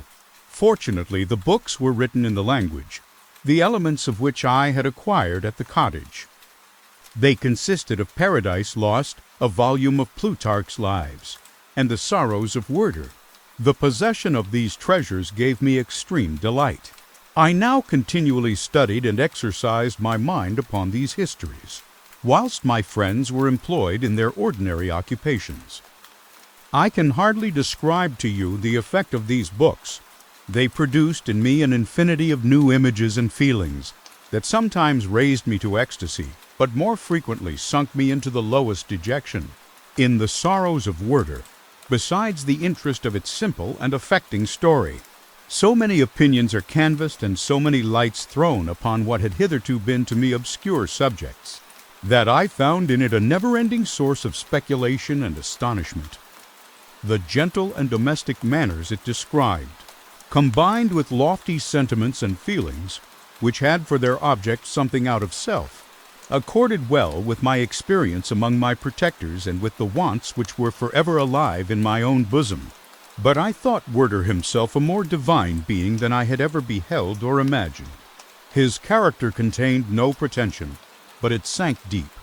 The disquisitions upon death and suicide were calculated to fill me with wonder. I did not pretend to enter into the merits of the case, yet I inclined towards the opinions of the hero, whose extinction I wept, without precisely understanding it. As I read, however, I applied much personally to my own feelings and condition. I found myself similar, yet at the same time strangely unlike to the beings concerning whom I read and to whose conversation I was a listener. I sympathized with and partly understood them, but I was unformed in mind. I was dependent on none and related to none. The path of my departure was free, and there was none to lament my annihilation. My person was hideous and my stature gigantic. What did this mean? Who was I? What was I? Whence did I come? What was my destination? These questions continually recurred, but I was unable to solve them. The volume of Plutarch's Lives which I possessed contained the histories of the first founders of the ancient republics. This book had a far different effect upon me from the Sorrows of Werther. I learned from Werther's imagination's despondency and gloom, but Plutarch taught me high thoughts. He elevated me above the wretched sphere of my own reflections to admire and love the heroes of past ages. Many things I read surpassed my understanding and experience. I had a very confused knowledge of kingdoms, wide extents of country, mighty rivers, and boundless seas, but I was perfectly unacquainted with towns and large assemblages of men. The cottage of my protectors had been the only school in which I had studied human nature. But this book developed new and mightier scenes of action. I read of men concerned in public affairs, governing or massacring their species. I felt the greatest ardor for virtue rise within me, and abhorrence for vice. As far as I understood the signification of those terms, relative as they were, as I applied them, to pleasure and pain alone, induced by these feelings, I was of course led to admire peaceable lawgivers, Numa, Solon, and Lycurgus, in preference to Romulus and Theseus. The patriarchal lives of my protectors caused these impressions to take a firm hold on my mind. Perhaps, if my first introduction to humanity had been made by a young soldier, burning for glory and slaughter, I should have been imbued with different sensations. But Paradise Lost excited different and far deeper emotions. I read it, as I had read the other volumes which had fallen into my hands, as a true history. It moved every feeling of wonder and awe that the picture of an omnipotent God warring with his creatures was capable of exciting. I often referred the several situations, as their similarity struck me, to my own. Like Adam, I was apparently united by no link to any other being in existence. But his state was far different from mine in every other respect. He had come forth from the hands of God a perfect creature, happy and prosperous, guarded by the especial care of his Creator. He was allowed to converse with and acquire knowledge from beings of a superior nature. But I was wretched, helpless, and alone. Many times I considered Satan as the fitter emblem of my condition, for often, like him, when I viewed the bliss of my protectors, the bitter gall of envy rose within me. Another circumstance strengthened and confirmed these feelings. Soon after my arrival in the hovel, I discovered some papers in the pocket of the dress which I had taken from your laboratory. At first I had neglected them, but now that I was able to decipher the characters in which they were written, I began to study them with diligence. It was your journal of the 4 months that preceded my creation. You minutely described in these papers every step you took in the progress of your work. This history was mingled with accounts of domestic occurrences. You doubtless recollect these papers. Here they are. Everything is related in them which bears reference to my accursed origin. The whole detail of that series of disgusting circumstances which produced it is set in view. The minutest description of my odious and loathsome person is given, in language which painted your own horrors and rendered mine indelible. I sickened as I read, "Hateful day when I received life." I exclaimed in agony, "Accursed Creator, why did you form a monster so hideous that even you turned from me in disgust?" God, in pity, made man beautiful and alluring, after his own image. But my form is a filthy type of yours, more horrid even from the very resemblance. Satan had his companions, fellow devils, to admire and encourage him, but I am solitary and abhorred. These were the reflections of my hours of despondency and solitude. But when I contemplated the virtues of the cottagers, their amiable and benevolent dispositions, I persuaded myself that when they should become acquainted with my admiration of their virtues, they would compassionate me and overlook my personal deformity. Could they turn from their door one, however monstrous, who solicited their compassion and friendship? I resolved, at least, not to despair, but in every way to fit myself for an interview with them which would decide my fate. I postponed this attempt for some months longer, for the importance attached to its success inspired me with a dread lest I should fail. Besides, I found that my understanding improved so much with every day's experience that I was unwilling to commence this undertaking until a few more months should have added to my sagacity. Several changes, in the meantime, took place in the cottage. The presence of Safie diffused happiness among its inhabitants, and I also found that a greater degree of plenty reigned there. Felix and Agatha spent more time in amusement and conversation, and were assisted in their labors by servants. They did not appear rich, but they were contented and happy. Their feelings were serene and peaceful, while mine became every day more tumultuous. Increase of knowledge only discovered to me more clearly what a wretched outcast I was. I cherished hope, it is true, but it vanished when I beheld my person reflected in water or my shadow in the moonshine, even as that frail image and that inconstant shade. I endeavored to crush these fears and to fortify myself for the trial which in a few months I resolved to undergo.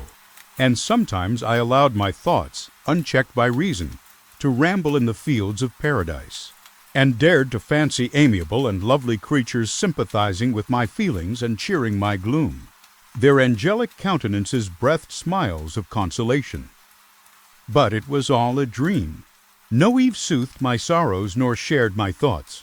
I was alone. I remembered Adam's supplication to his Creator, but where was mine? He had abandoned me, and in the bitterness of my heart I cursed him. Autumn passed thus. I saw, with surprise and grief, the leaves decay and fall, and nature again assumed the barren and bleak appearance it had worn when I first beheld the woods and the lovely moon. Yet I did not heed the bleakness of the weather. I was better fitted by my conformation for the endurance of cold than heat. But my chief delights were the sight of the flowers, the birds, and all the gay apparel of summer. When those deserted me, I turned with more attention towards the cottagers. Their happiness was not decreased by the absence of summer. They loved and sympathized with one another, and their joys, depending on each other, were not interrupted by the casualties that took place around them. The more I saw of them, the greater became my desire to claim their protection and kindness. My heart yearned to be known and loved by these amiable creatures. To see their sweet looks directed towards me with affection was the utmost limit of my ambition. I dared not think that they would turn them from me with disdain and horror. The poor that stopped at their door were never driven away.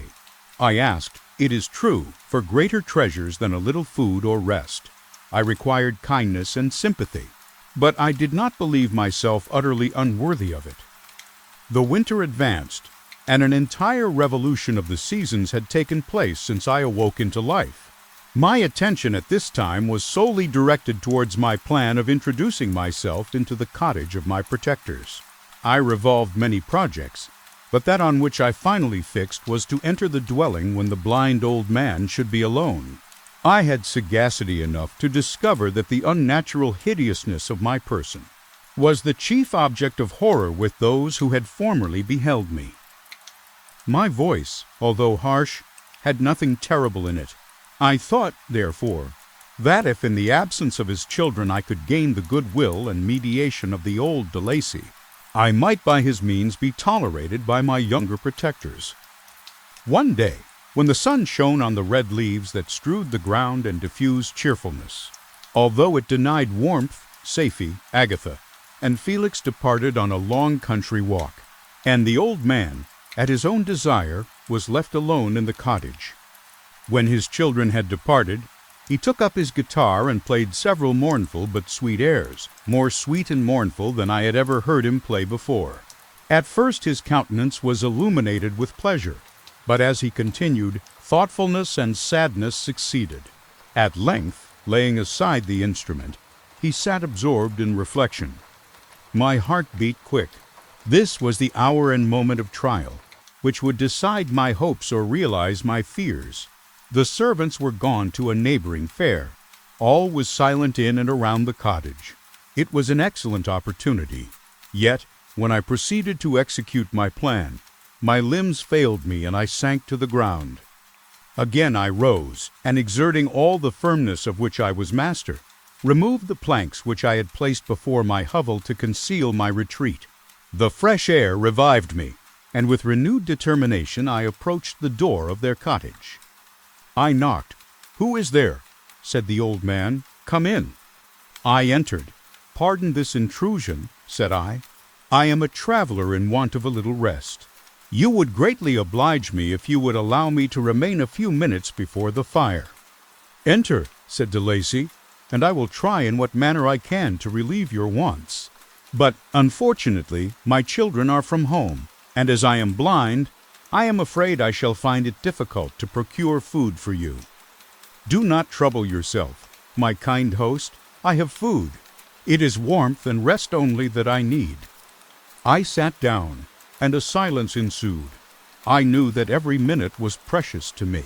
Yet I remained irresolute in what manner to commence the interview, when the old man addressed me.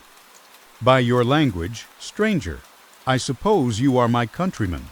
Are you French?" "No, but I was educated by a French family and understand that language only. I am now going to claim the protection of some friends, whom I sincerely love, and of whose favor I have some hopes. Are they Germans?" "No, they are French. But let us change the subject. I am an unfortunate and deserted creature.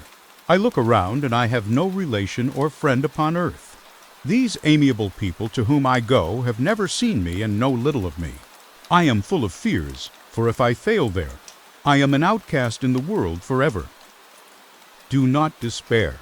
To be friendless is indeed to be unfortunate, but the hearts of men, when unprejudiced by any obvious self-interest, are full of brotherly love and charity. Rely, therefore, on your hopes, and if these friends are good and amiable, do not despair. They are kind, they are the most excellent creatures in the world, but unfortunately they are prejudiced against me. I have good dispositions. My life has been hitherto harmless and in some degree beneficial, but a fatal prejudice clouds their eyes, and where they ought to see a feeling and kind friend, they behold only a detestable monster. That is indeed unfortunate, but if you are really blameless, cannot you undeceive them?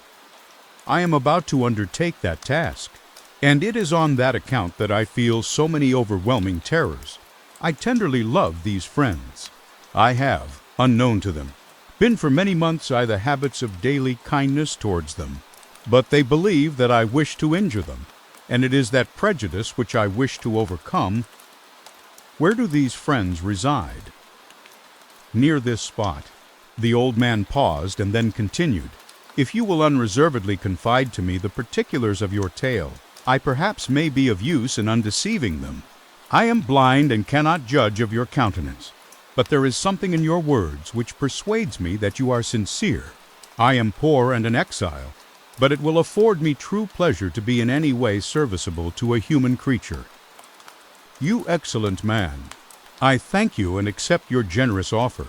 You raise me from the dust by this kindness, and I trust that, by your aid, I shall not be driven from the society and sympathy of your fellow creatures. Heaven forbid, even if you were really criminal, for that can only drive you to desperation, and not instigate you to virtue. I also am unfortunate. I and my family have been condemned, although innocent. Judge, therefore, if I do not feel for your misfortunes. How can I thank you, my best and only benefactor? From your lips first have I heard the voice of kindness directed towards me. I shall be forever grateful, and your present humanity assures me of success with those friends whom I am on the point of meeting. May I know the names and residence of those friends? I paused. This, I thought, was the moment of decision, which was to rob me of or bestow happiness on me forever. I struggled vainly for firmness sufficient to answer him, but the effort destroyed all my remaining strength. I sank on the chair and sobbed aloud. At that moment I heard the steps of my younger protectors. I had not a moment to lose, but seizing the hand of the old man, I cried, "Now is the time. Save and protect me. You and your family are the friends whom I seek. Do not you desert me in the hour of trial." "Great God!" exclaimed the old man. "Who are you?" At that instant the cottage door was opened, and Felix, Safie, and Agatha entered. Who can describe their horror and consternation on beholding me? Agatha fainted, and Safie, unable to attend to her friend, rushed out of the cottage. Felix darted forward, and with supernatural force tore me from his father, to whose knees I clung. In a transport of fury, he dashed me to the ground and struck me violently with a stick. I could have torn him limb from limb, as the lion rends the antelope, but my heart sank within me as with bitter sickness, and I refrained. I saw him on the point of repeating his blow, when, overcome by pain and anguish, I quitted the cottage, and in the general tumult escaped unperceived to my hovel. Chapter 16. Cursed, cursed Creator, why did I live? Why, in that instant, did I not extinguish the spark of existence which you had so wantonly bestowed? I know not. Despair had not yet taken possession of me. My feelings were those of rage and revenge. I could with pleasure have destroyed the cottage and its inhabitants, and have glutted myself with their shrieks and misery. When night came I quitted my retreat and wandered in the wood. And now, no longer restrained by the fear of discovery, I gave vent to my anguish in fearful howlings. I was like a wild beast that had broken the toils, destroying the objects that obstructed me and ranging through the wood with a stag-like swiftness. Oh, what a miserable night I passed! The cold stars shone in mockery, and the bare trees waved their branches above me. Now and then the sweet voice of a bird burst forth amidst the universal stillness. All, save I, were at rest or in enjoyment. I, like the arch-fiend, bore a hell within me, and finding myself unsympathized with, wished to tear up the trees, spread havoc and destruction around me, and then to have sat down and enjoyed the ruin. But this was a luxury of sensation that could not endure. I became fatigued with excessive bodily exertion and sank on the damp grass in the sick impotence of despair. There was none among the myriads of men that existed who would pity or assist me. And should I feel kindness towards my enemies? No. From that moment I declared everlasting war against the species, and more than all, against him who had formed me and sent me forth to this insupportable misery. The sun rose. I heard the voices of men and knew that it was impossible to return to my retreat during that day. Accordingly, I hid myself in some thick underwood, determining to devote the ensuing hours to reflection on my situation. The pleasant sunshine and the pure air of day restored me to some degree of tranquility, and when I considered what had passed at the cottage, I could not help believing that I had been too hasty in my conclusions. I had certainly acted imprudently. It was apparent that my conversation had interested the father in my behalf, and I was a fool in having exposed my person to the horror of his children. I ought to have familiarized the old de Lacy to me, and by degrees to have discovered myself to the rest of his family, when they should have been prepared for my approach. But I did not believe my errors to be irretrievable, and after much consideration I resolved to return to the cottage, seek the old man, and by my representations win him to my party. These thoughts calmed me, and in the afternoon I sank into a profound sleep. But the fever of my blood did not allow me to be visited by peaceful dreams. The horrible scene of the preceding day was forever acting before my eyes. The females were flying and the enraged Felix tearing me from his father's feet. I awoke exhausted, and finding that it was already night, I crept forth from my hiding place and went in search of food. When my hunger was appeased, I directed my steps towards the well-known path that conducted to the cottage. All there was at peace. I crept into my hovel and remained in silent expectation of the accustomed hour when the family arose. That hour passed, the sun mounted high in the heavens, but the cottagers did not appear. I trembled violently, apprehending some dreadful misfortune. The inside of the cottage was dark, and I heard no motion. I cannot describe the agony of this suspense. Presently 2 countrymen passed by, but pausing near the cottage, they entered into conversation, using violent gesticulations. But I did not understand what they said, as they spoke the language of the country, which differed from that of my protectors. Soon after, however, Felix approached with another man. I was surprised, as I knew that he had not quitted the cottage that morning, and waited anxiously to discover from his discourse the meaning of these unusual appearances. "Do you consider," said his companion to him, "that you will be obliged to pay 3 months' rent and to lose the produce of your garden? I do not wish to take any unfair advantage, and I beg therefore that you will take some days to consider of your determination." "It is utterly useless," replied Felix. "We can never again inhabit your cottage. The life of my father is in the greatest danger, owing to the dreadful circumstance that I have related. My wife and my sister will never recover from their horror. I entreat you not to reason with me any more. Take possession of your tenement and let me fly from this place." Felix trembled violently as he said this. He and his companion entered the cottage, in which they remained for a few minutes and then departed. I never saw any of the family of de Lacy more. I continued for the remainder of the day in my hovel in a state of utter and stupid despair. My protectors had departed and had broken the only link that held me to the world. For the first time the feelings of revenge and hatred filled my bosom, and I did not strive to control them, but allowing myself to be borne away by the stream, I bent my mind towards injury and death. When I thought of my friends, of the mild voice of de Lacy, the gentle eyes of Agatha, and the exquisite beauty of the Arabian, these thoughts vanished and a gush of tears somewhat soothed me. But again when I reflected that they had spurned and deserted me, anger returned, a rage of anger, and unable to injure anything human. I turned my fury towards inanimate objects.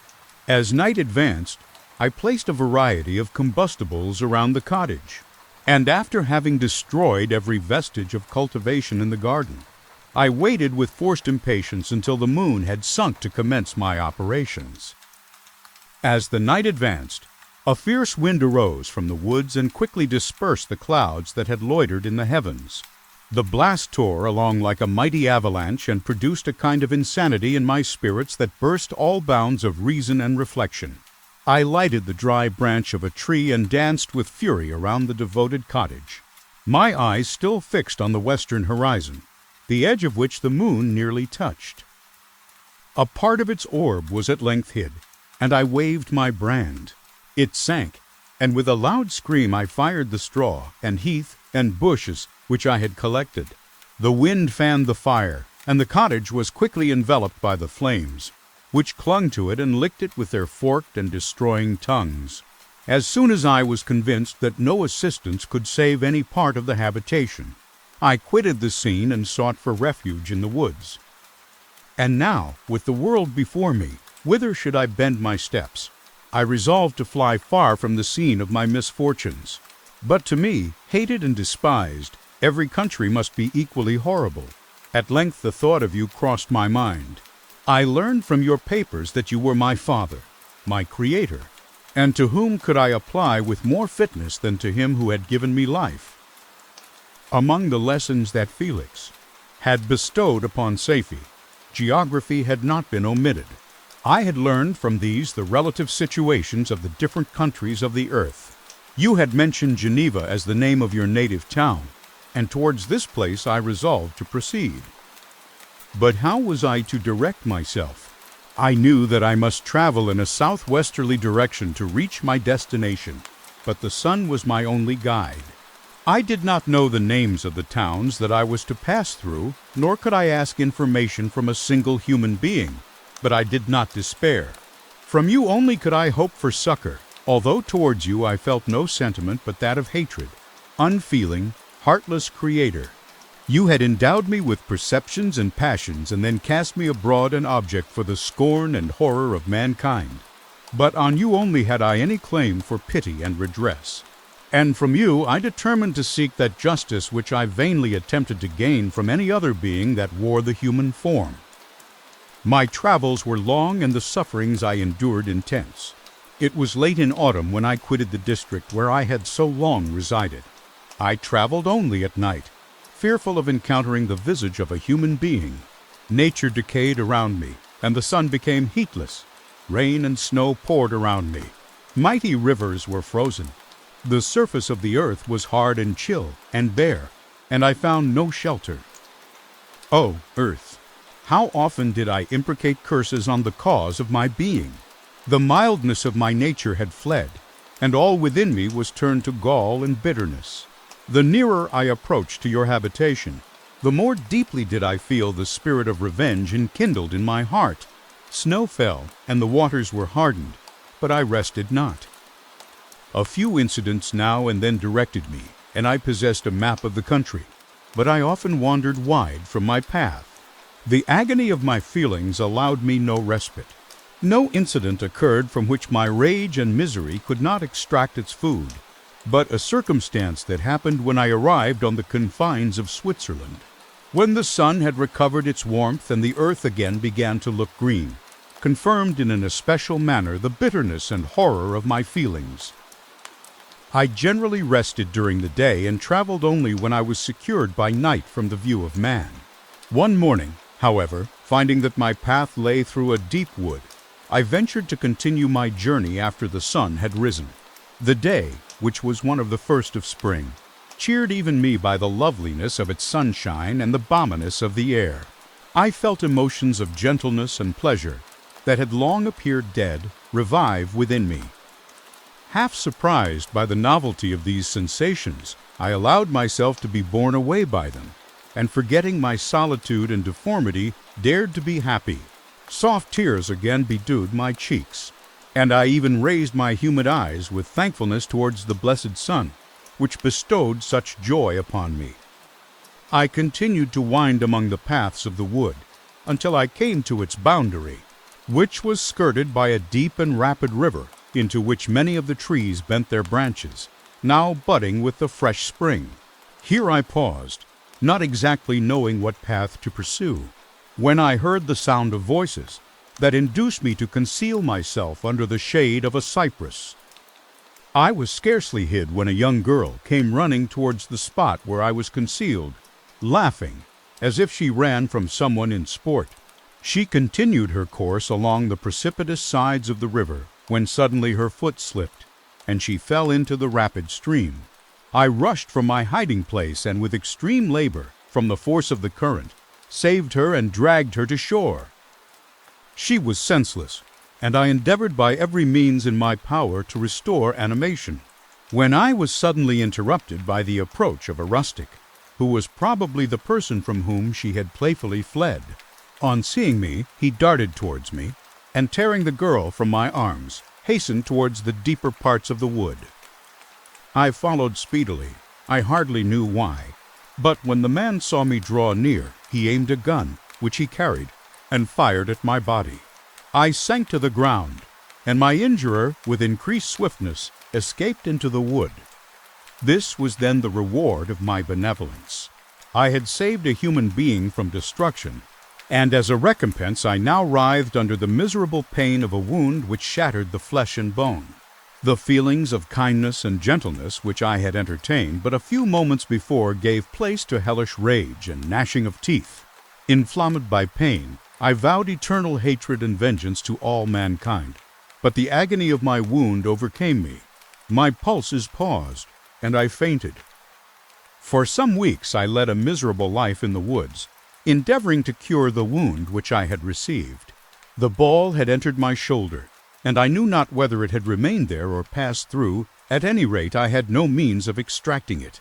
My sufferings were augmented also by the oppressive sense of the injustice and ingratitude of their infliction.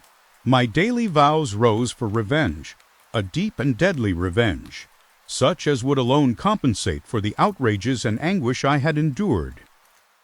After some weeks my wound healed, and I continued my journey. The labors I endured were no longer to be alleviated by the bright sun or gentle breezes of spring. All joy was but a mockery which insulted my desolate state and made me feel more painfully that I was not made for the enjoyment of pleasure. But my toils now drew near a close, and in 2 months from this time I reached the environs of Geneva. It was evening when I arrived, and I retired to a hiding place among the fields that surround it to meditate in what manner I should apply to you. I was oppressed by fatigue and hunger and far too unhappy to enjoy the gentle breezes of evening or the prospect of the sun setting behind the stupendous mountains of Jura. At this time a slight sleep relieved me from the pain of reflection, which was disturbed by the approach of a beautiful child, who came running into the recess I had chosen, with all the sportiveness of infancy. Suddenly, as I gazed on him, an idea seized me that this little creature was unprejudiced and had lived too short a time to have imbibed a horror of deformity. If, therefore, I could seize him and educate him as my companion and friend, I should not be so desolate in this peopled earth. Urged by this impulse, I seized on the boy as he passed and drew him towards me. As soon as he beheld my form, he placed his hands before his eyes and uttered a shrill scream. I drew his hand forcibly from his face and said, "Child, what is the meaning of this? I do not intend to hurt you. Listen to me." He struggled violently. "Let me go," he cried. "Monster, ugly wretch, you wish to eat me and tear me to pieces. You are an ogre. Let me go, or I will tell my papa. Boy, you will never see your father again. You must come with me." "No, you hideous monster. Let me go. My papa is a syndic. He is Mr. Frankenstein. He will punish you. You dare not keep me." "Frankenstein, you say. You belong then to my enemy, to him towards whom I have sworn eternal revenge. You shall be my first victim." The child still struggled and loaded me with epithets which carried despair to my heart. I grasped his throat to silence him, and in a moment he lay dead at my feet. I gazed on my victim, and my heart swelled with exultation and hellish triumph. Clapping my hands, I exclaimed, "I too can create desolation. My enemy is not invulnerable. This death will carry despair to him, and 1,000 other miseries shall torment and destroy him." As I fixed my eyes on the child, I saw something glittering on his breast. I took it. It was a portrait of a most lovely woman. In spite of my malignity, it softened and attracted me. For a few moments I gazed with delight on her dark eyes, fringed by deep lashes, and her lovely lips. But presently my rage returned. I remembered that I was forever deprived of the delights that such beautiful creatures could bestow, and that she whose resemblance I contemplated would, in regarding me, have changed that air of divine benignity to one expressive of disgust and affright. Can you wonder that such thoughts transported me with rage? I only wonder that at that moment, instead of venting my sensations in exclamations and agony, I did not rush among mankind and perish in the attempt to destroy them. While I was overcome by these feelings, I left the spot where I had committed the murder, and seeking a more secluded hiding place, I entered a barn which had appeared to me to be empty. A woman was sleeping on some straw. She was young, not indeed so beautiful as her whose portrait I held, but of an agreeable aspect and blooming in the loveliness of youth and health. Here, I thought, is one of those whose joy-imparting smiles are bestowed on all but me. And then I bent over her and whispered, "Awake, fairest. Thy lover is near, he who would give his life but to obtain one look of affection from thine eyes. My beloved, awake." The sleeper stirred. A thrill of terror ran through me. Should she indeed awake, and see me, and curse me, and denounce the murderer? Thus would she assuredly act if her darkened eyes opened and she beheld me. The thought was madness. It stirred the fiend within me, not I, but she shall suffer. The murder I have committed because I am forever robbed of all that she could give me, she shall atone. The crime had its source in her. Be hers the punishment. Thanks to the lessons of Felix and the sanguinary laws of man, I had learned now to work mischief. I bent over her and placed the portrait securely in one of the folds of her dress. She moved again, and I fled. For some days I haunted the spot where these scenes had taken place, sometimes wishing to see you, sometimes resolved to quit the world and its miseries forever. At length I wandered towards these mountains, and have ranged through their immense recesses, consumed by a burning passion which you alone can gratify. We may not part until you have promised to comply with my requisition. I am alone and miserable. Man will not associate with me. But one as deformed and horrible as myself would not deny herself to me. My companion must be of the same species and have the same defects. This being you must create. Chapter 17. The being finished speaking and fixed his looks upon me in the expectation of a reply. But I was bewildered, perplexed, and unable to arrange my ideas sufficiently to understand the full extent of his proposition. He continued, "You must create a female for me with whom I can live in the interchange of those sympathies necessary for my being. This you alone can do, and I demand it of you as a right which you must not refuse to concede." The latter part of his tale had kindled anew in me the anger that had died away while he narrated his peaceful life among the cottagers. And as he said this, I could no longer suppress the rage that burned within me. "I do refuse it," I replied, "and no torture shall ever extort a consent from me. You may render me the most miserable of men, but you shall never make me base in my own eyes. Shall I create another like yourself, whose joint wickedness might desolate the world? Begone, I have answered you. You may torture me, but I will never consent." "You are in the wrong," replied the fiend, "and instead of threatening, I am content to reason with you. I am malicious because I am miserable. Am I not shunned and hated by all mankind? You, my Creator, would tear me to pieces and triumph. Remember that, and tell me why I should pity man more than he pities me. You would not call it murder if you could precipitate me into one of those ice rifts and destroy my frame. The work of your own hands. Shall I respect man when he condemns me? Let him live with me in the interchange of kindness, and instead of injury I would bestow every benefit upon him with tears of gratitude at his acceptance, but that cannot be. The human senses are insurmountable barriers to our union. Yet mine shall not be the submission of abject slavery. I will revenge my injuries. If I cannot inspire love, I will cause fear, and chiefly towards you, my archenemy, because my Creator, do I swear inextinguishable hatred, have a care. I will work at your destruction, nor finish until I desolate your heart, so that you shall curse the hour of your birth." A fiendish rage animated him as he said this. His face was wrinkled into contortions too horrible for human eyes to behold. But presently he calmed himself and proceeded. "I intended to reason. This passion is detrimental to me, for you do not reflect that you are the cause of its excess. If any being felt emotions of benevolence towards me, I should return them 100 and 100-fold. For that one creature's sake I would make peace with the whole kind. But I now indulge in dreams of bliss that cannot be realized. What I ask of you is reasonable and moderate. I demand a creature of another sex, but as hideous as myself.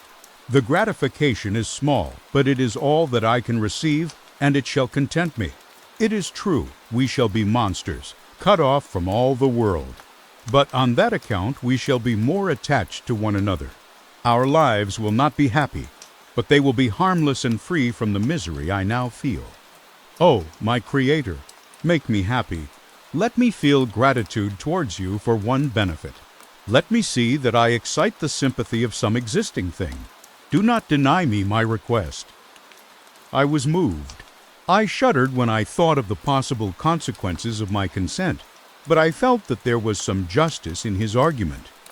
His tale and the feelings he now expressed proved him to be a creature of fine sensations, and did I not as his maker owe him all the portion of happiness that it was in my power to bestow?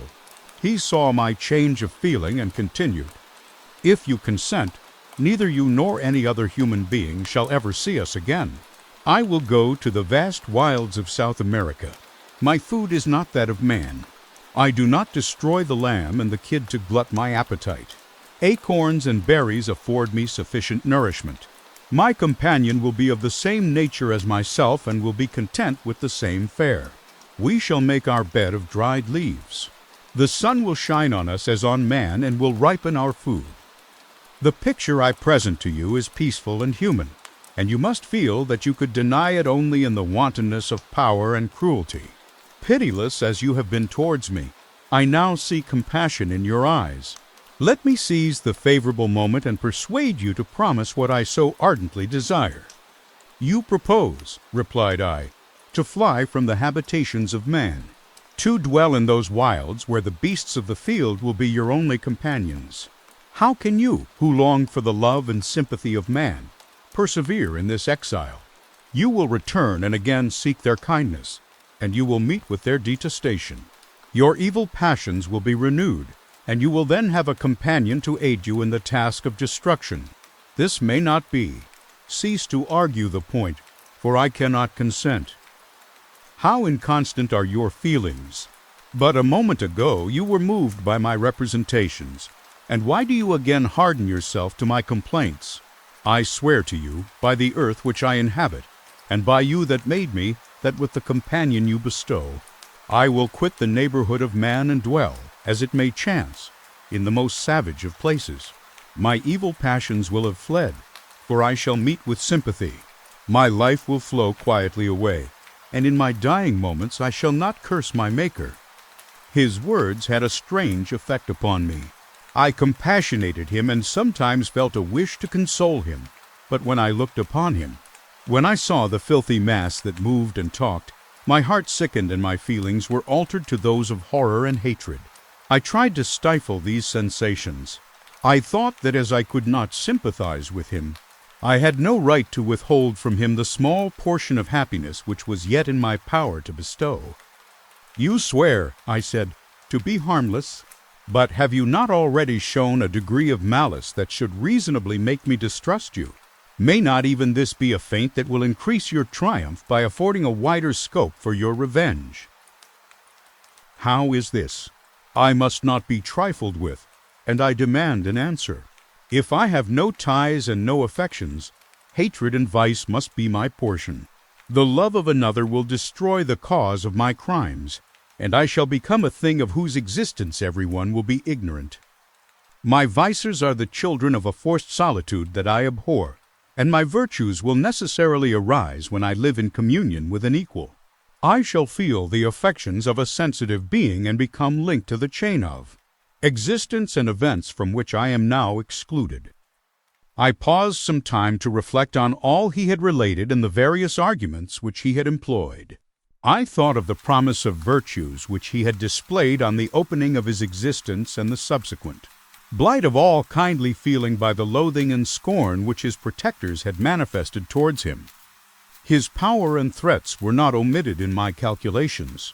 A creature who could exist in the ice caves of the glaciers and hide himself from, pursued among the ridges of inaccessible precipices, was a being possessing faculties it would be vain to cope with.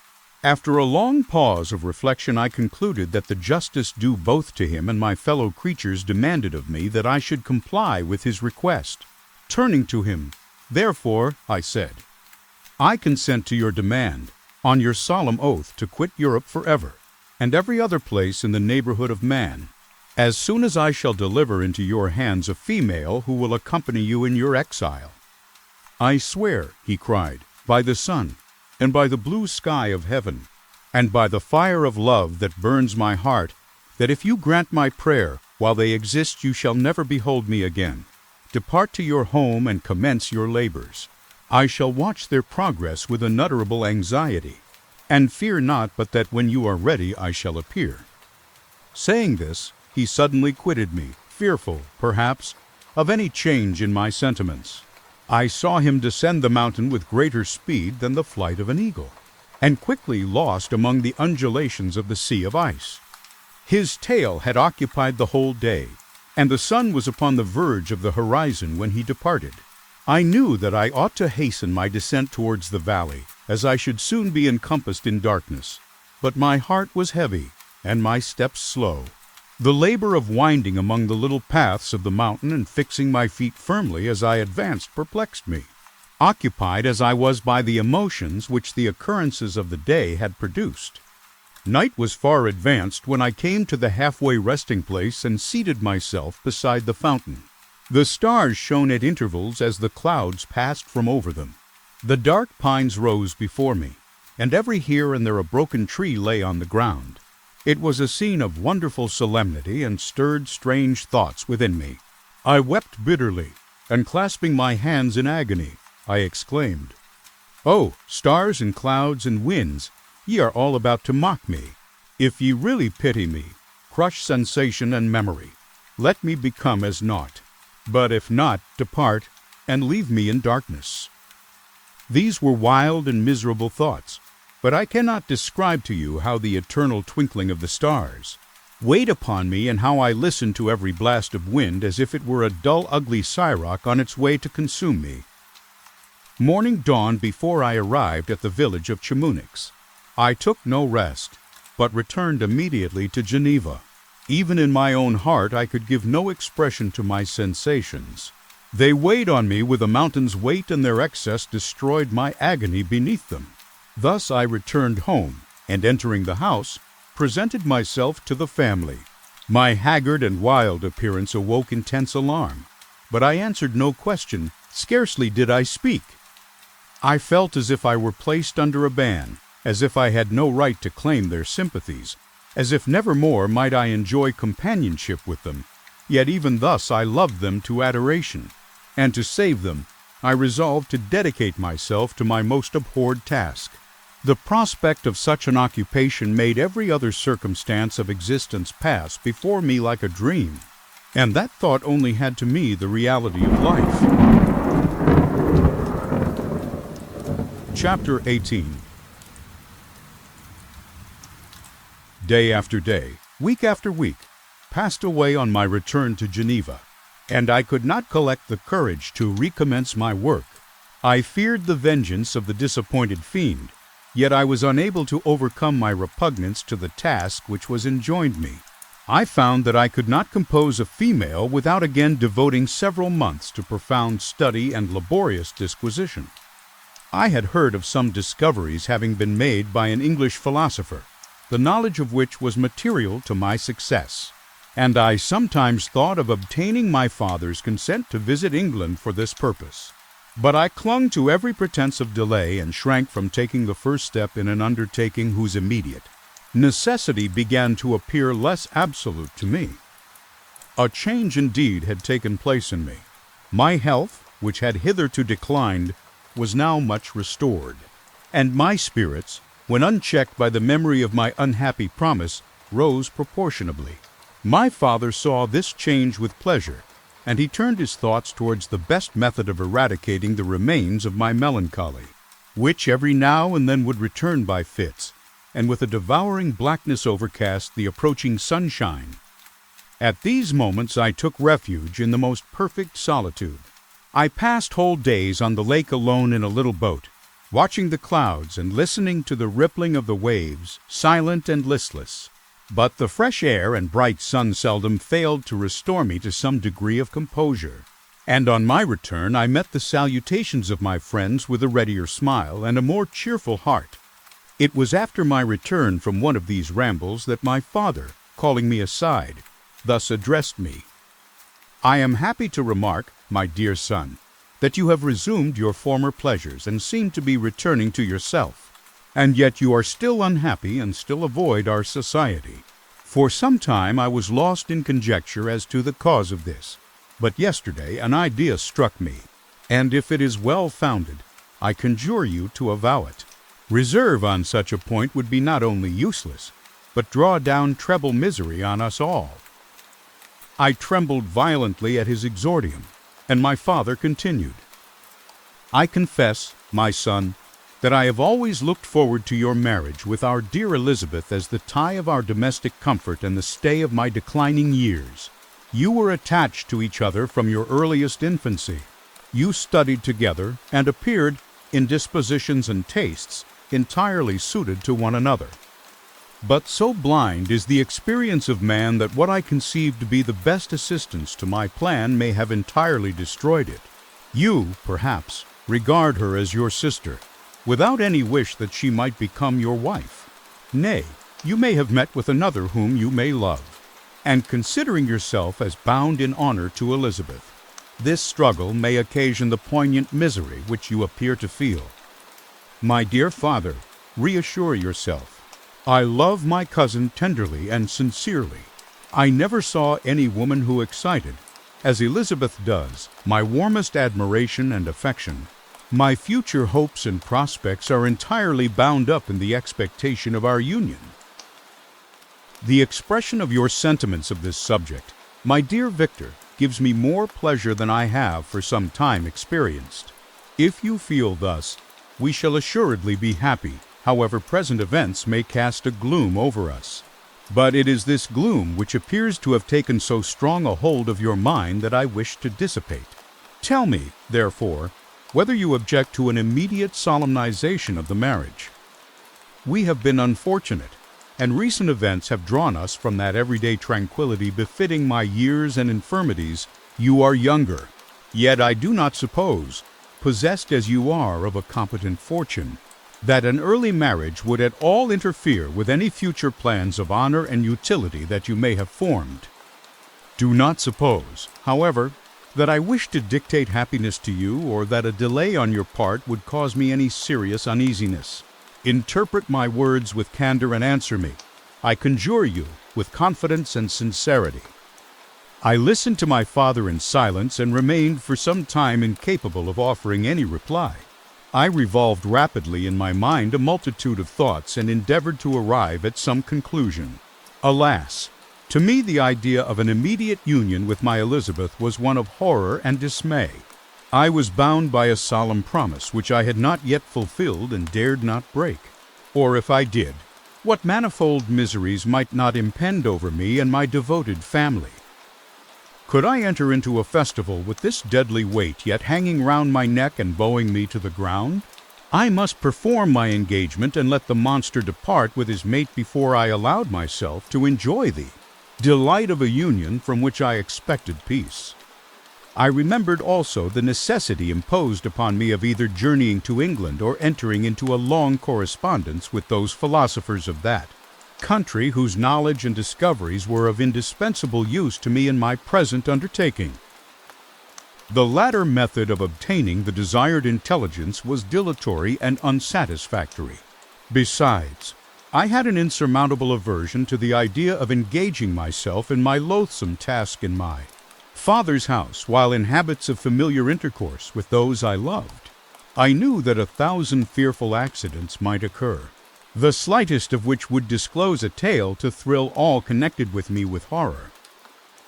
I was aware also that I should often lose all self-command, all capacity of hiding the harrowing sensations that would possess me during the progress of my unearthly occupation.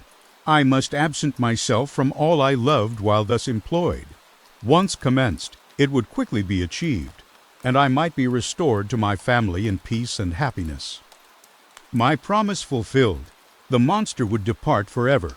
Or so my fond fancy imaged some accident might meanwhile occur to destroy him and put an end to my slavery forever. These feelings dictated my answer to my father. I expressed a wish to visit England, but concealing the true reasons of this request, I clothed my desires under a guise which excited no suspicion, while I urged my desire with an earnestness that easily induced my father to comply. After so long a period of an absorbing melancholy that resembled madness in its intensity and effects, he was glad to find that I was capable of taking pleasure in the idea of such a journey, and he hoped that change of scene and varied amusement would, before my return, have restored me entirely to myself. The duration of my absence was left to my own choice. A few months, or at most a year, was the period contemplated. One paternal kind precaution he had taken to ensure my having a companion. Without previously communicating with me, he had, in concert with Elizabeth, arranged that Clerval should join me at Strasbourg. This interfered with the solitude I coveted for the prosecution of my task. Yet at the commencement of my journey the presence of my friend could in no way be an impediment, and truly I rejoiced that thus I should be saved many hours of lonely, maddening reflection. Nay, Henry might stand between me and the intrusion of my foe. If I were alone, would he not at times force his abhorred presence on me to remind me of my task or to contemplate its progress? To England, therefore, I was bound, and it was understood that my union with Elizabeth should take place immediately on my return. My father's age rendered him extremely averse to delay. For myself, there was one reward I promised myself from my detested toils, one consolation for my unparalleled sufferings. It was the prospect of that day when, enfranchised from my miserable slavery, I might claim Elizabeth and forget the past in my union with her. I now made arrangements for my journey, but one feeling haunted me which filled me with fear and agitation. During my absence I should leave my friends unconscious of the existence of their enemy and unprotected from his attacks, exasperated as he might be by my departure. But he had promised to follow me wherever I might go, and would he not accompany me to England? This imagination was dreadful in itself, but soothing inasmuch as it supposed the safety of my friends. I was agonized with the idea of the possibility that the reverse of this might happen. But through the whole period during which I was the slave of my creature I allowed myself to be governed by the impulses of the moment, and my present sensations strongly intimated that the fiend would follow me and exempt my family from the danger of his machinations. It was in the latter end of September that I again quitted my native country. My journey had been my own suggestion, and Elizabeth therefore acquiesced. But she was filled with disquiet at the idea of my suffering. Away from her, the inroads of misery and grief. It had been her care which provided me a companion in Clerval. And yet a man is blind to 1,000-minute circumstances which call forth a woman's sedulous attention. She longed to bid me hasten my return. 1,000 conflicting emotions rendered her mute as she bade me a tearful, silent farewell. I threw myself into the carriage that was to convey me away, hardly knowing whither I was going, and careless of what was passing around. I remembered only, and it was with a bitter anguish that I reflected on it, to order that my chemical instruments should be packed to go with me, filled with dreary imaginations. I passed through many beautiful and majestic scenes, but my eyes were fixed and unobserving. I could only think of the bourne of my travels and the work which was to occupy me whilst they endured. After some days spent in listless indolence, during which I traversed many leagues, I arrived at Strasbourg, where I waited 2 days for Clerval. He came, alas! How great was the contrast between us! He was alive to every new scene, joyful when he saw the beauties of the setting sun, and more happy when he beheld it rise and recommence a new day. He pointed out to me the shifting colors of the landscape and the appearances of the sky. "This is what it is to live," he cried. "Now I enjoy existence. But you, my dear Frankenstein, wherefore are you desponding and sorrowful? In truth, I was occupied by gloomy thoughts and neither saw the descent of the evening star nor the golden sunrise, reflected in the Rhine, and you, my friend, would be far more amused with the journal of Clerval, who observed the scenery with an eye of feeling and delight, than in listening to my reflections. I, a miserable wretch, haunted by a curse that shut up every avenue to enjoyment." We had agreed to descend the Rhine in a boat from Strasbourg to Rotterdam, whence we might take shipping for London. During this voyage we passed many willowy islands and saw several beautiful towns. We stayed a day at Mannheim, and on the 5th from our departure from Strasbourg, arrived at Mainz. The course of the Rhine below Mainz becomes much more picturesque. The river descends rapidly and winds between hills, not high, but steep, and of beautiful forms. We saw many ruined castles standing on the edges of precipices, surrounded by black woods, high and inaccessible. This part of the Rhine, indeed, presents a singularly variegated landscape. In one spot you view rugged hills, ruined castles overlooking tremendous precipices, with the dark Rhine rushing beneath, and on the sudden turn of a promontory, flourishing vineyards with green sloping banks and a meandering river and populous towns occupy the scene. We traveled at the time of the vintage and heard the song of the laborers as we glided down the stream. Even I, depressed in mind, and my spirits continually agitated by gloomy feelings, even I was pleased. I lay at the bottom of the boat, and as I gazed on the cloudless blue sky, I seemed to drink in a tranquility to which I had long been a stranger. And if these were my sensations, who can describe those of Henry? He felt as if he had been transported to fairyland and enjoyed a happiness seldom tasted by man. "I have seen," he said, "the most beautiful scenes of my own country.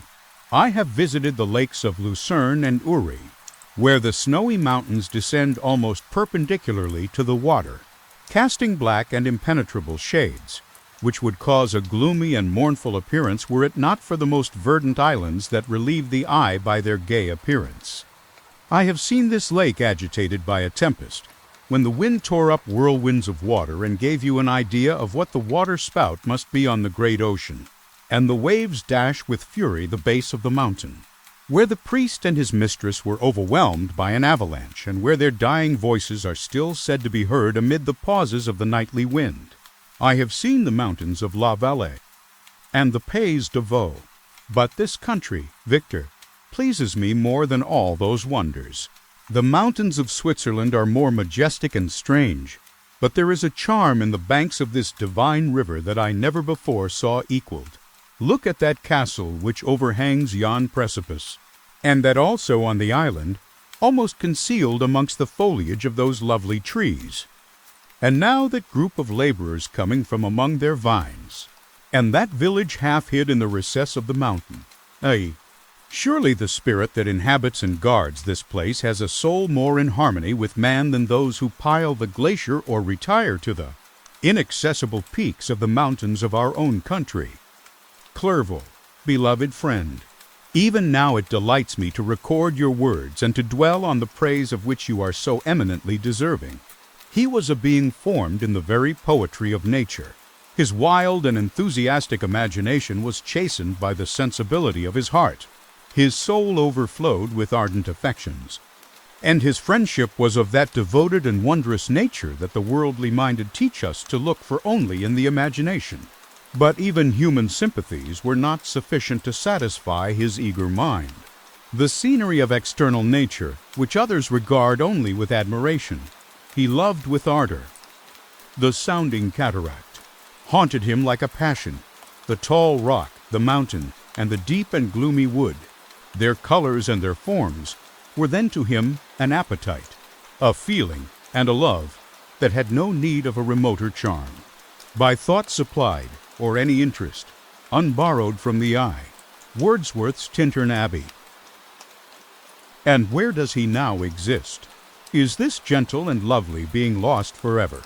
has this mind, so replete with ideas, imaginations fanciful and magnificent, which formed a world whose existence depended on the life of its creator. Has this mind perished? Does it now only exist in my memory? No, it is not thus. Your form so divinely wrought and beaming with beauty has decayed, but your spirit still visits and consoles your unhappy friend. Pardon this gush of sorrow. These ineffectual words are but a slight tribute to the unexampled worth of Henry, but they soothe my heart, overflowing with the anguish which his remembrance creates. I will proceed with my tale. Beyond Cologne we descended to the plains of Holland, and we resolved to post the remainder of our way, for the wind was contrary and the stream of the river was too gentle to aid us. Our journey here lost the interest arising from beautiful scenery, but we arrived in a few days at Rotterdam, whence we proceeded by sea to England. It was on a clear morning, in the latter days of December, that I first saw the white cliffs of Britain. The banks of the Thames presented a new scene. They were flat but fertile, and almost every town was marked by the remembrance of some story. We saw Tilbury Fort and remembered the Spanish Armada, Gravesend, Woolwich, and Greenwich, places which I had heard of even in my country. At length we saw the numerous steeples of London, St. Paul's towering above all, and the tower famed in English history. Chapter 19. London was our present point of rest. We determined to remain several months in this wonderful and celebrated city. Clerval desired the intercourse of the men of genius and talent who flourished at this time, but this was with me a secondary object. I was principally occupied with the means of obtaining the information necessary for the completion of my promise, and quickly availed myself of the letters of introduction that I had brought with me, addressed to the most distinguished natural philosophers. If this journey had taken place during my days of study and happiness, it would have afforded me inexpressible pleasure. But a blight had come over my existence, and I only visited these people for the sake of the information they might give me on the subject in which my interest was so terribly profound. Company was irksome to me. When alone, I could fill my mind with the sights of heaven and earth. The voice of Henry soothed me, and I could thus cheat myself into a transitory peace. But busy, uninteresting, joyous faces brought back despair to my heart. I saw an insurmountable barrier placed between me and my fellow men. This barrier was sealed with the blood of William and Justine, and to reflect on the events connected with those names filled my soul with anguish. But in Clerval I saw the image of my former self. He was inquisitive and anxious to gain experience and instruction. The difference of manners which he observed was to him an inexhaustible source of instruction and amusement. He was also pursuing an object he had long had in view. His design was to visit India, in the belief that he had in his knowledge of its various languages, and in the views he had taken of its society. The means of materially assisting the progress of European colonization and trade.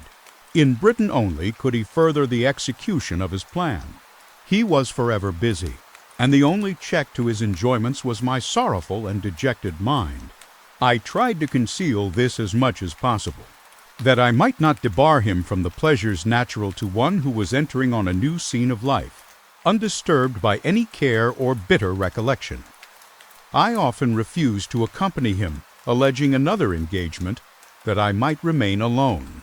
I now also began to collect the materials necessary for my new creation, and this was to me like the torture of single drops of water continually falling on the head. Every thought that was devoted to it was an extreme anguish, and every word that I spoke in allusion to it caused my lips to quiver and my heart to palpitate. After passing some months in London, we received a letter from a person in Scotland who had formerly been our visitor at Geneva. He mentioned the beauties of his native country and asked us if those were not sufficient allurements to induce us to prolong our journey as far north as Perth, where he resided.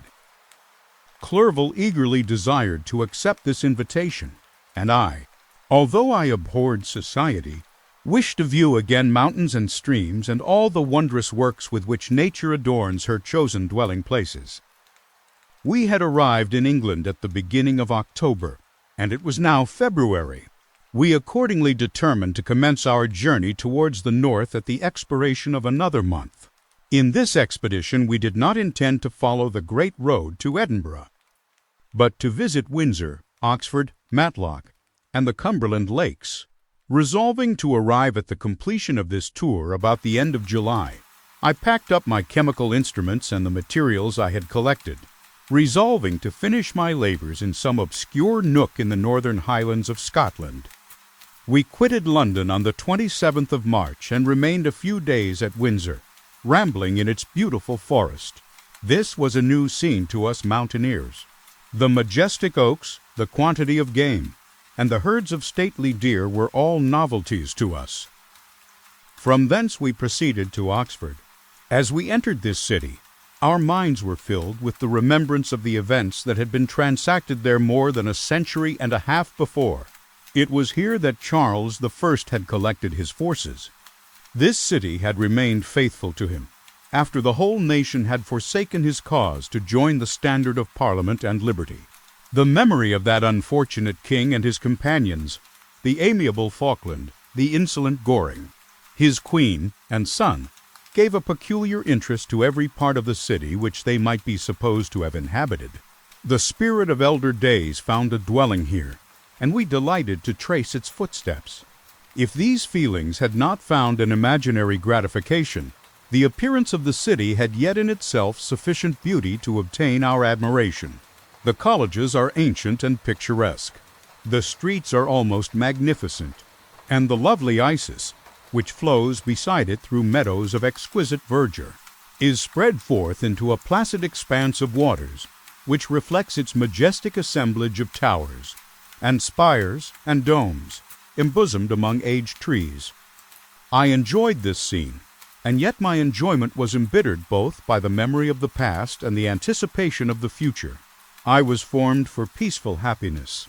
During my youthful days discontent never visited my mind, and if I was ever overcome by ennui, the sight of what is beautiful in nature or the study of what is excellent and sublime in the productions of man could always interest my heart and communicate elasticity to my spirits.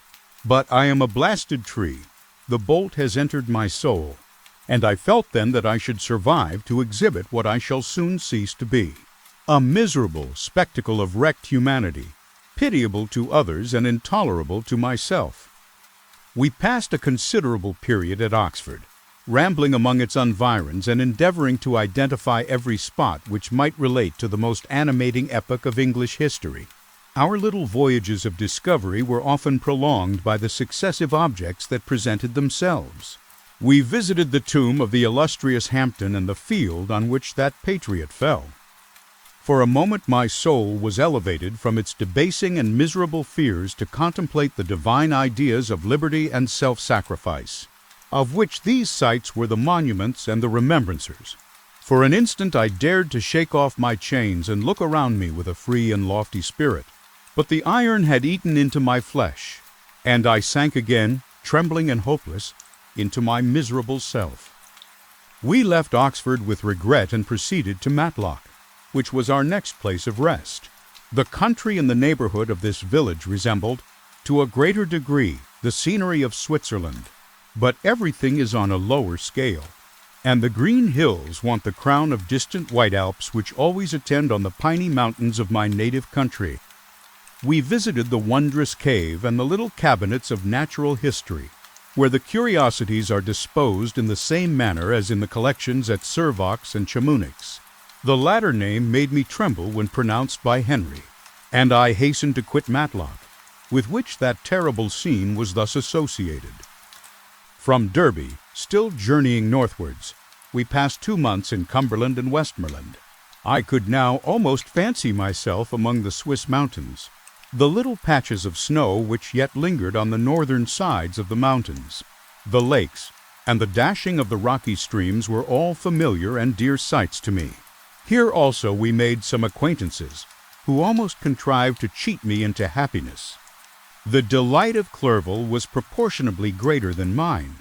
His mind expanded in the company of men of talent, and he found in his own nature greater capacities and resources than he could have imagined himself to have possessed while he associated with his inferiors.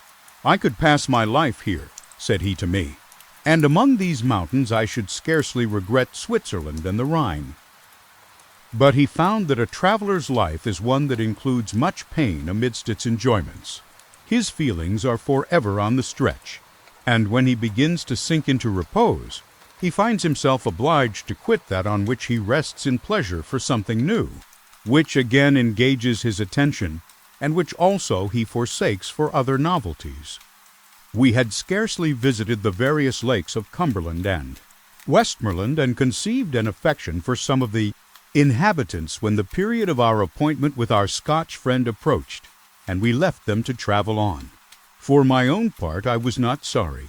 I had now neglected my promise for some time, and I feared the effects of the Demon's disappointment.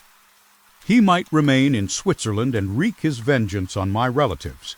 This idea pursued me and tormented me at every moment from which I might otherwise have snatched repose and peace. I waited for my letters with feverish impatience. If they were delayed, I was miserable and overcome by 1,000 fears. And when they arrived and I saw the superscription of Elizabeth or my father, I hardly dared to read and ascertain my fate. Sometimes I thought that the fiend followed me and might expedite my remissness by murdering my companion. When these thoughts possessed me, I would not quit Henry for a moment, but followed him as his shadow, to protect him from the fancied rage of his destroyer. I felt as if I had committed some great crime, the consciousness of which haunted me. I was guiltless, but I had indeed drawn down a horrible curse upon my head, as mortal as that of crime. I visited Edinburgh with languid eyes and mind, and yet that city might have interested the most unfortunate being. Clerval did not like it so well as Oxford, for the antiquity of the latter city was more pleasing to him. But the beauty and regularity of the new town of Edinburgh, its romantic castle and its environs, the most delightful in the world, Arthur's Seat, St. Bernard's Well, and the Pentland Hills, compensated him for the change and filled him with cheerfulness and admiration. But I was impatient to arrive at the termination of my journey. We left Edinburgh in a week, passing through Cooper, St. Andrews, and along the banks of the Tay to Perth, where our friend expected us. But I was in no mood to laugh and talk with strangers or enter into their feelings or plans with the good humor expected from a guest. And accordingly I told Clerval that I wished to make the tour of Scotland alone. "Do you," said I, "enjoy yourself, and let this be our rendezvous. I may be absent a month or two, but do not interfere with my motions, I entreat you. Leave me to peace and solitude for a short time, and when I return, I hope it will be with a lighter heart, more congenial to your own temper." Henry wished to dissuade me, but seeing me bent on this plan, ceased to remonstrate. He entreated me to write often. "I had rather be with you," he said, "in your solitary rambles than with these Scotch people, whom I do not know. Hasten, then, my dear friend, to return, that I may again feel myself somewhat at home, which I cannot do in your absence." Having parted from my friend, I determined to visit some remote spot of Scotland and finish my work in solitude. I did not doubt but that the monster followed me and would discover himself to me when I should have finished, that he might receive his companion. With this resolution I traversed the northern highlands and fixed on one of the remotest of the Orkneys as the scene of my labors. It was a place fitted for such a work, being hardly more than a rock whose high sides were continually beaten upon by the waves. The soil was barren, scarcely affording pasture for a few miserable cows, and oatmeal for its inhabitants, which consisted of 5 persons, whose gaunt and scraggy limbs gave tokens of their miserable fare. Vegetables and bread, when they indulged in such luxuries, and even fresh water, was to be procured from the mainland, which was about 5 miles distant. On the whole island there were but 3 miserable huts, and one of these was vacant when I arrived. This I hired, It contained but 2 rooms, and these exhibited all the squalidness of the most miserable penury. The thatch had fallen in, the walls were unplastered, and the door was off its hinges. I ordered it to be repaired, bought some furniture, and took possession, an incident which would doubtless have occasioned some surprise had not all the senses of the cottagers been benumbed by want and squalid poverty. As it was, I lived ungazed at and unmolested, hardly thanked for the pittance of food and clothes which I gave. So much does suffering blunt even the coarsest sensations of men. In this retreat I devoted the morning to labor, but in the evening, when the weather permitted, I walked on the stony beach of the sea to listen to the waves as they roared and dashed at my feet. It was a monotonous yet ever-changing scene. I thought of Switzerland. It was far different from this desolate and appalling landscape. Its hills are covered with vines, and its cottages are scattered thickly in the plains. Its fair lakes reflect a blue and gentle sky, and when troubled by the winds, their tumult is but as the play of a lively infant when compared to the roarings of the giant ocean. In this manner I distributed my occupations when I first arrived, but as I proceeded in my labor, it became every day more horrible and irksome to me. Sometimes I could not prevail on myself to enter my laboratory for several days, and at other times I toiled day and night in order to complete my work. It was, indeed, a filthy process in which I was engaged. During my first experiment, a kind of enthusiastic frenzy had blinded me to the horror of my employment. My mind was intently fixed on the consummation of my labor, and my eyes were shut to the horror of my proceedings. But now I went to it in cold blood, and my heart often sickened at the work of my hands. Thus situated, employed in the most detestable occupation, immersed in a solitude where nothing could for an instant call my attention from the actual scene in which I was engaged, my spirits became unequal. I grew restless and nervous. Every moment I feared to meet my persecutor. Sometimes I sat with my eyes fixed on the ground, fearing to raise them lest they should encounter the object which I so much dreaded to behold. I feared to wander from the sight of my fellow creatures lest, when alone, he should come to claim his companion. In the meantime I worked on, and my labor was already considerably advanced. I looked towards its completion with a tremulous and eager hope, which I dared not trust myself to question, but which was intermixed with obscure forebodings of evil that made my heart sicken in my bosom. Chapter 20. I sat one evening in my laboratory. The sun had set, and the moon was just rising from the sea. I had not sufficient light for my employment, and I remained idle, in a pause of consideration of whether I should leave my labor for the night or hasten its conclusion by an unremitting attention to it. As I sat, a train of reflection occurred to me which led me to consider the effects of what I was now doing. 3 years before, I was engaged in the same manner and had created a fiend whose unparalleled barbarity had desolated my heart and filled it forever with the bitterest remorse. I was now about to form another being of whose dispositions I was alike ignorant.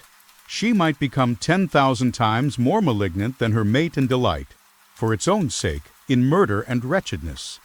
He had sworn to quit the neighborhood of man and hide himself in deserts, but she had not, and she, who in all probability was to become a thinking and reasoning animal, might refuse to comply with a compact made before her creation. They might even hate each other. The creature who already lived loathed his own deformity, and might he not conceive a greater abhorrence for it when it came before his eyes in the female form? She also might turn with disgust from him to the superior beauty of man.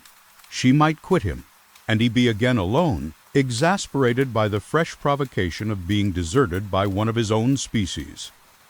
Even if they were to leave Europe and inhabit the deserts of the New World, yet one of the first results of those sympathies for which the Degeman thirsted would be children, and a race of devils would be propagated upon the earth who might make the very existence of the species of man a condition precarious and full of terror.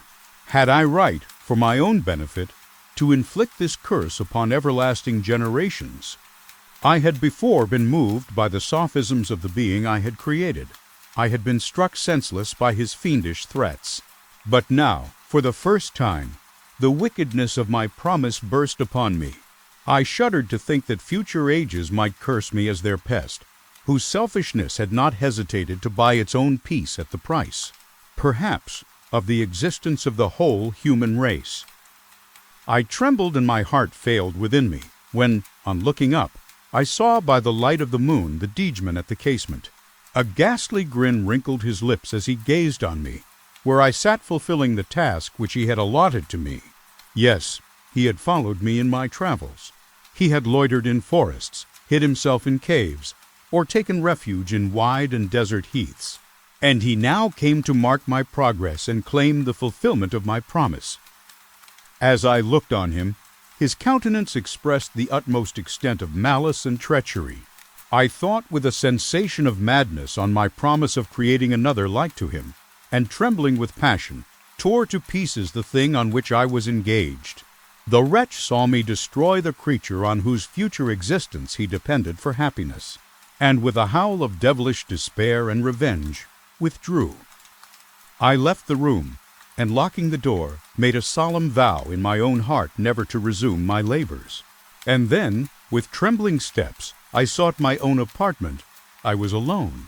None were near me to dissipate the gloom and relieve me from the sickening oppression of the most terrible reveries. Several hours passed, and I remained near my window gazing on the sea. It was almost motionless, for the winds were hushed, and all nature reposed under the eye of the quiet moon. A few fishing vessels alone specked the water, and now and then the gentle breeze wafted the sound of voices as the fishermen called to one another. I felt the silence, although I was hardly conscious of its extreme profundity, until my ear was suddenly arrested by the paddling of oars near the shore, and a person landed close to my house. In a few minutes after, I heard the creaking of my door, as if some one endeavored to open it softly. I trembled from head to foot. I felt a presentiment of who it was and wished to rouse one of the peasants who dwelt in a cottage not far from mine. But I was overcome by the sensation of helplessness, so often felt in frightful dreams, when you in vain endeavor to fly from an impending danger, and was rooted to the spot. Presently I heard the sound of footsteps along the passage. The door opened, and the wretch whom I dreaded appeared. Shutting the door, he approached me and said in a smothered voice, "You have destroyed the work which you began. What is it that you intend? Do you dare to break your promise? I have endured toil and misery. I left Switzerland with you. I crept along the shores of the Rhine, among its willow islands and over the summits of its hills. I have dwelt many months in the heaths of England and among the deserts of Scotland. I have endured incalculable fatigue, and cold and hunger. Do you dare destroy my hopes? Begone. I do break my promise. Never will I create another like yourself, equal in deformity and wickedness. Slave, I before reasoned with you, but you have proved yourself unworthy of my condescension. Remember that I have power. You believe yourself miserable, but I can make you so wretched that the light of day will be hateful to you. You are my creator, but I am your master. Obey. The hour of my irresolution is past, and the period of your power is arrived. Your threats cannot move me to do an act of wickedness, but they confirm me in a determination of not creating you a companion in vice. Shall I, in cool blood, set loose upon the earth a deedsman whose delight is in death and wretchedness? Begone, I am firm, and your words will only exasperate my rage." The monster saw my determination in my face and gnashed his teeth in the impotence of anger. "Shall each man," cried he, "find a wife for his bosom, and each beast have his mate, and I be alone?" I had feelings of affection, and they were requited by detestation and scorn. Man, you may hate, but beware. Your hours will pass in dread and misery, and soon the bolt will fall which must ravish from you your happiness forever.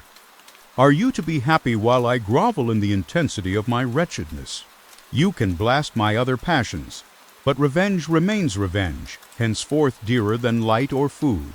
I may die, but first you, my tyrant and tormentor, shall curse the sun that gazes on your misery. Beware, for I am fearless and therefore powerful. I will watch with the wiliness of a snake, that I may sting with its venom. Man, you shall repent of the injuries you inflict. Devil, cease, and do not poison the air with these sounds of malice.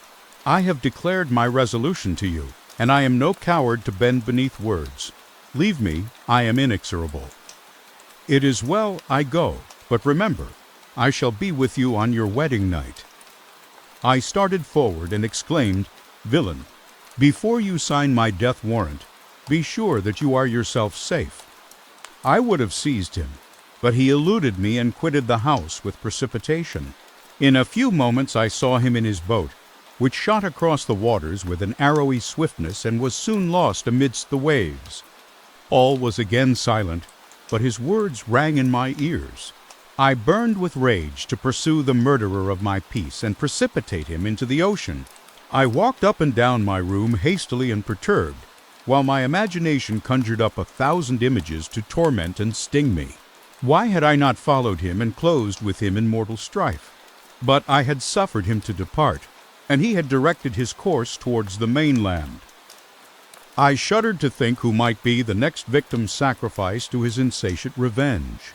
And then I thought again of his words, I will be with you on your wedding night.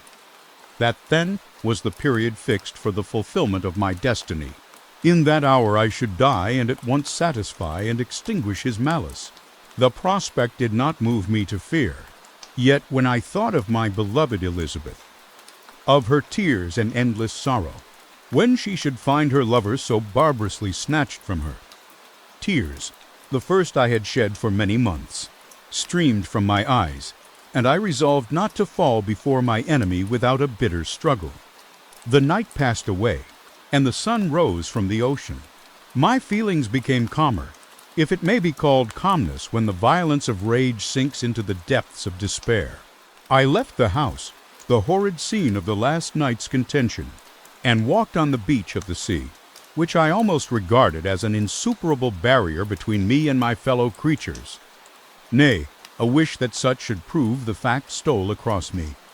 I desired that I might pass my life on that barren rock, warily, it is true, but uninterrupted by any sudden shock of misery. If I returned, it was to be sacrificed or to see those whom I most loved die under the grasp of a degeman whom I had myself created. I walked about the isle like a restless spectre, separated from all it loved and miserable in the separation. When it became noon, and the sun rose higher, I lay down on the grass and was overpowered by a deep sleep. I had been awake the whole of the preceding night, my nerves were agitated, and my eyes inflamed by watching and misery. The sleep into which I now sank refreshed me, and when I awoke, I again felt as if I belonged to a race of human beings like myself, and I began to reflect upon what had passed with greater composure. Yet still the words of the fiend rang in my ears like a death knell. They appeared like a dream, yet distinct and oppressive as a reality. The sun had far descended, and I still sat on the shore, satisfying my appetite, which had become ravenous with an oaten cake, when I saw a fishing boat land close to me, and one of the men brought me a packet. It contained letters from Geneva, and one from Clerval entreating me to join him. He said that he was wearing away his time fruitlessly where he was, that letters from the friends he had formed in London desired his return to complete the negotiation they had entered into for his Indian enterprise. He could not any longer delay his departure, but as his journey to London might be followed, even sooner than he now conjectured, by his longer voyage, he entreated me to bestow as much of my society on him as I could spare. He besought me, therefore, to leave my solitary isle and to meet him at Perth, that we might proceed southwards together. This letter in a degree recalled me to life, and I determined to quit my island at the expiration of 2 days. Yet, before I departed, there was a task to perform on which I shuddered to reflect. I must pack up my chemical instruments, and for that purpose I must enter the room which had been the scene of my odious work. and I must handle those utensils, the sight of which was sickening to me. The next morning, at daybreak, I summoned sufficient courage and unlocked the door of my laboratory. The remains of the half-finished creature, whom I had destroyed, lay scattered on the floor, and I almost felt as if I had mangled the living flesh of a human being. I paused to collect myself and then entered the chamber. With trembling hand I conveyed the instruments out of the room. But I reflected that I ought not to leave the relics of my work to excite the horror and suspicion of the peasants, and I accordingly put them into a basket with a great quantity of stones, and laying them up, determined to throw them into the sea that very night. And in the meantime I sat upon the beach, employed in cleaning and arranging my chemical apparatus. Nothing could be more complete than the alteration that had taken place in my feelings since the night of the appearance of the Degeman. I had before regarded my promise with a gloomy despair as a thing that, with whatever consequences, must be fulfilled. But I now felt as if a film had been taken from before my eyes and that I for the first time saw clearly. The idea of renewing my labors did not for one instant occur to me. The threat I had heard weighed on my thoughts, but I did not reflect that a voluntary act of mine could avert it. I had resolved in my own mind that to create another, like the fiend I had first made, would be an act of the basest and most atrocious selfishness, and I banished from my mind every thought that could lead to a different conclusion. Between 2 and 3 in the morning the moon rose, and I then, putting my basket aboard a little skiff, sailed out about 4 miles from the shore. The scene was perfectly solitary. A few boats were returning towards land, but I sailed away from them. I felt as if I was about the commission of a dreadful crime and avoided with shuddering anxiety any encounter with my fellow creatures. At one time the moon, which had before been clear, was suddenly overspread by a thick cloud, and I took advantage of the moment of darkness and cast my basket into the sea. I listened to the gurgling sound as it sank and then sailed away from the spot. The sky became clouded, but the air was pure, although chilled by the northeast breeze that was then rising. But it refreshed me and filled me with such agreeable sensations that I resolved to prolong my stay on the water, and fixing the rudder in a direct position, stretched myself at the bottom of the boat. Clouds hid the moon, everything was obscure, and I heard only the sound of the boat as its keel cut through the waves. The murmur lulled me, and in a short time I slept soundly. I do not know how long I remained in this situation, but when I awoke I found that the sun had already mounted considerably. The wind was high, and the waves continually threatened the safety of my little skiff. I found that the wind was northeast and must have driven me far from the coast from which I had embarked. I endeavored to change my course, but quickly found that if I again made the attempt the boat would be instantly filled with water. Thus situated, my only resource was to drive before the wind. I confess that I felt a few sensations of terror. I had no compass with me and was so slenderly acquainted with the geography of this part of the world that the sun was of little benefit to me. I might be driven into the wide Atlantic and feel all the tortures of starvation, or be swallowed up in the immeasurable waters that roared and buffeted around me. I had already been out many hours and felt the torment of a burning thirst, a prelude to my other sufferings. I looked on the heavens, which were covered by clouds that flew before the wind, only to be replaced by others. I looked upon the sea. It was to be my grave. "Fiend," I exclaimed, "your task is already fulfilled." I thought of Elizabeth, of my father, and of Clerval, all left behind, on whom the monster might satisfy his sanguinary and merciless passions. This idea plunged me into a reverie so despairing and frightful that even now, when the scene is on the point of closing before me forever, I shudder to reflect on it. Some hours passed thus, but by degrees, as the sun declined towards the horizon, the wind died away into a gentle breeze and the sea became free from breakers, but these gave place to a heavy swell. I felt sick and hardly able to hold the rudder, when suddenly I saw a line of high land towards the south.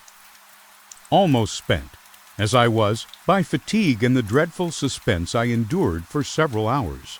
This sudden certainty of life rushed like a flood of warm joy to my heart, and tears gushed from my eyes.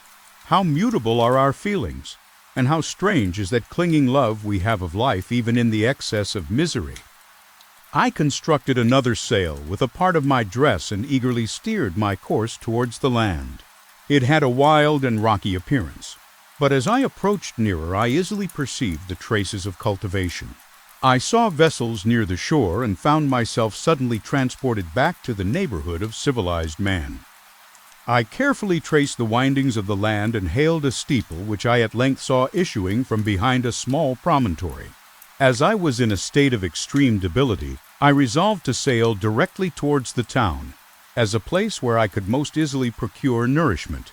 Fortunately, I had money with me.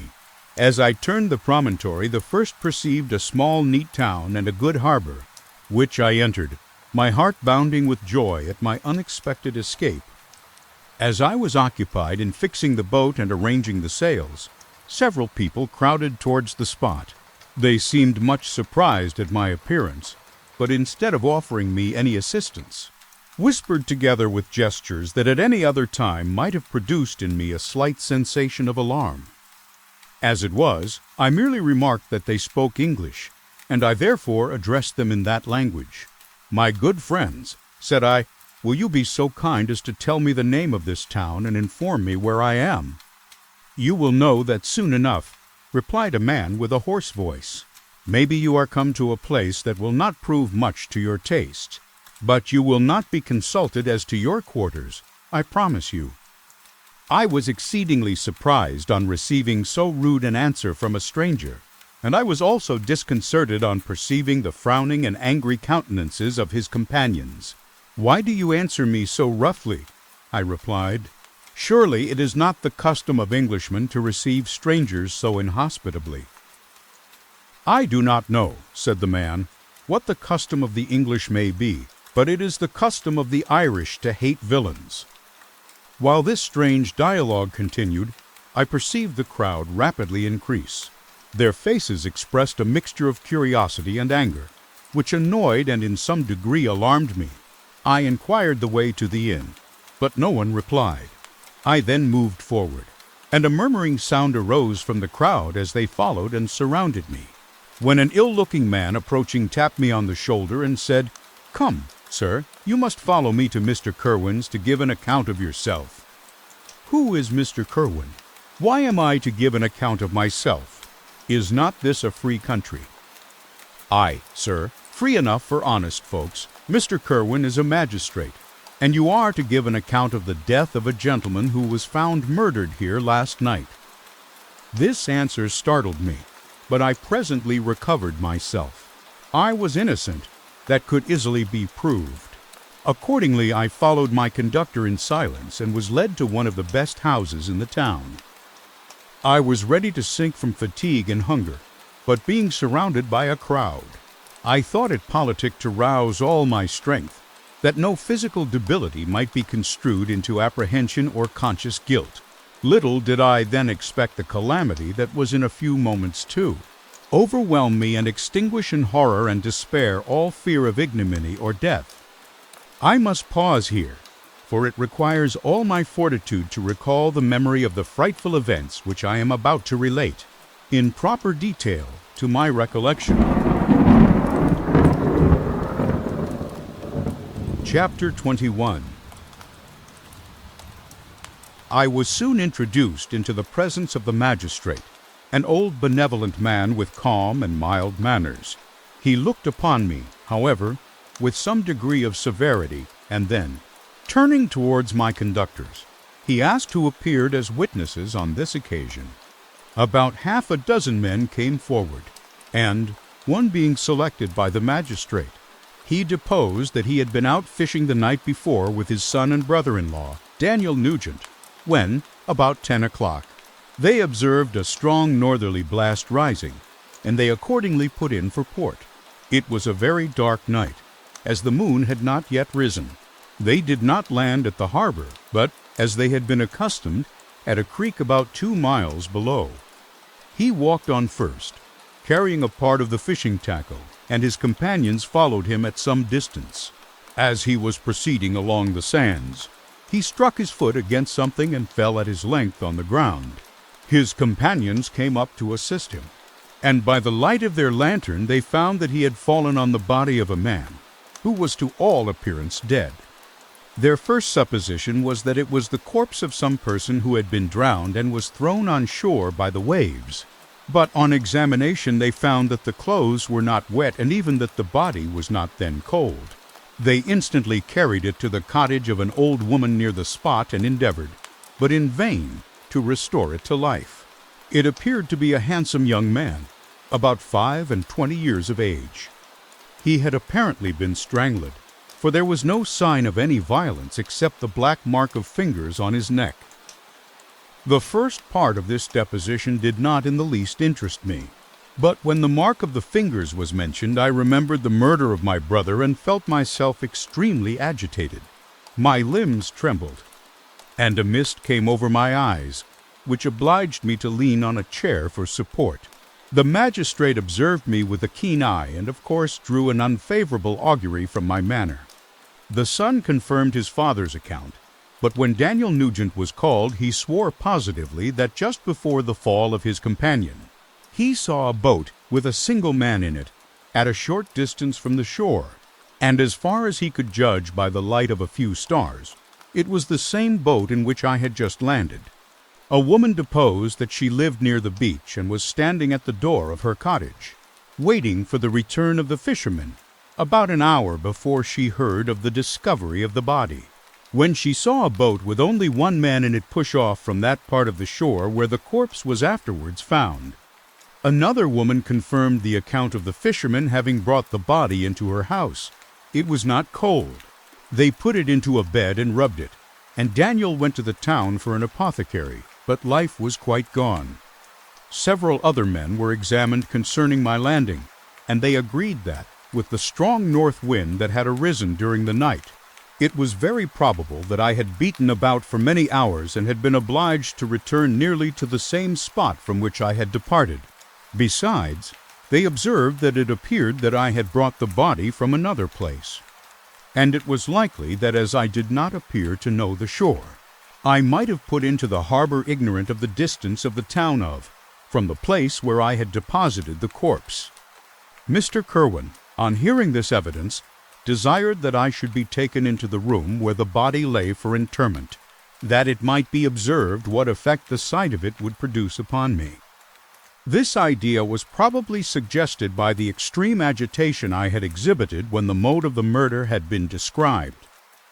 I was accordingly conducted, by the magistrate and several other persons, to the inn. I could not help being struck by the strange coincidences that had taken place during this eventful night, but, knowing that I had been conversing with several persons in the island, I had inhabited about the time that the body had been found, I was perfectly tranquil as to the consequences of the affair. I entered the room where the corpse lay and was led up to the coffin. How can I describe my sensations on beholding it? I feel yet parched with horror, nor can I reflect on that terrible moment without shuddering and agony.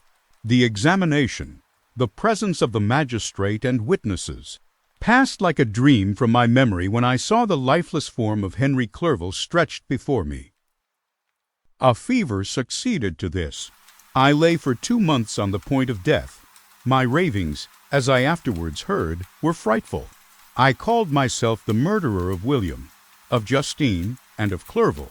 Sometimes I entreated my attendants to assist me in the destruction of the fiend by whom I was tormented, and at others I felt the fingers of the monster already grasping my neck, and screamed aloud with agony and terror.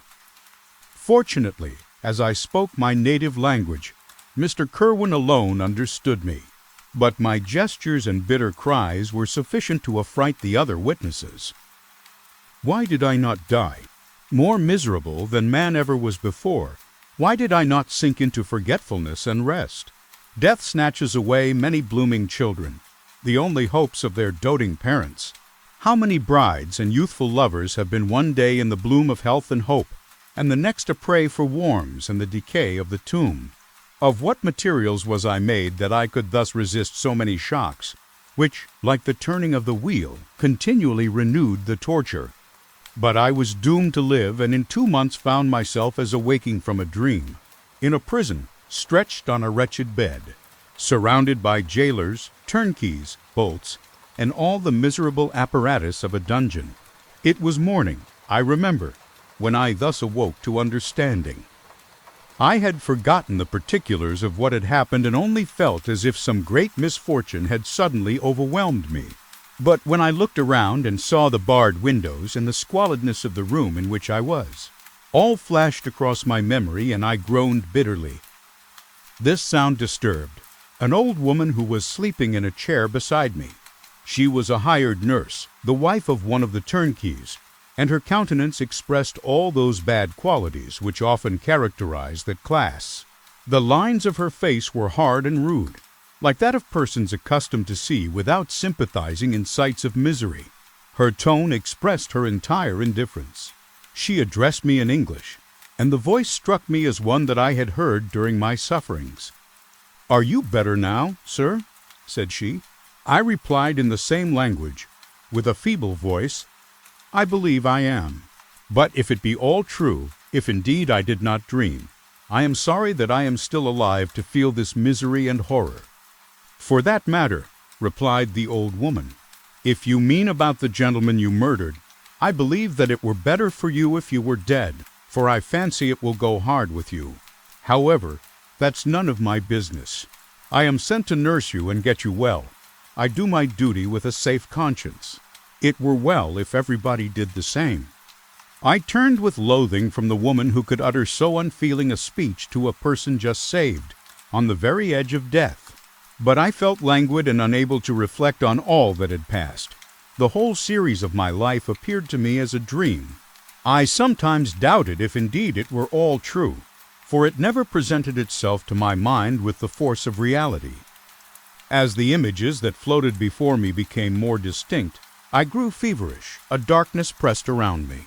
No one was near me who soothed me with the gentle voice of love. No dear hand supported me. The physician came and prescribed medicines, and the old woman prepared them for me. But utter carelessness was visible in the first, and the expression of brutality was strongly marked in the visage of the second.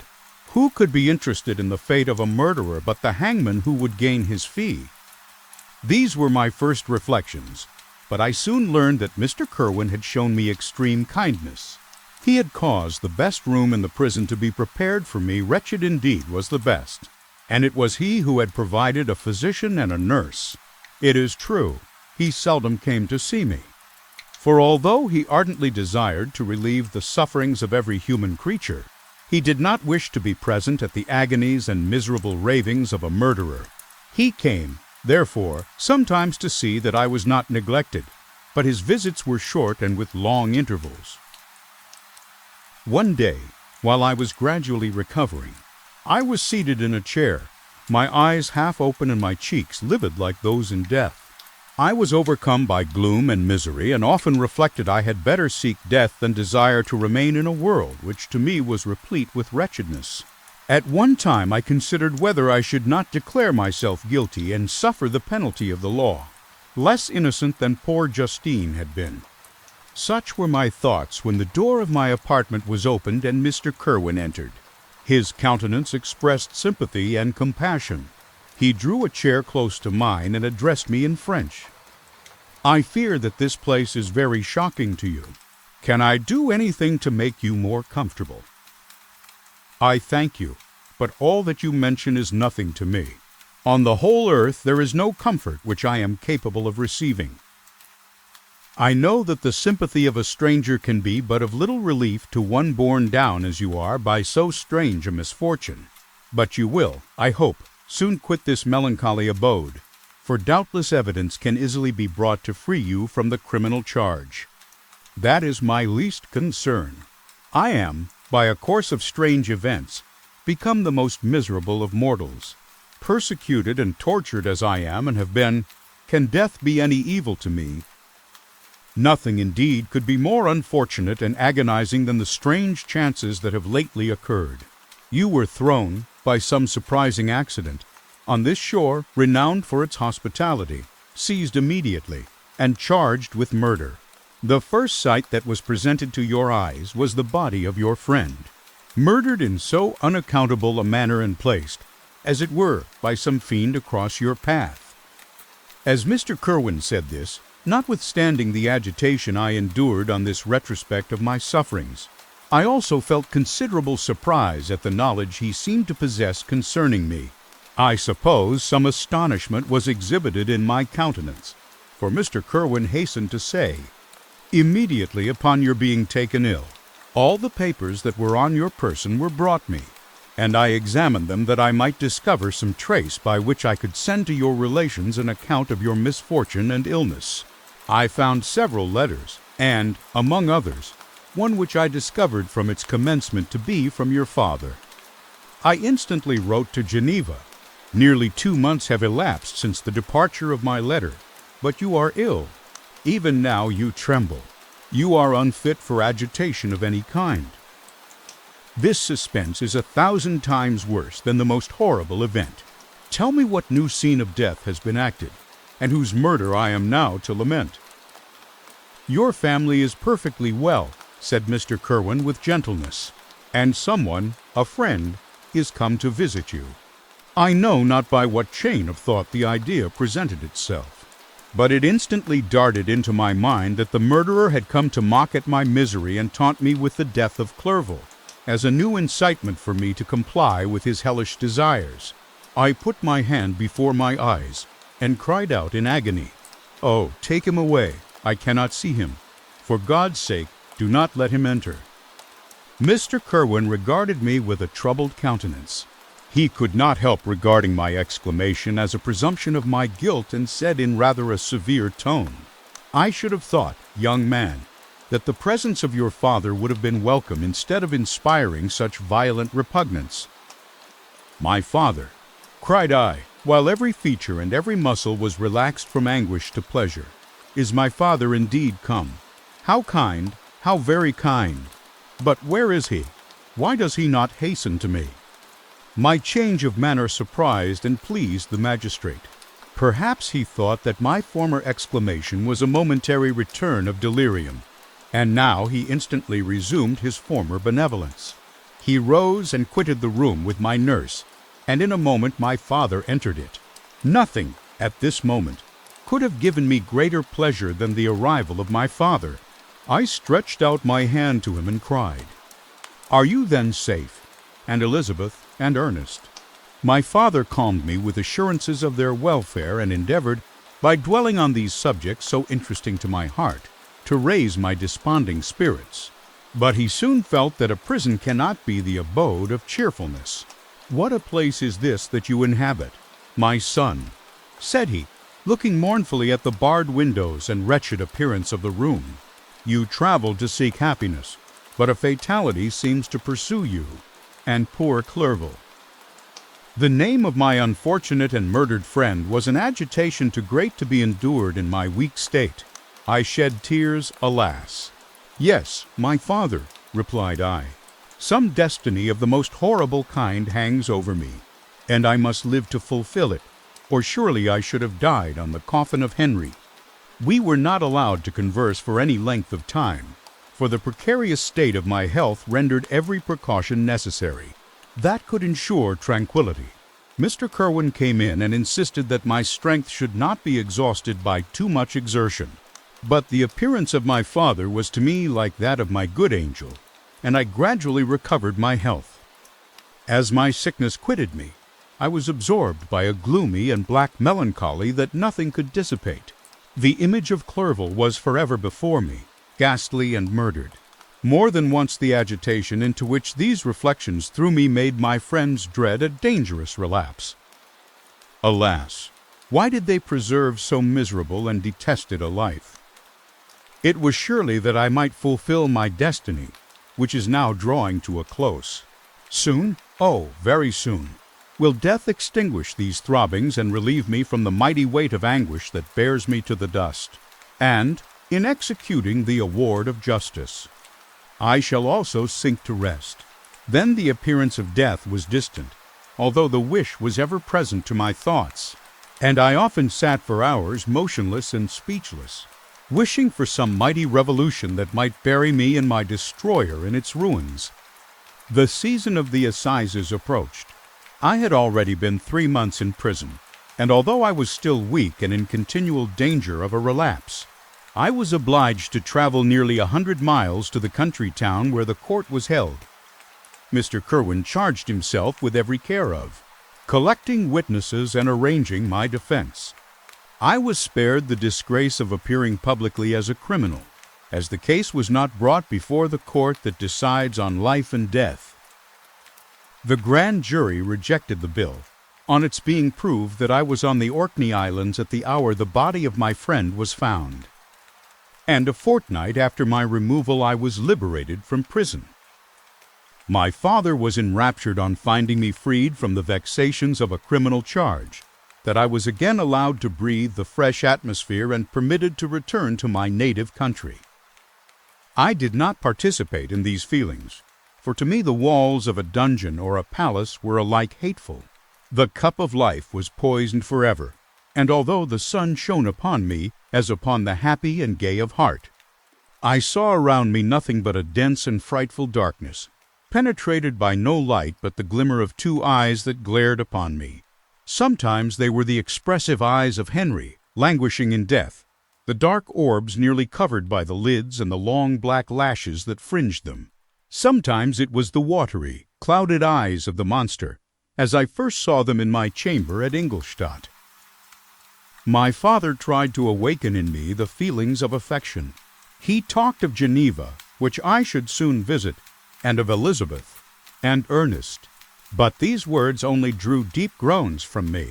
Sometimes, indeed, I felt a wish for happiness and thought with melancholy delight of my beloved cousin, or longed, with a devouring homesickness, to see once more the blue lake and rapid Rhone that had been so dear to me in early childhood.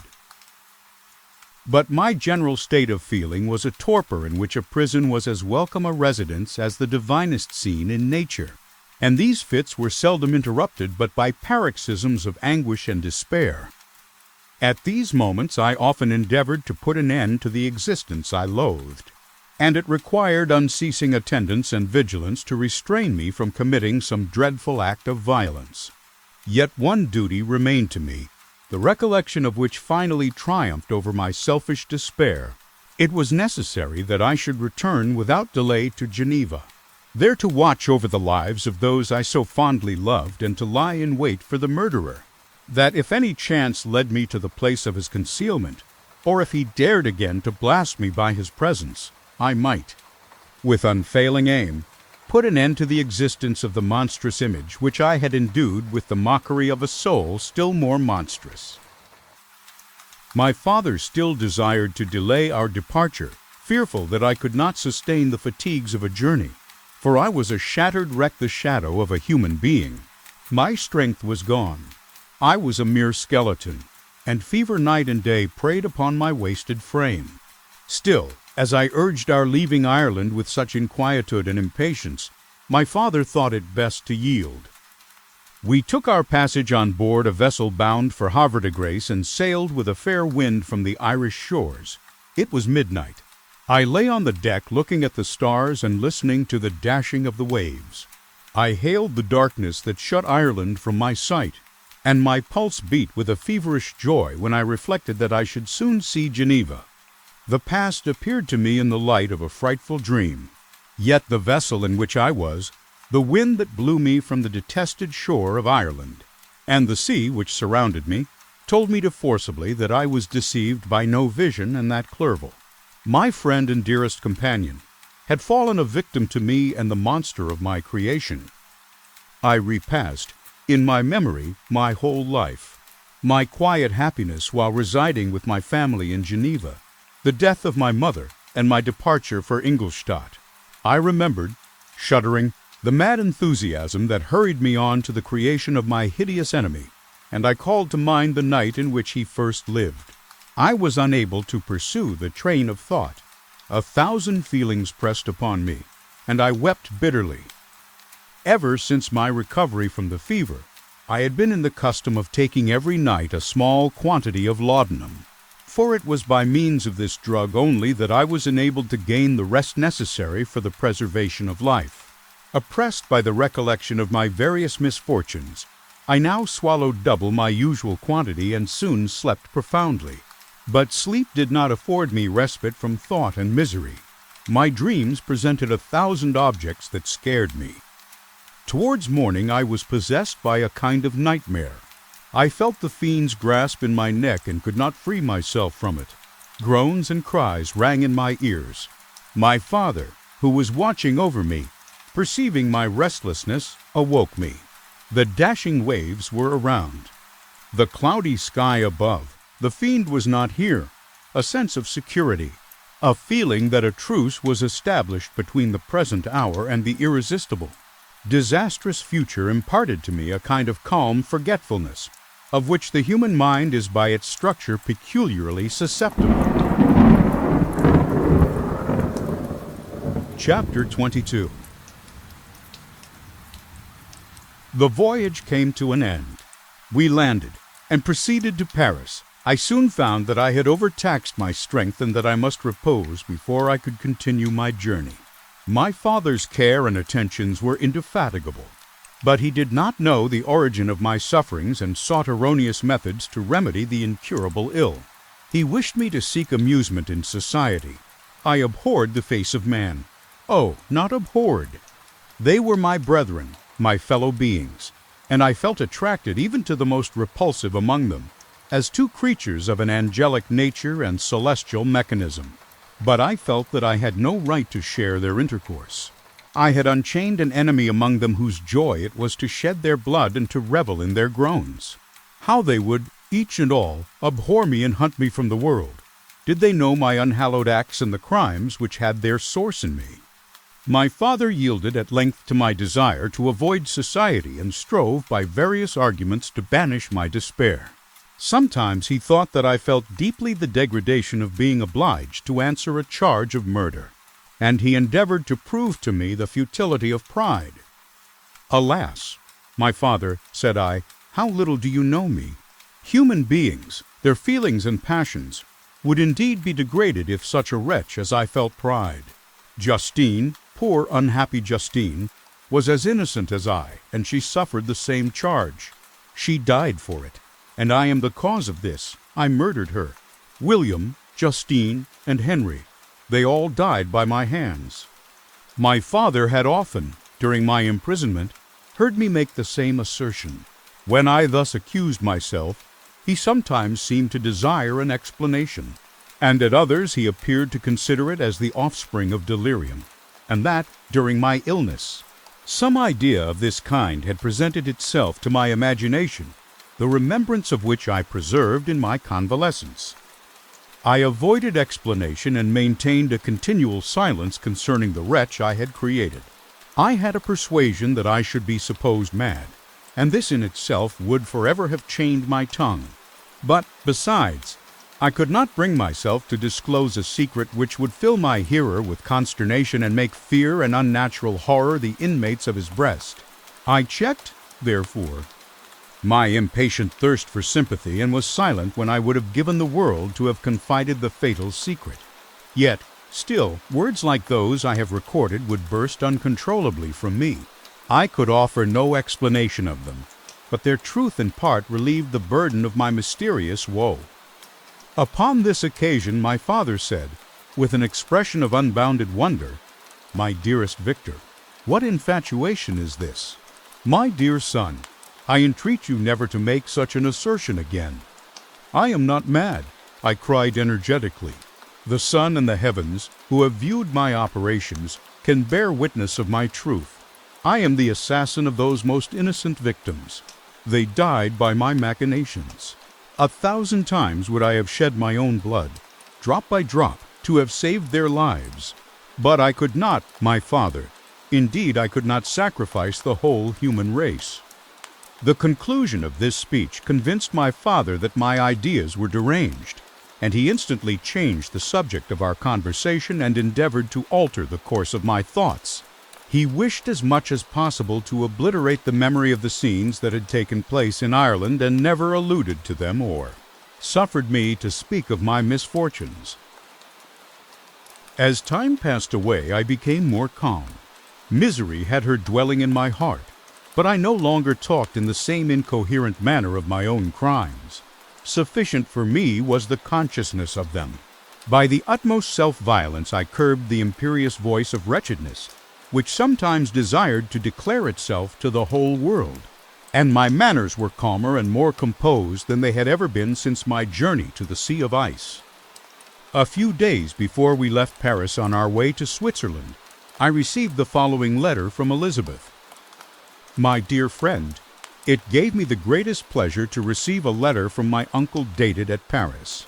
You are no longer at a formidable distance, and I may hope to see you in less than a fortnight. My poor cousin, how much you must have suffered.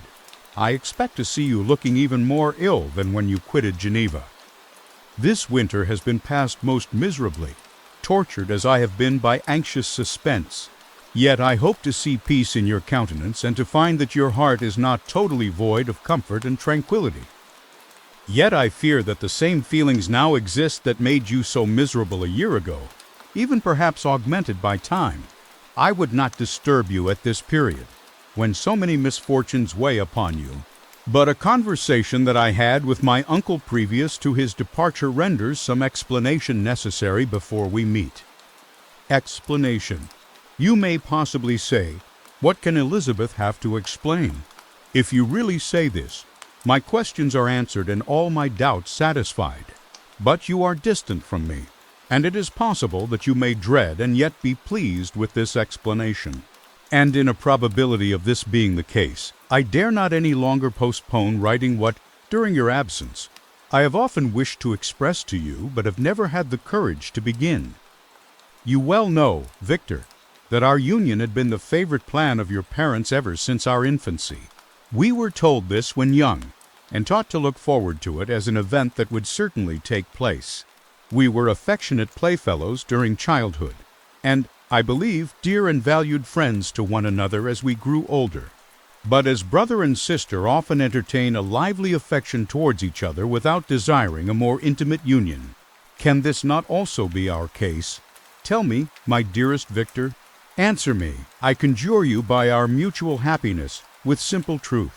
Do you not love another? You have traveled. You have spent several years of your life at Ingolstadt. And I confess to you, my friend, that when I saw you last autumn so unhappy, flying to solitude from the society of every creature, I could not help supposing that you might regret our connection and believe yourself bound in honor to fulfill the wishes of your parents, although they oppose themselves to your inclinations. But this is false reasoning. I confess to you, my friend, that I love you and that in my airy dreams of futurity you have been my constant friend and companion. But it is your happiness I desire as well as my own when I declare to you that our marriage would render me eternally miserable unless it were the dictate of your own free choice. Even now I weep to think that, borne down as you are by the cruelest misfortunes, you may stifle, by the word honor, all hope of that love and happiness which would alone restore you to yourself. I, who have so disinterested an affection for you, may increase your miseries tenfold by being an obstacle to your wishes. Ah, Victor, be assured that your cousin and playmate has too sincere a love for you not to be made miserable by this supposition. Be happy, my friend, and if you obey me in this one request, remain satisfied that nothing on earth will have the power to interrupt my tranquility. Do not let this letter disturb you. Do not answer tomorrow, or the next day, or even until you come, if it will give you pain. My uncle will send me news of your health, and if I see but one smile on your lips when we meet, occasioned by this or any other exertion of mine, I shall need no other happiness. Elizabeth Lavenza, Geneva, May 18th, 17. This letter revived in my memory what I had before forgotten, the threat of the fiend. I will be with you on your wedding night. Such was my sentence, and on that night would the Degeman employ every art to destroy me and tear me from the glimpse of. happiness which promised partly to console my sufferings. On that night he had determined to consummate his crimes by my death. Well, be it so. A deadly struggle would then assuredly take place, in which if he were victorious I should be at peace and his power over me be at an end. If he were vanquished, I should be a free man. Alas, what freedom! Such as the peasant enjoys when his family have been massacred before his eyes, his cottage burnt, his lands laid waste, and he is turned adrift, homeless, penniless, and alone, but free. Such would be my liberty, except that in my Elizabeth the first possessed a treasure. Alas, balanced by those horrors of remorse and guilt which would pursue me until death.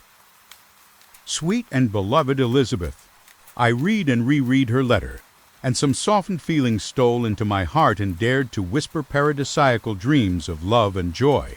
But the apple was already eaten, and the angel's arm bared to drive me from all hope.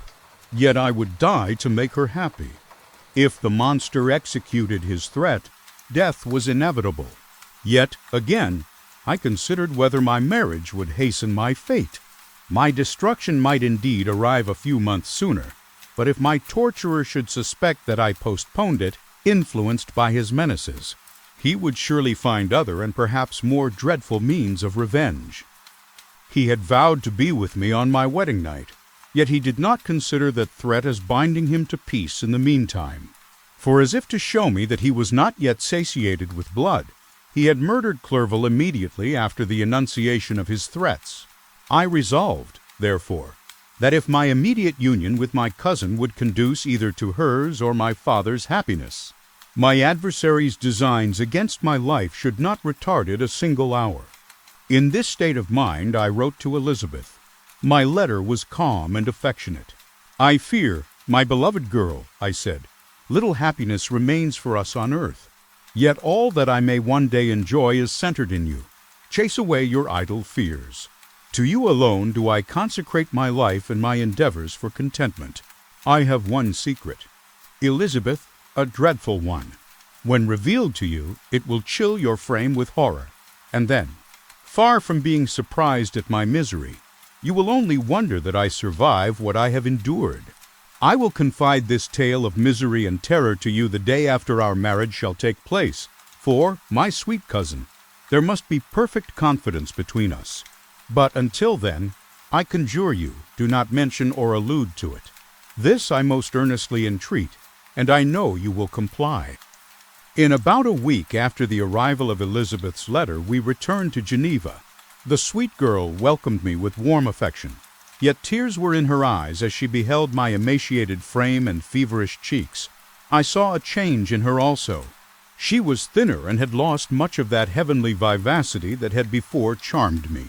But her gentleness and soft looks of compassion made her a more fit companion for one blasted and miserable as I was. The tranquility which I now enjoyed did not endure. Memory brought madness with it, and when I thought of what had passed, a real insanity possessed me. Sometimes I was furious and burnt with rage, sometimes low and despondent. I neither spoke nor looked at anyone, but sat motionless, bewildered by the multitude of miseries that overcame me. Elizabeth alone had the power to draw me from these fits. Her gentle voice would soothe me when transported by passion and inspire me with human feelings when sunk in torpor. She wept with me, and for me. When reason returned, she would remonstrate and endeavor to inspire me with resignation.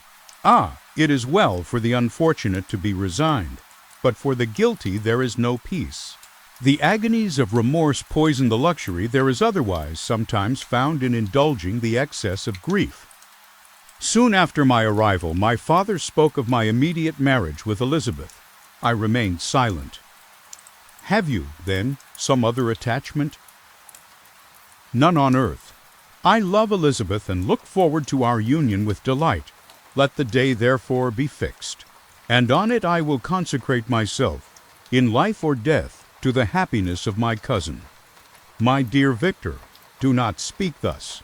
Heavy misfortunes have befallen us, but let us only cling closer to what remains and transfer our love for those whom we have lost to those who yet live.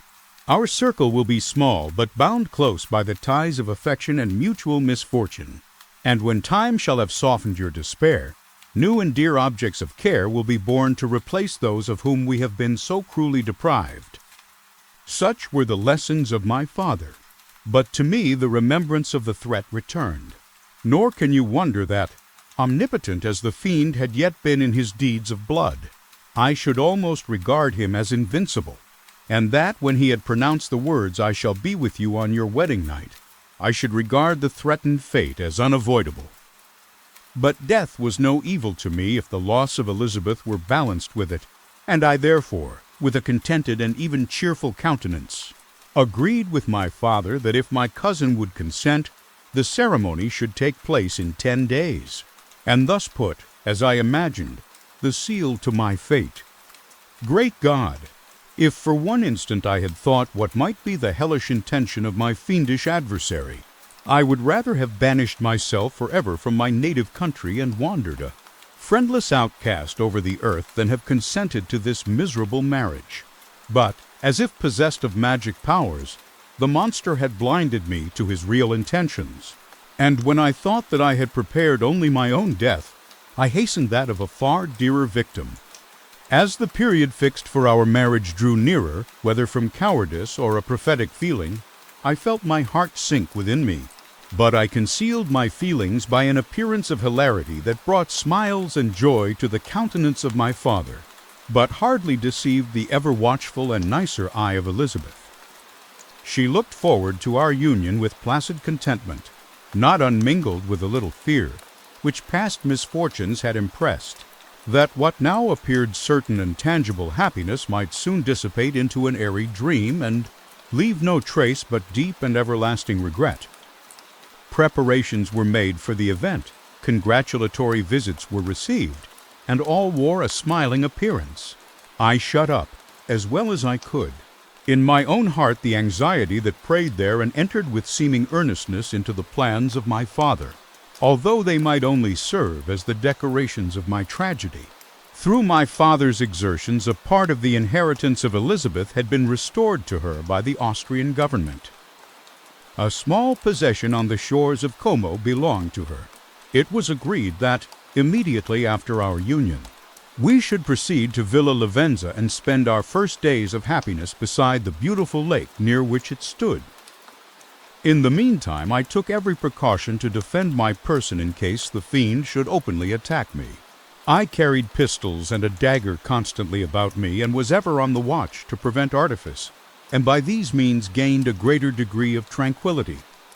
Indeed, as the period approached, the threat appeared more as a delusion, not to be regarded as worthy to disturb my peace, while the happiness I hoped for in my marriage wore a greater appearance of certainty as the day fixed for its solemnization drew nearer, and I heard it continually spoken of as an occurrence which no accident could possibly prevent. Elizabeth seemed happy. My tranquil demeanor contributed greatly to calm her mind, but on the day that was to fulfill my wishes and my destiny, she was melancholy, and a presentiment of evil pervaded her. And perhaps also she thought of the dreadful secret which I had promised to reveal to her on the following day.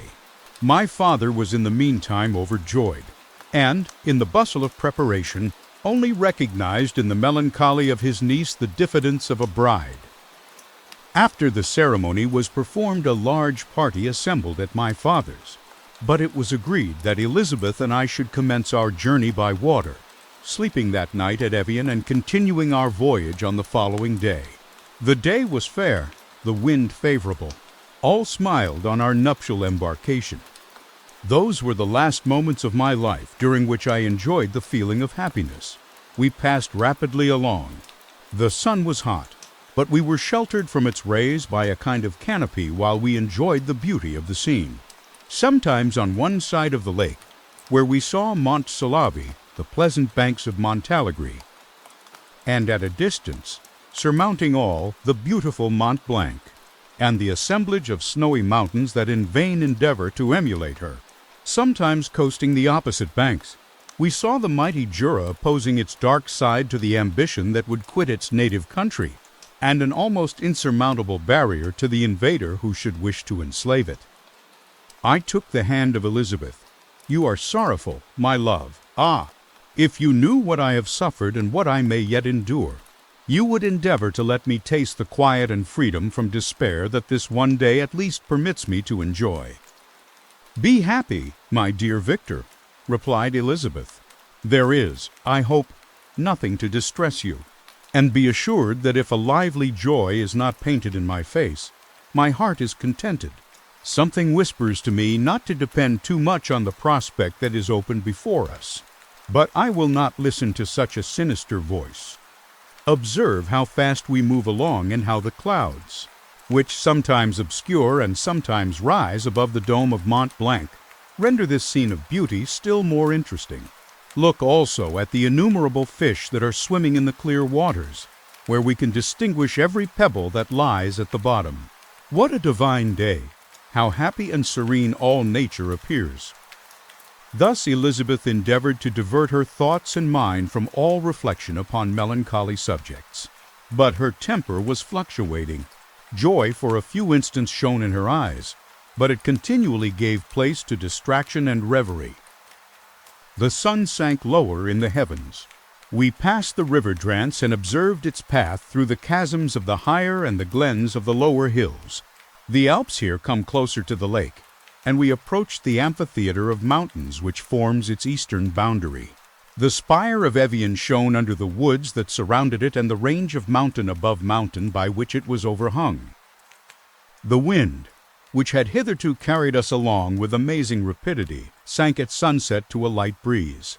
The soft air just ruffled the water and caused a pleasant motion among the trees as we approached the shore, from which it wafted the most delightful scent of flowers and hay. The sun sank beneath the horizon as we landed, and as I touched the shore I felt those cares and fears revive which soon were to clasp me and cling to me forever. Chapter 23. It was 8 o'clock when we landed. We walked for a short time on the shore, enjoying the transitory light, and then retired to the inn and contemplated the lovely scene of waters, woods, and mountains obscured in darkness, yet still displaying their black outlines. The wind, which had fallen in the south, now rose with great violence in the west. The moon had reached her summit in the heavens and was beginning to descend. The clouds swept across it swifter than the flight of the vulture and dimmed her rays, while the lake reflected the scene of the busy heavens, rendered still busier by the restless waves that were beginning to rise. Suddenly a heavy storm of rain descended. I had been calm during the day, but so soon as night obscured the shapes of objects, 1,000 fears arose in my mind. I was anxious and watchful, while my right hand grasped a pistol which was hidden in my bosom. Every sound terrified me, but I resolved that I would sell my life dearly and not shrink from the conflict until my own life or that of my adversary was extinguished. Elizabeth observed my agitation for some time in timid and fearful silence, but there was something in my glance which communicated terror to her, and trembling, she asked, "What is it that agitates you, my dear Victor? What is it you fear?" "Oh, peace, peace, my love," replied I. "This night and all will be safe. But this night is dreadful, very dreadful." I passed an hour in this state of mind, when suddenly I reflected how fearful the combat which I momentarily expected would be to my wife, and I earnestly entreated her to retire, resolving not to join her until I had obtained some knowledge as to the situation of my enemy. She left me, and I continued some time walking up and down the passages of the house and inspecting every corner that might afford a retreat to my adversary. But I discovered no trace of him and was beginning to conjecture that some fortunate chance had intervened to prevent the execution of his menaces when suddenly I heard a shrill and dreadful scream. It came from the room into which Elizabeth had retired. As I heard it, the whole truth rushed into my mind. My arms dropped, the motion of every muscle and fiber was suspended. I could feel the blood trickling in my veins and tingling in the extremities of my limbs. This state lasted but for an instant. The scream was repeated, and I rushed into the room. Great God! Why did I not then expire? Why am I here to relate the destruction of the best hope and the purest creature on earth? She was there, lifeless and inanimate, thrown across the bed, her head hanging down and her pale and distorted features half covered by her hair. Everywhere I turn I see the same figure. Her bloodless arms and relaxed form flung by the murderer on its bridal bier. Could I behold this and live? Alas! Life is obstinate and clings closest where it is most hated. For a moment only did I lose recollection. I fell senseless on the ground. When I recovered, I found myself surrounded by the people of the inn.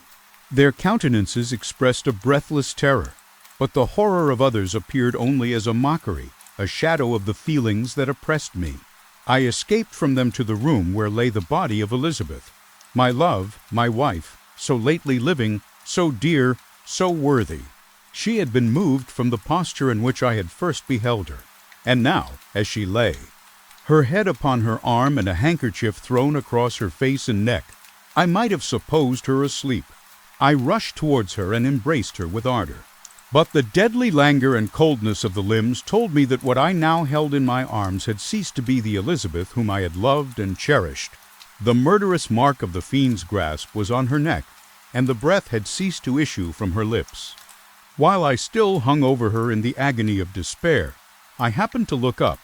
The windows of the room had before been darkened, and I felt a kind of panic on seeing the pale yellow light of the moon illuminate the chamber. The shutters had been thrown back, and with a sensation of horror not to be described, I saw at the open window a figure the most hideous and abhorred. A grin was on the face of the monster. He seemed to jeer, as with his fiendish finger he pointed towards the corpse of my wife. I rushed towards the window, and drawing a pistol from my bosom, fired. But he eluded me, leaped from his station, and running with the swiftness of lightning, plunged into the lake.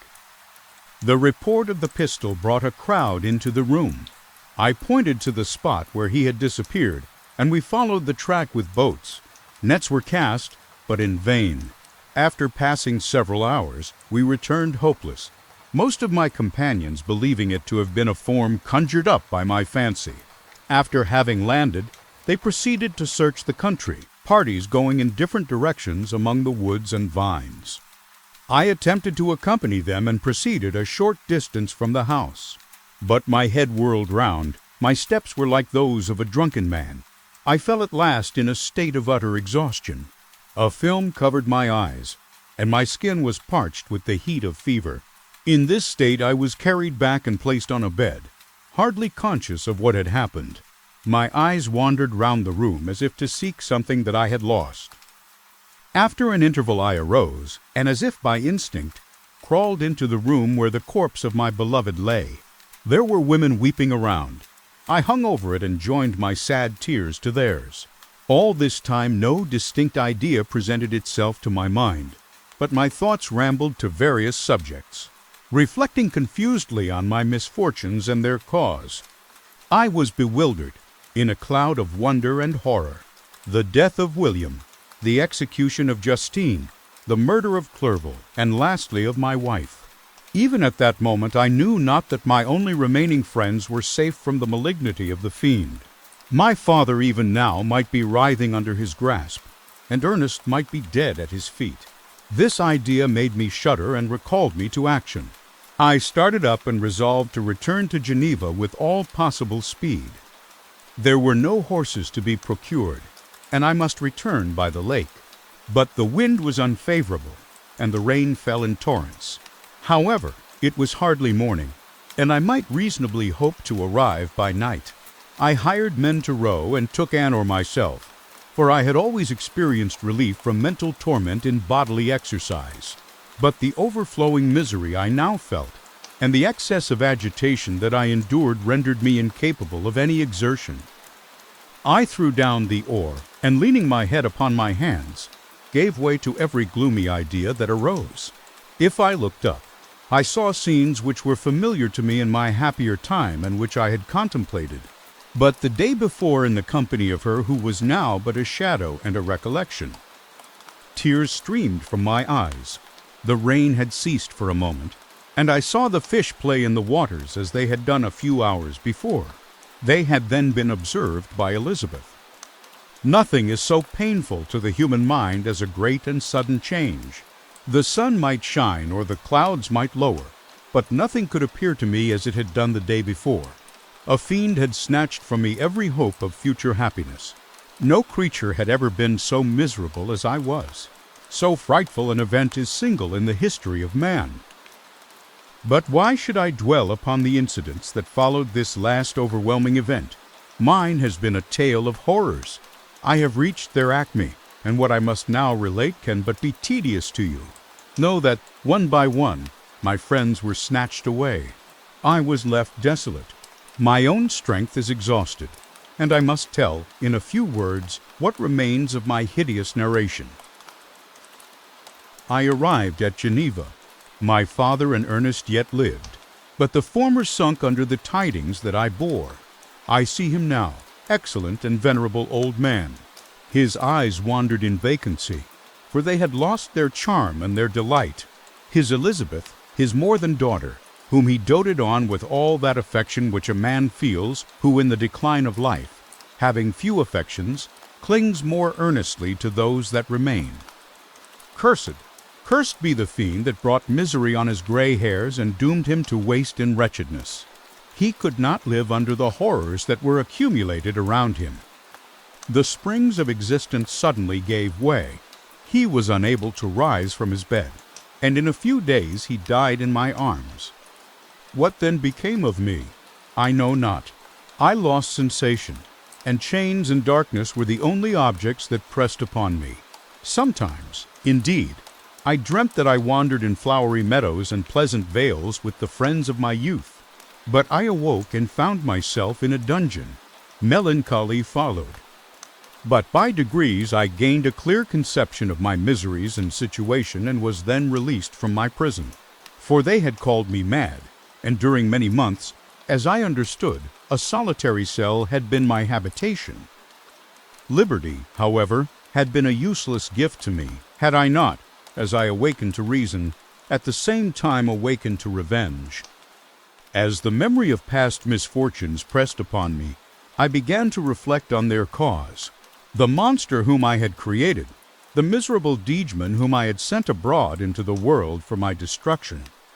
I was possessed by a maddening rage when I thought of him, and desired and ardently prayed that I might have him within my grasp to wreak a great and signal revenge on his cursed head. Nor did my hate long confine itself to useless wishes. I began to reflect on the best means of securing him, and for this purpose, about a month after my release, I repaired to a criminal judge in the town and told him that I had an accusation to make, that I knew the destroyer of my family, and that I required him to exert his whole authority for the apprehension of the murderer. The magistrate listened to me with attention and kindness. "Be assured, sir," said he, "no pains or exertions on my part shall be spared to discover the villain." "I thank you," replied I. "Listen, therefore, to the deposition that I have to make. It is indeed a tale so strange that I should fear you would not credit it were there not something in truth which, however wonderful, forces conviction. The story is too connected to be mistaken for a dream, and I have no motive for falsehood." My manner as I thus addressed him was impressive but calm. I had formed in my own heart a resolution to pursue my destroyer to death, and this purpose quieted my agony and for an interval reconciled me to life. I now related my history briefly but with firmness and precision, marking the dates with accuracy and never deviating into invective or exclamation. The magistrate appeared at first perfectly incredulous, but as I continued he became more attentive and interested. I saw him sometimes shudder with horror. At others a lively surprise, unmingled with disbelief, was painted on his countenance. When I had concluded my narration, I said, "This is the being whom I accuse and for whose seizure and punishment I call upon you to exert your whole power. It is your duty as a magistrate, and I believe and hope that your feelings as a man will not revolt from the execution of those functions on this occasion." This address caused a considerable change in the physiognomy of my own auditor. He had heard my story with that half kind of belief that is given to a tale of spirits and supernatural events. But when he was called upon to act officially in consequence, the whole tide of his incredulity returned. He, however, answered mildly, "I would willingly afford you every aid in your pursuit. But the creature of whom you speak appears to have powers which would put all my exertions to defiance. Who can follow an animal which can traverse the sea of ice and inhabit caves and dens where no man would venture to intrude? Besides, some months have elapsed since the commission of his crimes, and no one can conjecture to what place he has wandered or what region he may now inhabit. I do not doubt that he hovers near the spot which I inhabit, and if he has indeed taken refuge in the Alps, he may be hunted like the chamois and destroyed as a beast of prey. But I perceive your thoughts. You do not credit my narrative and do not intend to pursue my enemy with the punishment which is his desert." As I spoke, rage sparkled in my eyes. The magistrate was intimidated. "You are mistaken," said he. "I will exert myself, and if it is in my power to seize the monster, be assured that he shall suffer punishment proportionate to his crimes. But I fear, from what you have yourself described to be his properties, that this will prove impracticable. And thus, while every proper measure is pursued, you should make up your mind to disappointment." "That cannot be. But all that I can say will be of little avail. My revenge is of no moment to you. Yet, while I allow it to be a vice, I confess that it is the devouring and only passion of my soul. My rage is unspeakable when I reflect that the murderer, whom I have turned loose upon society, still exists. You refuse my just demand. I have but one resource, and I devote myself, either in my life or death, to his destruction." I trembled with excessive agitation as I said this. There was a frenzy in my manner, and something, I doubt not, of that haughty fierceness which the martyrs of old are said to have possessed. But to a Genevan magistrate, whose mind was occupied by far other ideas than those of devotion and heroism, this elevation of mind had much the appearance of madness. He endeavored to soothe me as a nurse does a child, and reverted to my tale as the effects of delirium. "Man," I cried, "how ignorant art thou in thy pride of wisdom! Cease, you know not what it is you say." I broke from the house angry and disturbed, and retired to meditate on some other mode of action. Chapter 24. My present situation was one in which all voluntary thought was swallowed up and lost. I was hurried away by fury. Revenge alone endowed me with strength and composure. It molded my feelings and allowed me to be calculating and calm at periods when otherwise delirium or death would have been my portion. My first resolution was to quit Geneva forever. My country, which, when I was happy and beloved, was dear to me, now, in my adversity, became hateful. I provided myself with a sum of money, together with a few jewels which had belonged to my mother, and departed. And now my wanderings began, which are to cease but with life. I have traversed a vast portion of the earth and have endured all the hardships which travelers in deserts and barbarous countries are wont to meet. How I have lived I hardly know. Many times have I stretched my failing limbs upon the sandy plain and prayed for death, but revenge kept me alive. I dared not die and leave my adversary in being. When I quitted Geneva, my first labor was to gain some clue by which I might trace the steps of my fiendish enemy. But my plan was unsettled, and I wandered many hours round the confines of the town, uncertain what path I should pursue.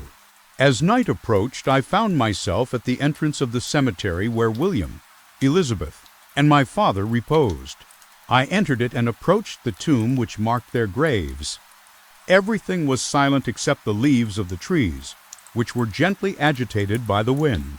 The night was nearly dark, and the scene would have been solemn and affecting even to an uninterested observer.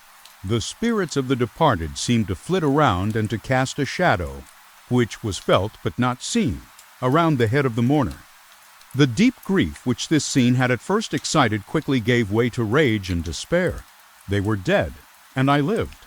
Their murderer also lived, and to destroy him I must drag out my weary existence. I knelt on the grass and kissed the earth, and with quivering lips exclaimed, "By the sacred earth on which I kneel, by the shades that wander near me, by the deep and eternal grief that I feel, I swear, and by thee, O night, and the spirits that preside over thee, to pursue the degeman who caused this misery, until he or I shall perish in mortal conflict. For this purpose I will preserve my life. To execute this dear revenge will I again behold the sun and tread the green herbage of earth, which otherwise should vanish from my eyes forever. And I call on you, spirits of the dead, and on you, wandering ministers of vengeance, to aid and conduct me in my work. Let the cursed and hellish monster drink deep of agony. Let him feel the despair that now torments me." I had begun my adjuration with solemnity and an awe which almost assured me that the shades of my murdered friends heard and approved my devotion. But the furies possessed me as I concluded, and rage choked my utterance. I was answered through the stillness of night by a loud and fiendish laugh. It rang on my ears long and heavily. The mountains re-echoed it, and I felt as if all hell surrounded me with mockery and laughter. Surely in that moment I should have been possessed by frenzy and have destroyed my miserable existence, but that my voe was heard and that I was reserved for vengeance. The laughter died away when a well-known and abhorred voice, apparently close to my ear, addressed me in an audible whisper. "I am satisfied, miserable wretch. You have determined to live, and I am satisfied." I darted towards the spot from which the sound proceeded, but the devil eluded my grasp. Suddenly the broad disk of the moon arose and shone full upon his, ghastly and distorted shape as he fled with more than mortal speed. I pursued him, and for many months this has been my task.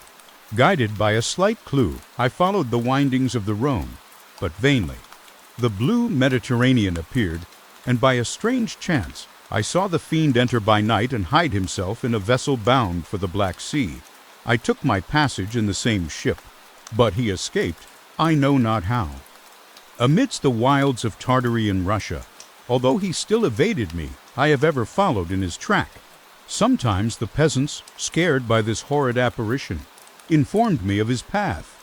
Sometimes he himself, who feared that if I lost all trace of him I should despair and die, left some mark to guide me. The snows descended on my head, and I saw the print of his huge step on the white plain.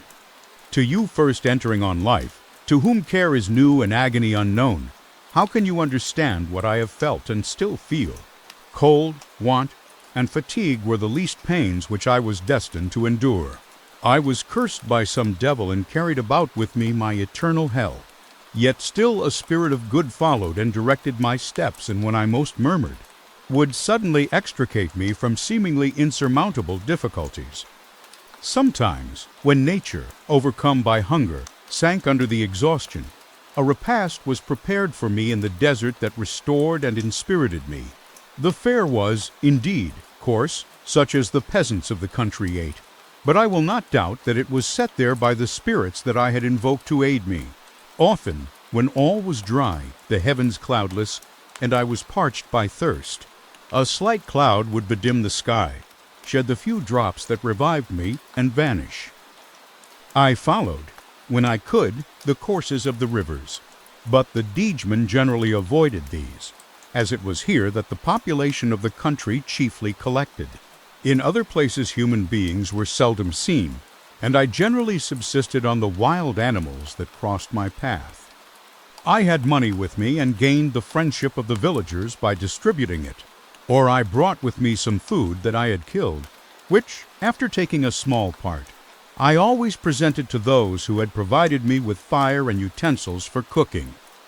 My life, as it passed thus, was indeed hateful to me, and it was during sleep alone that I could taste joy, O blessed sleep. Often, when most miserable, I sank to repose, and my dreams lulled me even to rapture. The spirits that guarded me had provided these moments, or rather hours, of happiness that I might retain strength to fulfill my pilgrimage. Deprived of this respite, I should have sunk under my hardships. During the day I was sustained and inspirited by the hope of night, for in sleep I saw my friends, my wife, and my beloved country. Again I saw the benevolent countenance of my father, heard the silver tones of my Elizabeth's voice, and beheld Clerval enjoying health and youth. Often, when wearied by a toilsome march, I persuaded myself that I was dreaming until night should come and that I should then enjoy reality in the arms of my dearest friends. What agonizing fondness did I feel for them!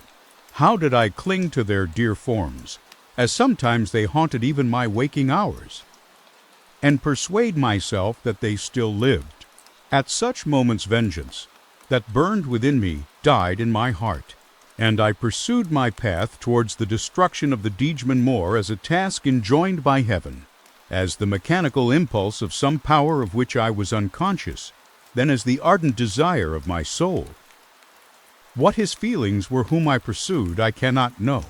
Sometimes, indeed, he left marks in writing on the barks of the trees or cut in stone that guided me and instigated my fury. My reign is not yet over. These words were legible in one of these inscriptions. You live, and my power is complete. Follow me, I seek the everlasting ices of the north, where you will feel the misery of cold and frost, to which I am impassive. You will find near this place, if you follow not too tardily, a dead hare. Eat and be refreshed. And come on, my enemy.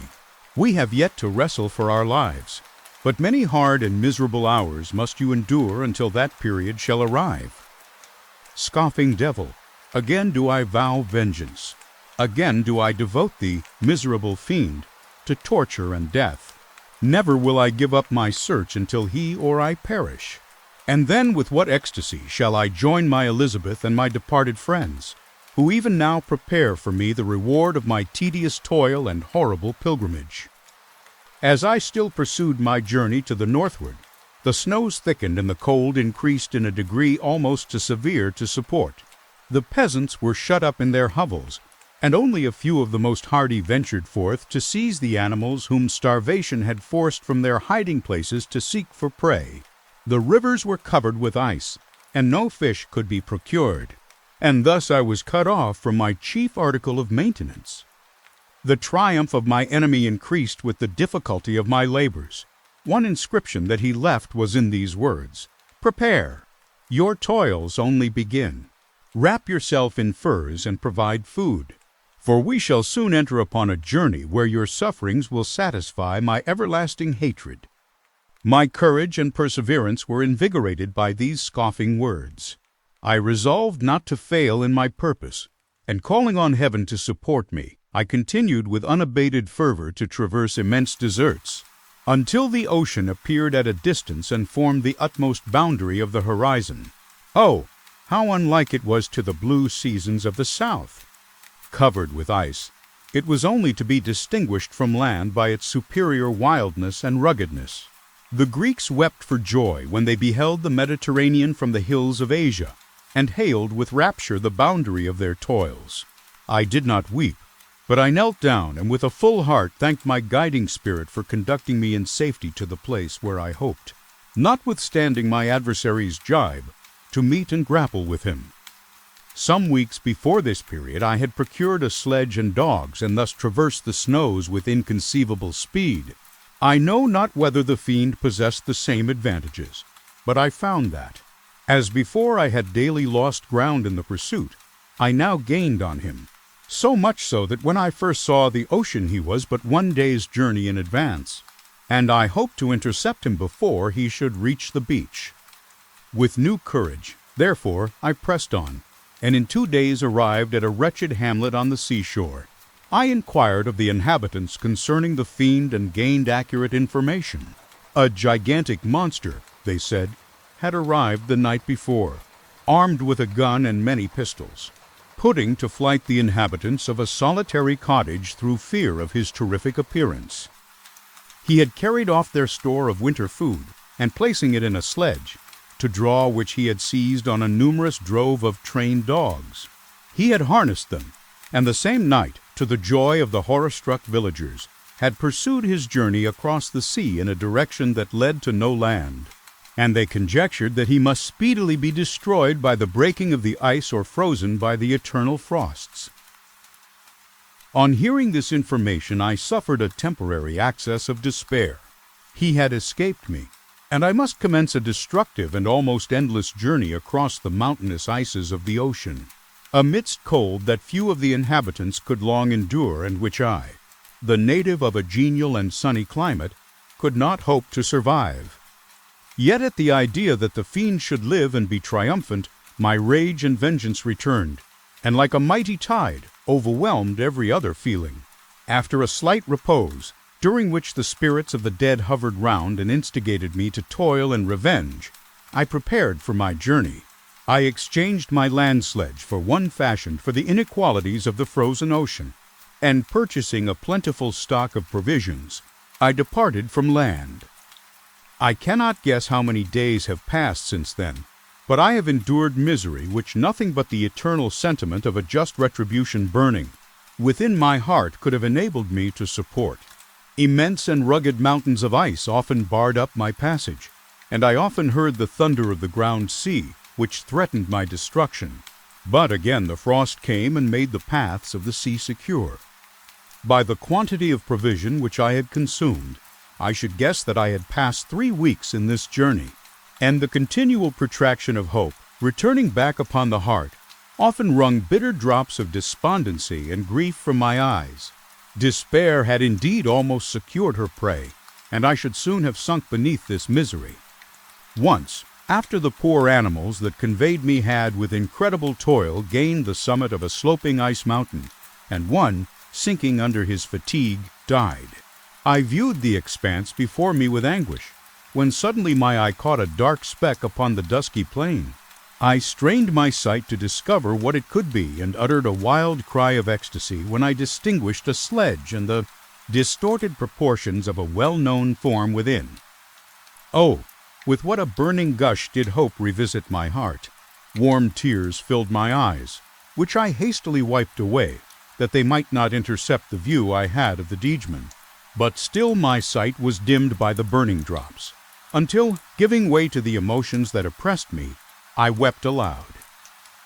But this was not the time for delay. I disencumbered the dogs of their dead companion, gave them a plentiful portion of food, and after an hour's rest, which was absolutely necessary, and yet which was bitterly irksome to me, I continued my route. The sledge was still visible, nor did I again lose sight of it except at the moments when for a short time some ice rock concealed it with its intervening crags. I indeed perceptibly gained on it, and when, after nearly 2 days' journey, I beheld my enemy at no more than a mile distant, my heart bounded within me. But now, when I appeared almost within grasp of my foe, my hopes were suddenly extinguished, and I lost all trace of him more utterly than I had ever done before. A ground sea was heard, the thunder of its progress, as the waters rolled and swelled beneath me, became every moment more ominous and terrific. I pressed on, but in vain. The wind arose, the sea roared, and, as with the mighty shock of an earthquake, it split and cracked with a tremendous and overwhelming sound. The work was soon finished. In a few minutes a tumultuous sea rolled between me and my enemy, and I was left drifting on a scattered piece of ice that was continually lessening and thus preparing for me a hideous death. In this manner many appalling hours passed. Several of my dogs died, and I myself was about to sink under the accumulation of distress when I saw your vessel riding at anchor and holding forth to me hopes of succor and life. I had no conception that vessels ever came so far north and was astounded at the sight. I quickly destroyed part of my sledge to construct oars, and by these means was enabled, with infinite fatigue, to move my ice raft in the direction of your ship. I had determined, if you were going southwards, still to trust myself to the mercy of the seas rather than abandon my purpose. I hoped to induce you to grant me a boat with which I could pursue my enemy, but your direction was northwards. You took me on board when my vigor was exhausted, and I should soon have sunk under my multiplied hardships into a death which I still dread. for my task is unfulfilled. Oh, when will my guiding spirit, in conducting me to the Degeman, allow me the rest I so much desire? Or must I die, and he yet live? If I do, swear to me, Walton, that he shall not escape, that you will seek him and satisfy my vengeance in his death. And do I dare to ask of you to undertake my pilgrimage, to endure the hardships that I have undergone? No, I am not so selfish.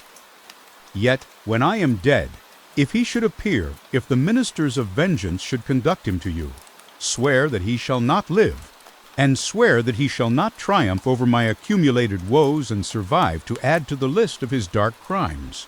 He is eloquent and persuasive, and once his words had even power over my heart.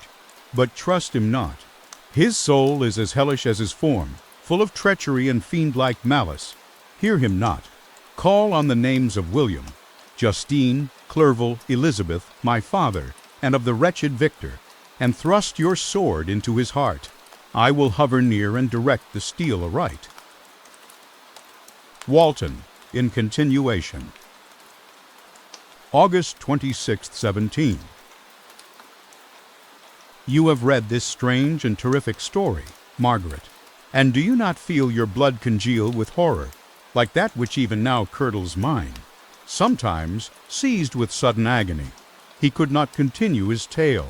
At others, his voice broken, yet piercing, uttered with difficulty the words so replete with anguish.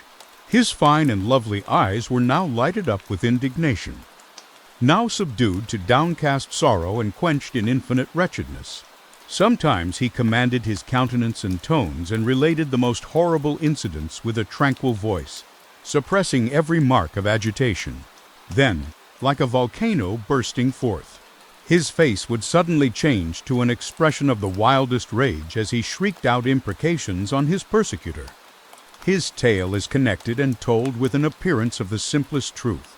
Yet I own to you that the letters of Felix and Saphi, which he showed me, and the apparition of the monster seen from our ship, brought to me a greater conviction of the truth of his narrative than his asseverations, however earnest and connected.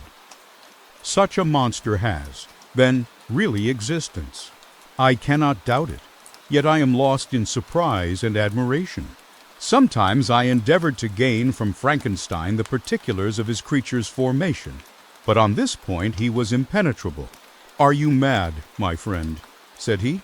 "Or whither does your senseless curiosity lead you? Would you also create for yourself and the world a demoniacal enemy? Peace, oh peace! Learn my miseries and do not seek to increase your own." Frankenstein discovered that I made notes concerning his history. He asked to see them and then himself corrected and augmented them in many places, but principally in giving the life and spirit to the conversations he held with his enemy. "Since you have preserved my narration," said he, "I would not that a mutilated one should go down to posterity." Thus has a week passed away, while I have listened to the strangest tale that ever imagination formed. My thoughts and every feeling of my soul have been drunk up by the interest for my guest which this tale, and his own elevated and gentle manners have created. I wish to soothe him, yet can I counsel one so infinitely miserable, so destitute of every hope of consolation, to live? Oh, no! The only joy that he can now know will be when he composes his shattered spirit to peace and death. Yet he enjoys one comfort, the offspring of solitude and delirium. He believes that when in dreams he holds converse with his friends and derives from that communion consolation for his miseries or excitements to his vengeance. That they are not the creations of his fancy, but the beings themselves who visit him from the regions of a remote world. This faith gives a solemnity to his reveries that render them to me almost as imposing and interesting as truth. Our conversations are not always confined to his own history and misfortunes. On every point of general literature he displays unbounded knowledge and a quick and piercing apprehension. His eloquence is forcible and touching. Nor can I hear him when he relates a pathetic incident or endeavors to move the passions of pity or love without tears. What a glorious creature must he have been in the days of his prosperity, when he is thus noble and godlike in ruin. He seems to feel his own worth and the greatness of his fall. When younger, said he, I believed myself destined for some great enterprise.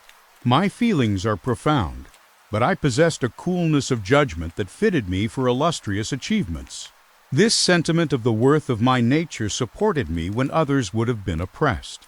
For I deemed it criminal to throw away in useless grief those talents that might be useful to my fellow creatures.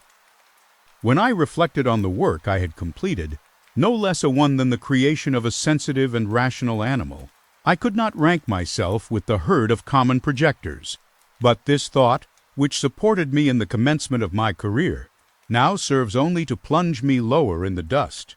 All my speculations and hopes are as nothing, and like the archangel who aspired to omnipotence, I am chained in an eternal hell. My imagination was vivid, yet my powers of analysis and application were intense. By the union of these qualities I conceived the idea and executed the creation of a man. Even now I cannot recollect without passion my reveries while the work was incomplete. I trod heaven in my thoughts, now exulting in my powers, now burning with the idea of their effects. From my infancy I was imbued with high hopes and a lofty ambition. But how am I sunk? Oh, my friend, if you had known me as I once was, you would not recognize me in this state of degradation. Despondency rarely visited my heart. A high destiny seemed to bear me on, until I fell, never again to rise. Must I then lose this admirable being? I have longed for a friend. I have sought one who would sympathize with and love me. Behold, on these desert seas I have found such a one, but I fear I have gained him only to know his value and lose him. I would reconcile him to life, but he repulses the idea. I thank you, Walton, he said, for your kind intentions toward so miserable a wretch. But when you speak of new ties and fresh affections, think you that any can replace those who are gone?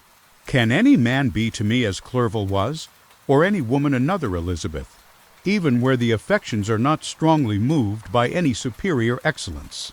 The companions of our childhood always possess a certain power over our minds which hardly any later friend can obtain. They know our infantine dispositions, which, however they may be afterwards modified, are never eradicated, and they can judge of our actions with more certain conclusions as to the integrity of our motives. A sister or a brother can never, unless indeed such symptoms have been shown early, suspect the other of fraud or false dealing, when another friend, however strongly he may be attached, may, in spite of himself, be contemplated with suspicion. But I enjoyed friends, dear not only through habit and association, but from their own merits. And wherever I am, the soothing voice of my Elizabeth and the conversation of Clerval will be ever whispered in my ear.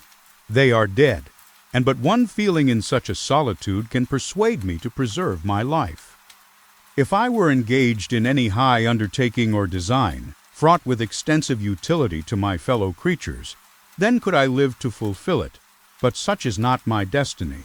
I must pursue and destroy the being to whom I gave existence. Then my lot on earth will be fulfilled and I may die.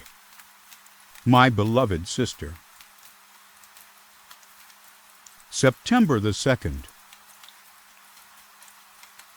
I write to you, encompassed by peril and ignorant whether I am ever doomed to see again dear England and the dearer friends that inhabit it. I am surrounded by mountains of ice which admit of no escape and threaten every moment to crush my vessel.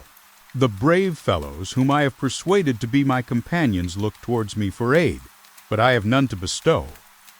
There is something terribly appalling in our situation, yet my courage and hopes do not desert me. Yet it is terrible to reflect that the lives of all these men are endangered through me. If we are lost, my mad schemes are the cause. And what, Margaret, will be the state of your mind? You will not hear of my destruction, and you will anxiously await my return. Years will pass, and you will have visitings of despair and yet be tortured by hope. Oh, my beloved sister, the sickening failing of your heartfelt expectations is, in prospect, more terrible to me than my own death. But you have a husband and lovely children. You may be happy. Heaven bless you and make you so. My unfortunate guest regards me with the tenderest compassion. He endeavors to fill me with hope and talks as if life were a possession which he valued. He reminds me how often the same accidents have happened to other navigators who have attempted this sea, and in spite of myself, he fills me with cheerful auguries. Even the sailors feel the power of his eloquence. When he speaks, they no longer despair. He rouses their energies, and while they hear his voice, they believe these vast mountains of ice are molehills which will vanish. Before the resolutions of man, these feelings are transitory. Each day of expectation delayed fills them with fear, and I almost dread a mutiny caused by this despair.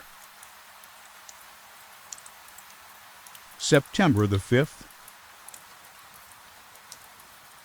A scene has just passed of such uncommon interest that, although it is highly probable that these papers may never reach you, yet I cannot forbear recording it. We are still surrounded by mountains of ice, still in imminent danger of being crushed in their conflict. The cold is excessive, and many of my unfortunate comrades have already found a grave amidst this scene of desolation. Frankenstein has daily declined in health. A feverish fire still glimmers in his eyes, but he is exhausted, and when suddenly roused to any exertion, he speedily sinks again into apparent lifelessness. I mentioned in my last letter the fears I entertained of a mutiny. This morning, as I sat watching the wan countenance of my friend, his eyes half closed and his limbs hanging listlessly, I was roused by half a dozen of the sailors, who demanded admission into the cabin. They entered, and their leader addressed me. He told me that he and his companions had been chosen by the other sailors to come in deputation to me to make me a requisition which, in justice, I could not refuse. We were immured in ice and should probably never escape, but they feared that if, as was possible, the ice should dissipate and a free passage be opened, I should be rash enough to continue my voyage and lead them into fresh dangers, after they might happily have surmounted this. They insisted, therefore, that I should engage with a solemn promise that if the vessel should be freed, I would instantly direct my course southwards. This speech troubled me. I had not despaired, nor had I yet conceived the idea of returning if set free.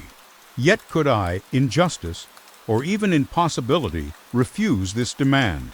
I hesitated before I answered, when Frankenstein, who had at first been silent, and indeed appeared hardly to have force enough to attend, now roused himself. His eyes sparkled, and his cheeks flushed with momentary vigor.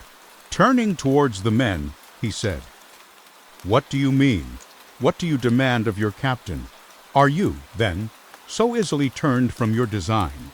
Did you not call this a glorious expedition? And wherefore was it glorious? Not because the way was smooth and placid as a southern sea, but because it was full of dangers and terror, because at every new incident your fortitude was to be called forth and your courage exhibited, because danger and death surrounded it, and these you were to brave and overcome. For this was it a glorious, for this was it an honorable undertaking. You were hereafter to be hailed as the benefactors of your species, your names adored as belonging to brave men who encountered death for honor and the benefit of mankind. And now, behold, with the first imagination of danger, or, if you will, the first mighty and terrific trial of your courage, you shrink away and are content to be handed down as men who had not strength enough to endure cold and peril. And so, poor souls, they were chilly and returned to their warm firesides. Why, that requires not this preparation. The need not have come thus far and dragged your captain to the shame of a defeat merely to prove yourselves cowards. Oh, be men, or be more than men. Be steady to your purposes and firm as a rock. This ice is not made of such stuff as your hearts may be. It is mutable and cannot withstand you if you say that it shall not. Do not return to your families with the stigma of disgrace marked on your brows. Return as heroes who have fought and conquered and who know not what it is to turn their backs on the foe." He spoke this with a voice so modulated to the different feelings expressed in his speech, with an eye so full of lofty design and heroism, that can you wonder that these men were moved? They looked at one another and were unable to reply. I spoke. I told them to retire and consider of what had been said, that I would not lead them farther north if they strenuously desired the contrary, but that I hoped that, with reflection, their courage would return. They retired, and I turned towards my friend, but he was sunk in languor and almost deprived of life. How all this will terminate, I know not, but I had rather die than return shamefully, my purpose unfulfilled. Yet I fear such will be my fate. The men, unsupported by ideas of glory and honor, can never willingly continue to endure their present hardships. September the 7th. The die is cast.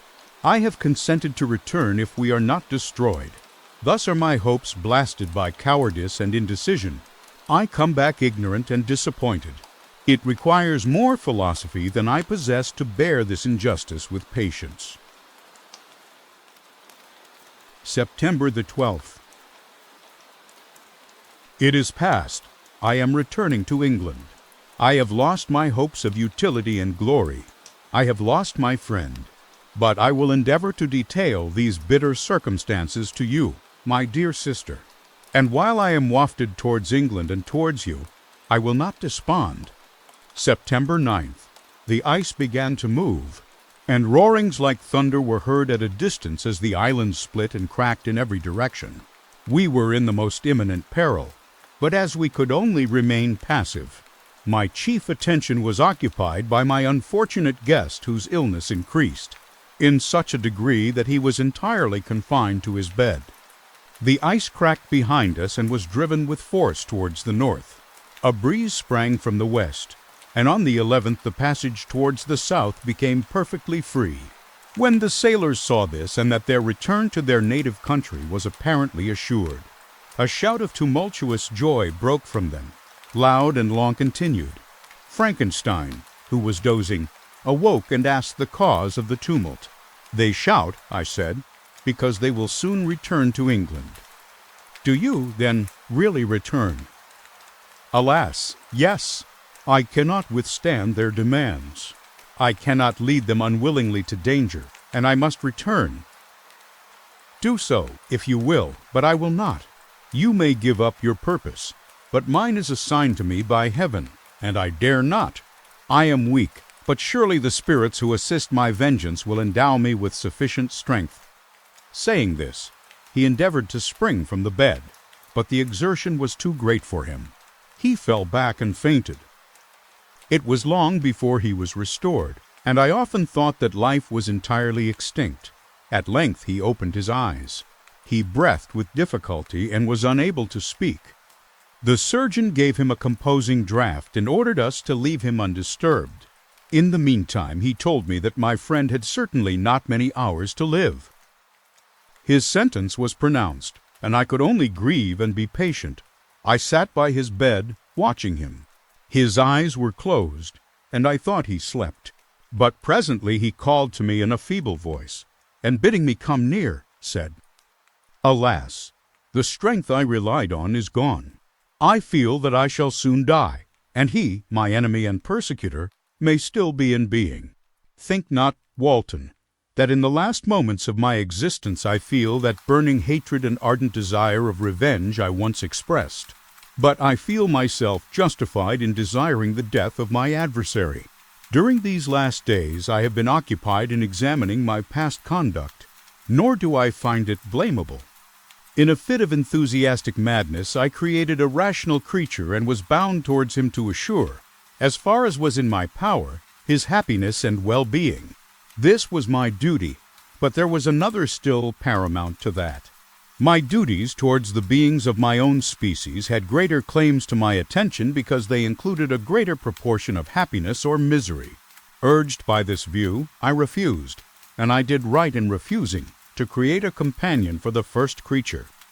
He showed unparalleled malignity and selfishness in evil.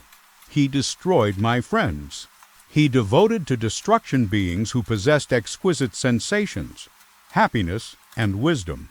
Nor do I know where this thirst for vengeance may end. Miserable himself that he may render no other wretched, he ought to die, The task of his destruction was mine, but I have failed. When actuated by selfish and vicious motives, I asked you to undertake my unfinished work, and I renew this request now, when I am only induced by reason and virtue. Yet I cannot ask you to renounce your country and friends to fulfill this task. And now that you are returning to England, you will have little chance of meeting with him. But the consideration of these points, and the well-balancing of what you may esteem your duties, I leave to you. My judgment and ideas are already disturbed by the near approach of death. I dare not ask you to do what I think right, for I may still be misled by passion. That he should live to be an instrument of mischief disturbs me. In other respects, this hour, when I momentarily expect my release, is the only happy one which I have enjoyed for several years. The forms of the beloved dead flit before me, and I hasten to their arms. Farewell, Walton. Seek happiness in tranquility and avoid ambition, even if it be only the apparently innocent one of distinguishing yourself in science and discoveries. Yet why do I say this? I have myself been blasted in these hopes, yet another may succeed. His voice became fainter as he spoke, and at length, exhausted by his effort, he sank into silence. About half an hour afterwards he attempted again to speak, but was unable. He pressed my hand feebly, and his eyes closed forever, while the irradiation of a gentle smile passed away from his lips. Margaret, what comment can I make on the untimely extinction of this glorious spirit? What can I say that will enable you to understand the depth of my sorrow? All that I should express would be inadequate and feeble. My tears flow. My mind is overshadowed by a cloud of disappointment. But I journey towards England, and I may there find consolation. I am interrupted. What do these sounds portend? It is midnight. The breeze blows fairly, and the watch on deck scarcely stir. Again there is a sound as of a human voice, but hoarser. It comes from the cabin where the remains of Frankenstein still lie. I must arise and examine. Good night, my sister. Great God, what a scene has just taken place. I am yet dizzy with the remembrance of it. I hardly know whether I shall have the power to detail it. Yet the tale which I have recorded would be incomplete without this final and wonderful catastrophe. I entered the cabin where lay the remains of my ill-fated and admirable friend. Over him hung a form which I cannot find words to describe, gigantic in stature, yet uncouth and distorted in its proportions. As he hung over the coffin, his face was concealed by long locks of ragged hair, but one vast hand was extended, in color and apparent texture like that of a mummy. When he heard the sound of my approach, he ceased to utter exclamations of grief and horror and sprung towards the window. Never did I behold a vision so horrible as his face, of such loathsome yet appalling hideousness. I shut my eyes involuntarily and endeavored to recollect what were my duties with regard to this destroyer. I called on him to stay. He paused, looking on me with wonder, and again turning towards the lifeless form of his creator. He seemed to forget my presence, and every feature and gesture seemed instigated by the wildest rage of some uncontrollable passion. "That is also my victim," he exclaimed. "In his murder my crimes are consummated. The miserable series of my being is wound to its close. Oh, Frankenstein, generous and self-devoted being, what does it avail that I now ask thee to pardon me? I, who irretrievably destroyed thee by destroying all thou lovedst. Alas! He is cold. He cannot answer me." His voice seemed suffocated, and my first impulses, which had suggested to me the duty of obeying the dying request of my friend in destroying his enemy, were now suspended by a mixture of curiosity and compassion. I approached this tremendous being. I dared not again raise my eyes to his face. There was something so scaring and unearthly in his ugliness. I attempted to speak, but the words died away on my lips. The monster continued to utter wild and incoherent self-reproaches. At length I gathered resolution to address him in a pause of the tempest of his passion. "Your repentance," I said, "is now superfluous. If you had listened to the voice of conscience and heeded the stings of remorse before you had urged your diabolical vengeance to this extremity, Frankenstein would yet have lived. And do you dream? Said the Deedsman. Do you think that I was then dead to agony and remorse? He continued, pointing to the corpse, he suffered not in the consummation of the deed. Oh, not the 10,000th portion of the anguish that was mine during the lingering detail of its execution. A frightful selfishness hurried me on, while my heart was poisoned with remorse. Think you that the groans of Clerval were music to my ears? My heart was fashioned to be susceptible of love and sympathy, and when wrenched by misery to vice and hatred, it did not endure the violence of the change without torture such as you cannot even imagine. After the murder of Clerval, I returned to Switzerland, heartbroken and overcome. I pitied Frankenstein. My pity amounted to horror. I abhorred myself. But when I discovered that he, the author at once of my existence and of its unspeakable torments, dared to hope for happiness, that while he accumulated wretchedness and despair upon me, he sought his own enjoyment in feelings and passions from the indulgence of which I was forever barred, then impotent envy and bitter indignation filled me with an insatiable thirst for vengeance. I recollected my threat and resolved that it should be accomplished. I knew that I was preparing for myself a deadly torture, but I was the slave, not the master, of an impulse which I detested yet could not disobey. Yet when she died, nay, then I was not miserable. I had cast off all feeling, subdued all anguish, to riot in the excess of my despair. Evil thenceforth became my good. Urged thus far, I had no choice but to adapt my nature to an element which I had willingly chosen. The completion of my demoniacal design became an insatiable passion, and now it is ended. There is my last victim. I was at first touched by the expressions of his misery. Yet, when I called to mind what Frankenstein had said of his powers of eloquence and persuasion, and when I again cast my eyes on the lifeless form of my friend, indignation was rekindled within me. Wretch, I said, it is well that you come here to whine over the desolation that you have made. You throw a torch into a pile of buildings, and when they are consumed, you sit among the ruins and lament the fall, hypocritical fiend. If he whom you mourn still lived, still would he be the object. Again would he become the prey of your accursed vengeance. It is not pity that you feel. You lament only because the victim of your malignity is withdrawn from your power. Oh, it is not thus, interrupted the being. Yet such must be the impression conveyed to you by what appears to be the purport of my actions. Yet I seek not a fellow feeling in my misery. No sympathy may I ever find. When I first sought it, it was the love of virtue, the feelings of happiness and affection with which my whole being overflowed, that I wished to be participated. But now that virtue has become to me a shadow, and that happiness and affection are turned into bitter and loathing despair, in what should I seek for sympathy? I am content to suffer alone while my sufferings shall endure. When I die, I am well satisfied that abhorrence and opprobrium should load my memory. Once my fancy was soothed with dreams of virtue, of fame, and of enjoyment. Once I falsely hoped to meet with beings who, pardoning my outward form, would love me for the excellent qualities which I was capable of unfolding. I was nourished with high thoughts of honor and devotion. But now crime has degraded me beneath the meanest animal. No guilt, no mischief, no malignity, no misery can be found comparable to mine. When I run over the frightful catalogue of my sins, I cannot believe that I am the same creature whose thoughts were once filled with sublime and transcendent visions of the beauty and the majesty of goodness. But it is even so.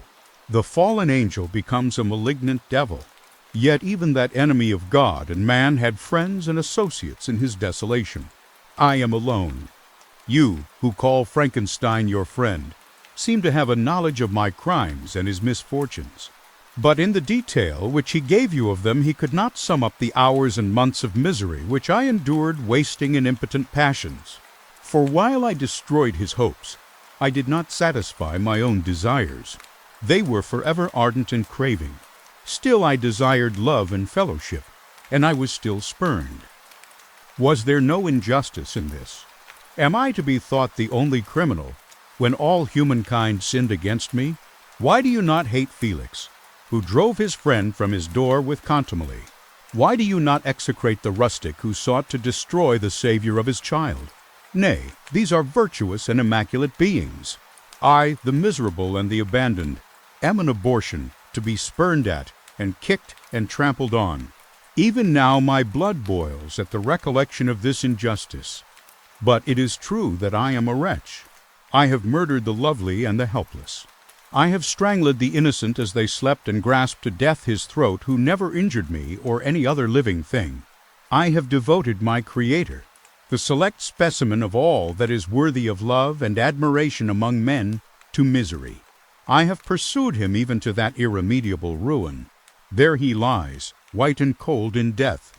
You hate me, but your abhorrence cannot equal that with which I regard myself. I look on the hands which executed the deed. I think on the heart in which the imagination of it was conceived, and long for the moment when these hands will meet my eyes, when that imagination will haunt my thoughts no more. Fear not that I shall be the instrument of future mischief. My work is nearly complete. Neither yours nor any man's death is needed to consummate the series of my being and accomplish that which must be done, but it requires my own. Do not think that I shall be slow to perform this sacrifice. I shall quit your vessel on the ice raft which brought me in, and shall seek the most northern extremity of the globe. I shall collect my funeral pile and consume to ashes this miserable frame, that its remains may afford no light to any curious and unhallowed wretch who would create such another as I have been. I shall die. I shall no longer feel the agonies which now consume me or be the prey of feelings unsatisfied, yet unquenched. He is dead who called me into being, and when I shall be no more, the very remembrance of us both will speedily vanish. I shall no longer see the sun or stars or feel the winds play on my cheeks. Light, feeling, and sense will pass away, and in this condition must I find my happiness. Some years ago, when the images which this world affords first opened upon me, when I felt the cheering warmth of summer and heard the rustling of the leaves and the warbling of the birds, and these were all to me, I should have wept to die. Now it is my only consolation. Polluted by crimes and torn by the bitterest remorse, where can I find rest but in death? Farewell. I leave you, and in you the last of humankind whom these eyes will ever behold. Farewell, Frankenstein. If thou wert yet alive, and yet cherished a desire of revenge against me, it would be better satiated in my life than in my destruction. But it was not so. Thou didst seek my extinction, that I might not cause greater wretchedness, and if yet, in some mode unknown to me. Thou hadst not ceased to think and feel, thou wouldst not desire against me a vengeance greater than that which I feel. Blasted as you were, my agony was still superior to thine. For the bitter sting of remorse will not cease to rankle in my wounds until death shall close them forever. But soon, he cried with sad and solemn enthusiasm, I shall die, and what I now feel be no longer felt. Soon these burning miseries will be extinct. I shall ascend my funeral pile triumphantly and exult in the agony of the torturing flames. The light of that conflagration will fade away. My ashes will be swept into the sea by the winds. My spirit will sleep in peace, or if it thinks, it will not surely think thus, Now farewell. He sprang from the cabin window as he said this, upon the ice raft which lay close to the vessel. He was soon borne away by the waves and lost in darkness and distance. You have listened to Frankenstein, or The Modern Prometheus, by Mary Wollstonecraft Godwin Shelley. Before we part, I want to thank you, truly, for listening all the way to the end. Creating these audiobooks takes time, care, and a quiet devotion to the story, and your presence here means more than you know. If this tale stayed with you tonight, I would be grateful if you left a gentle like and subscribe to the channel.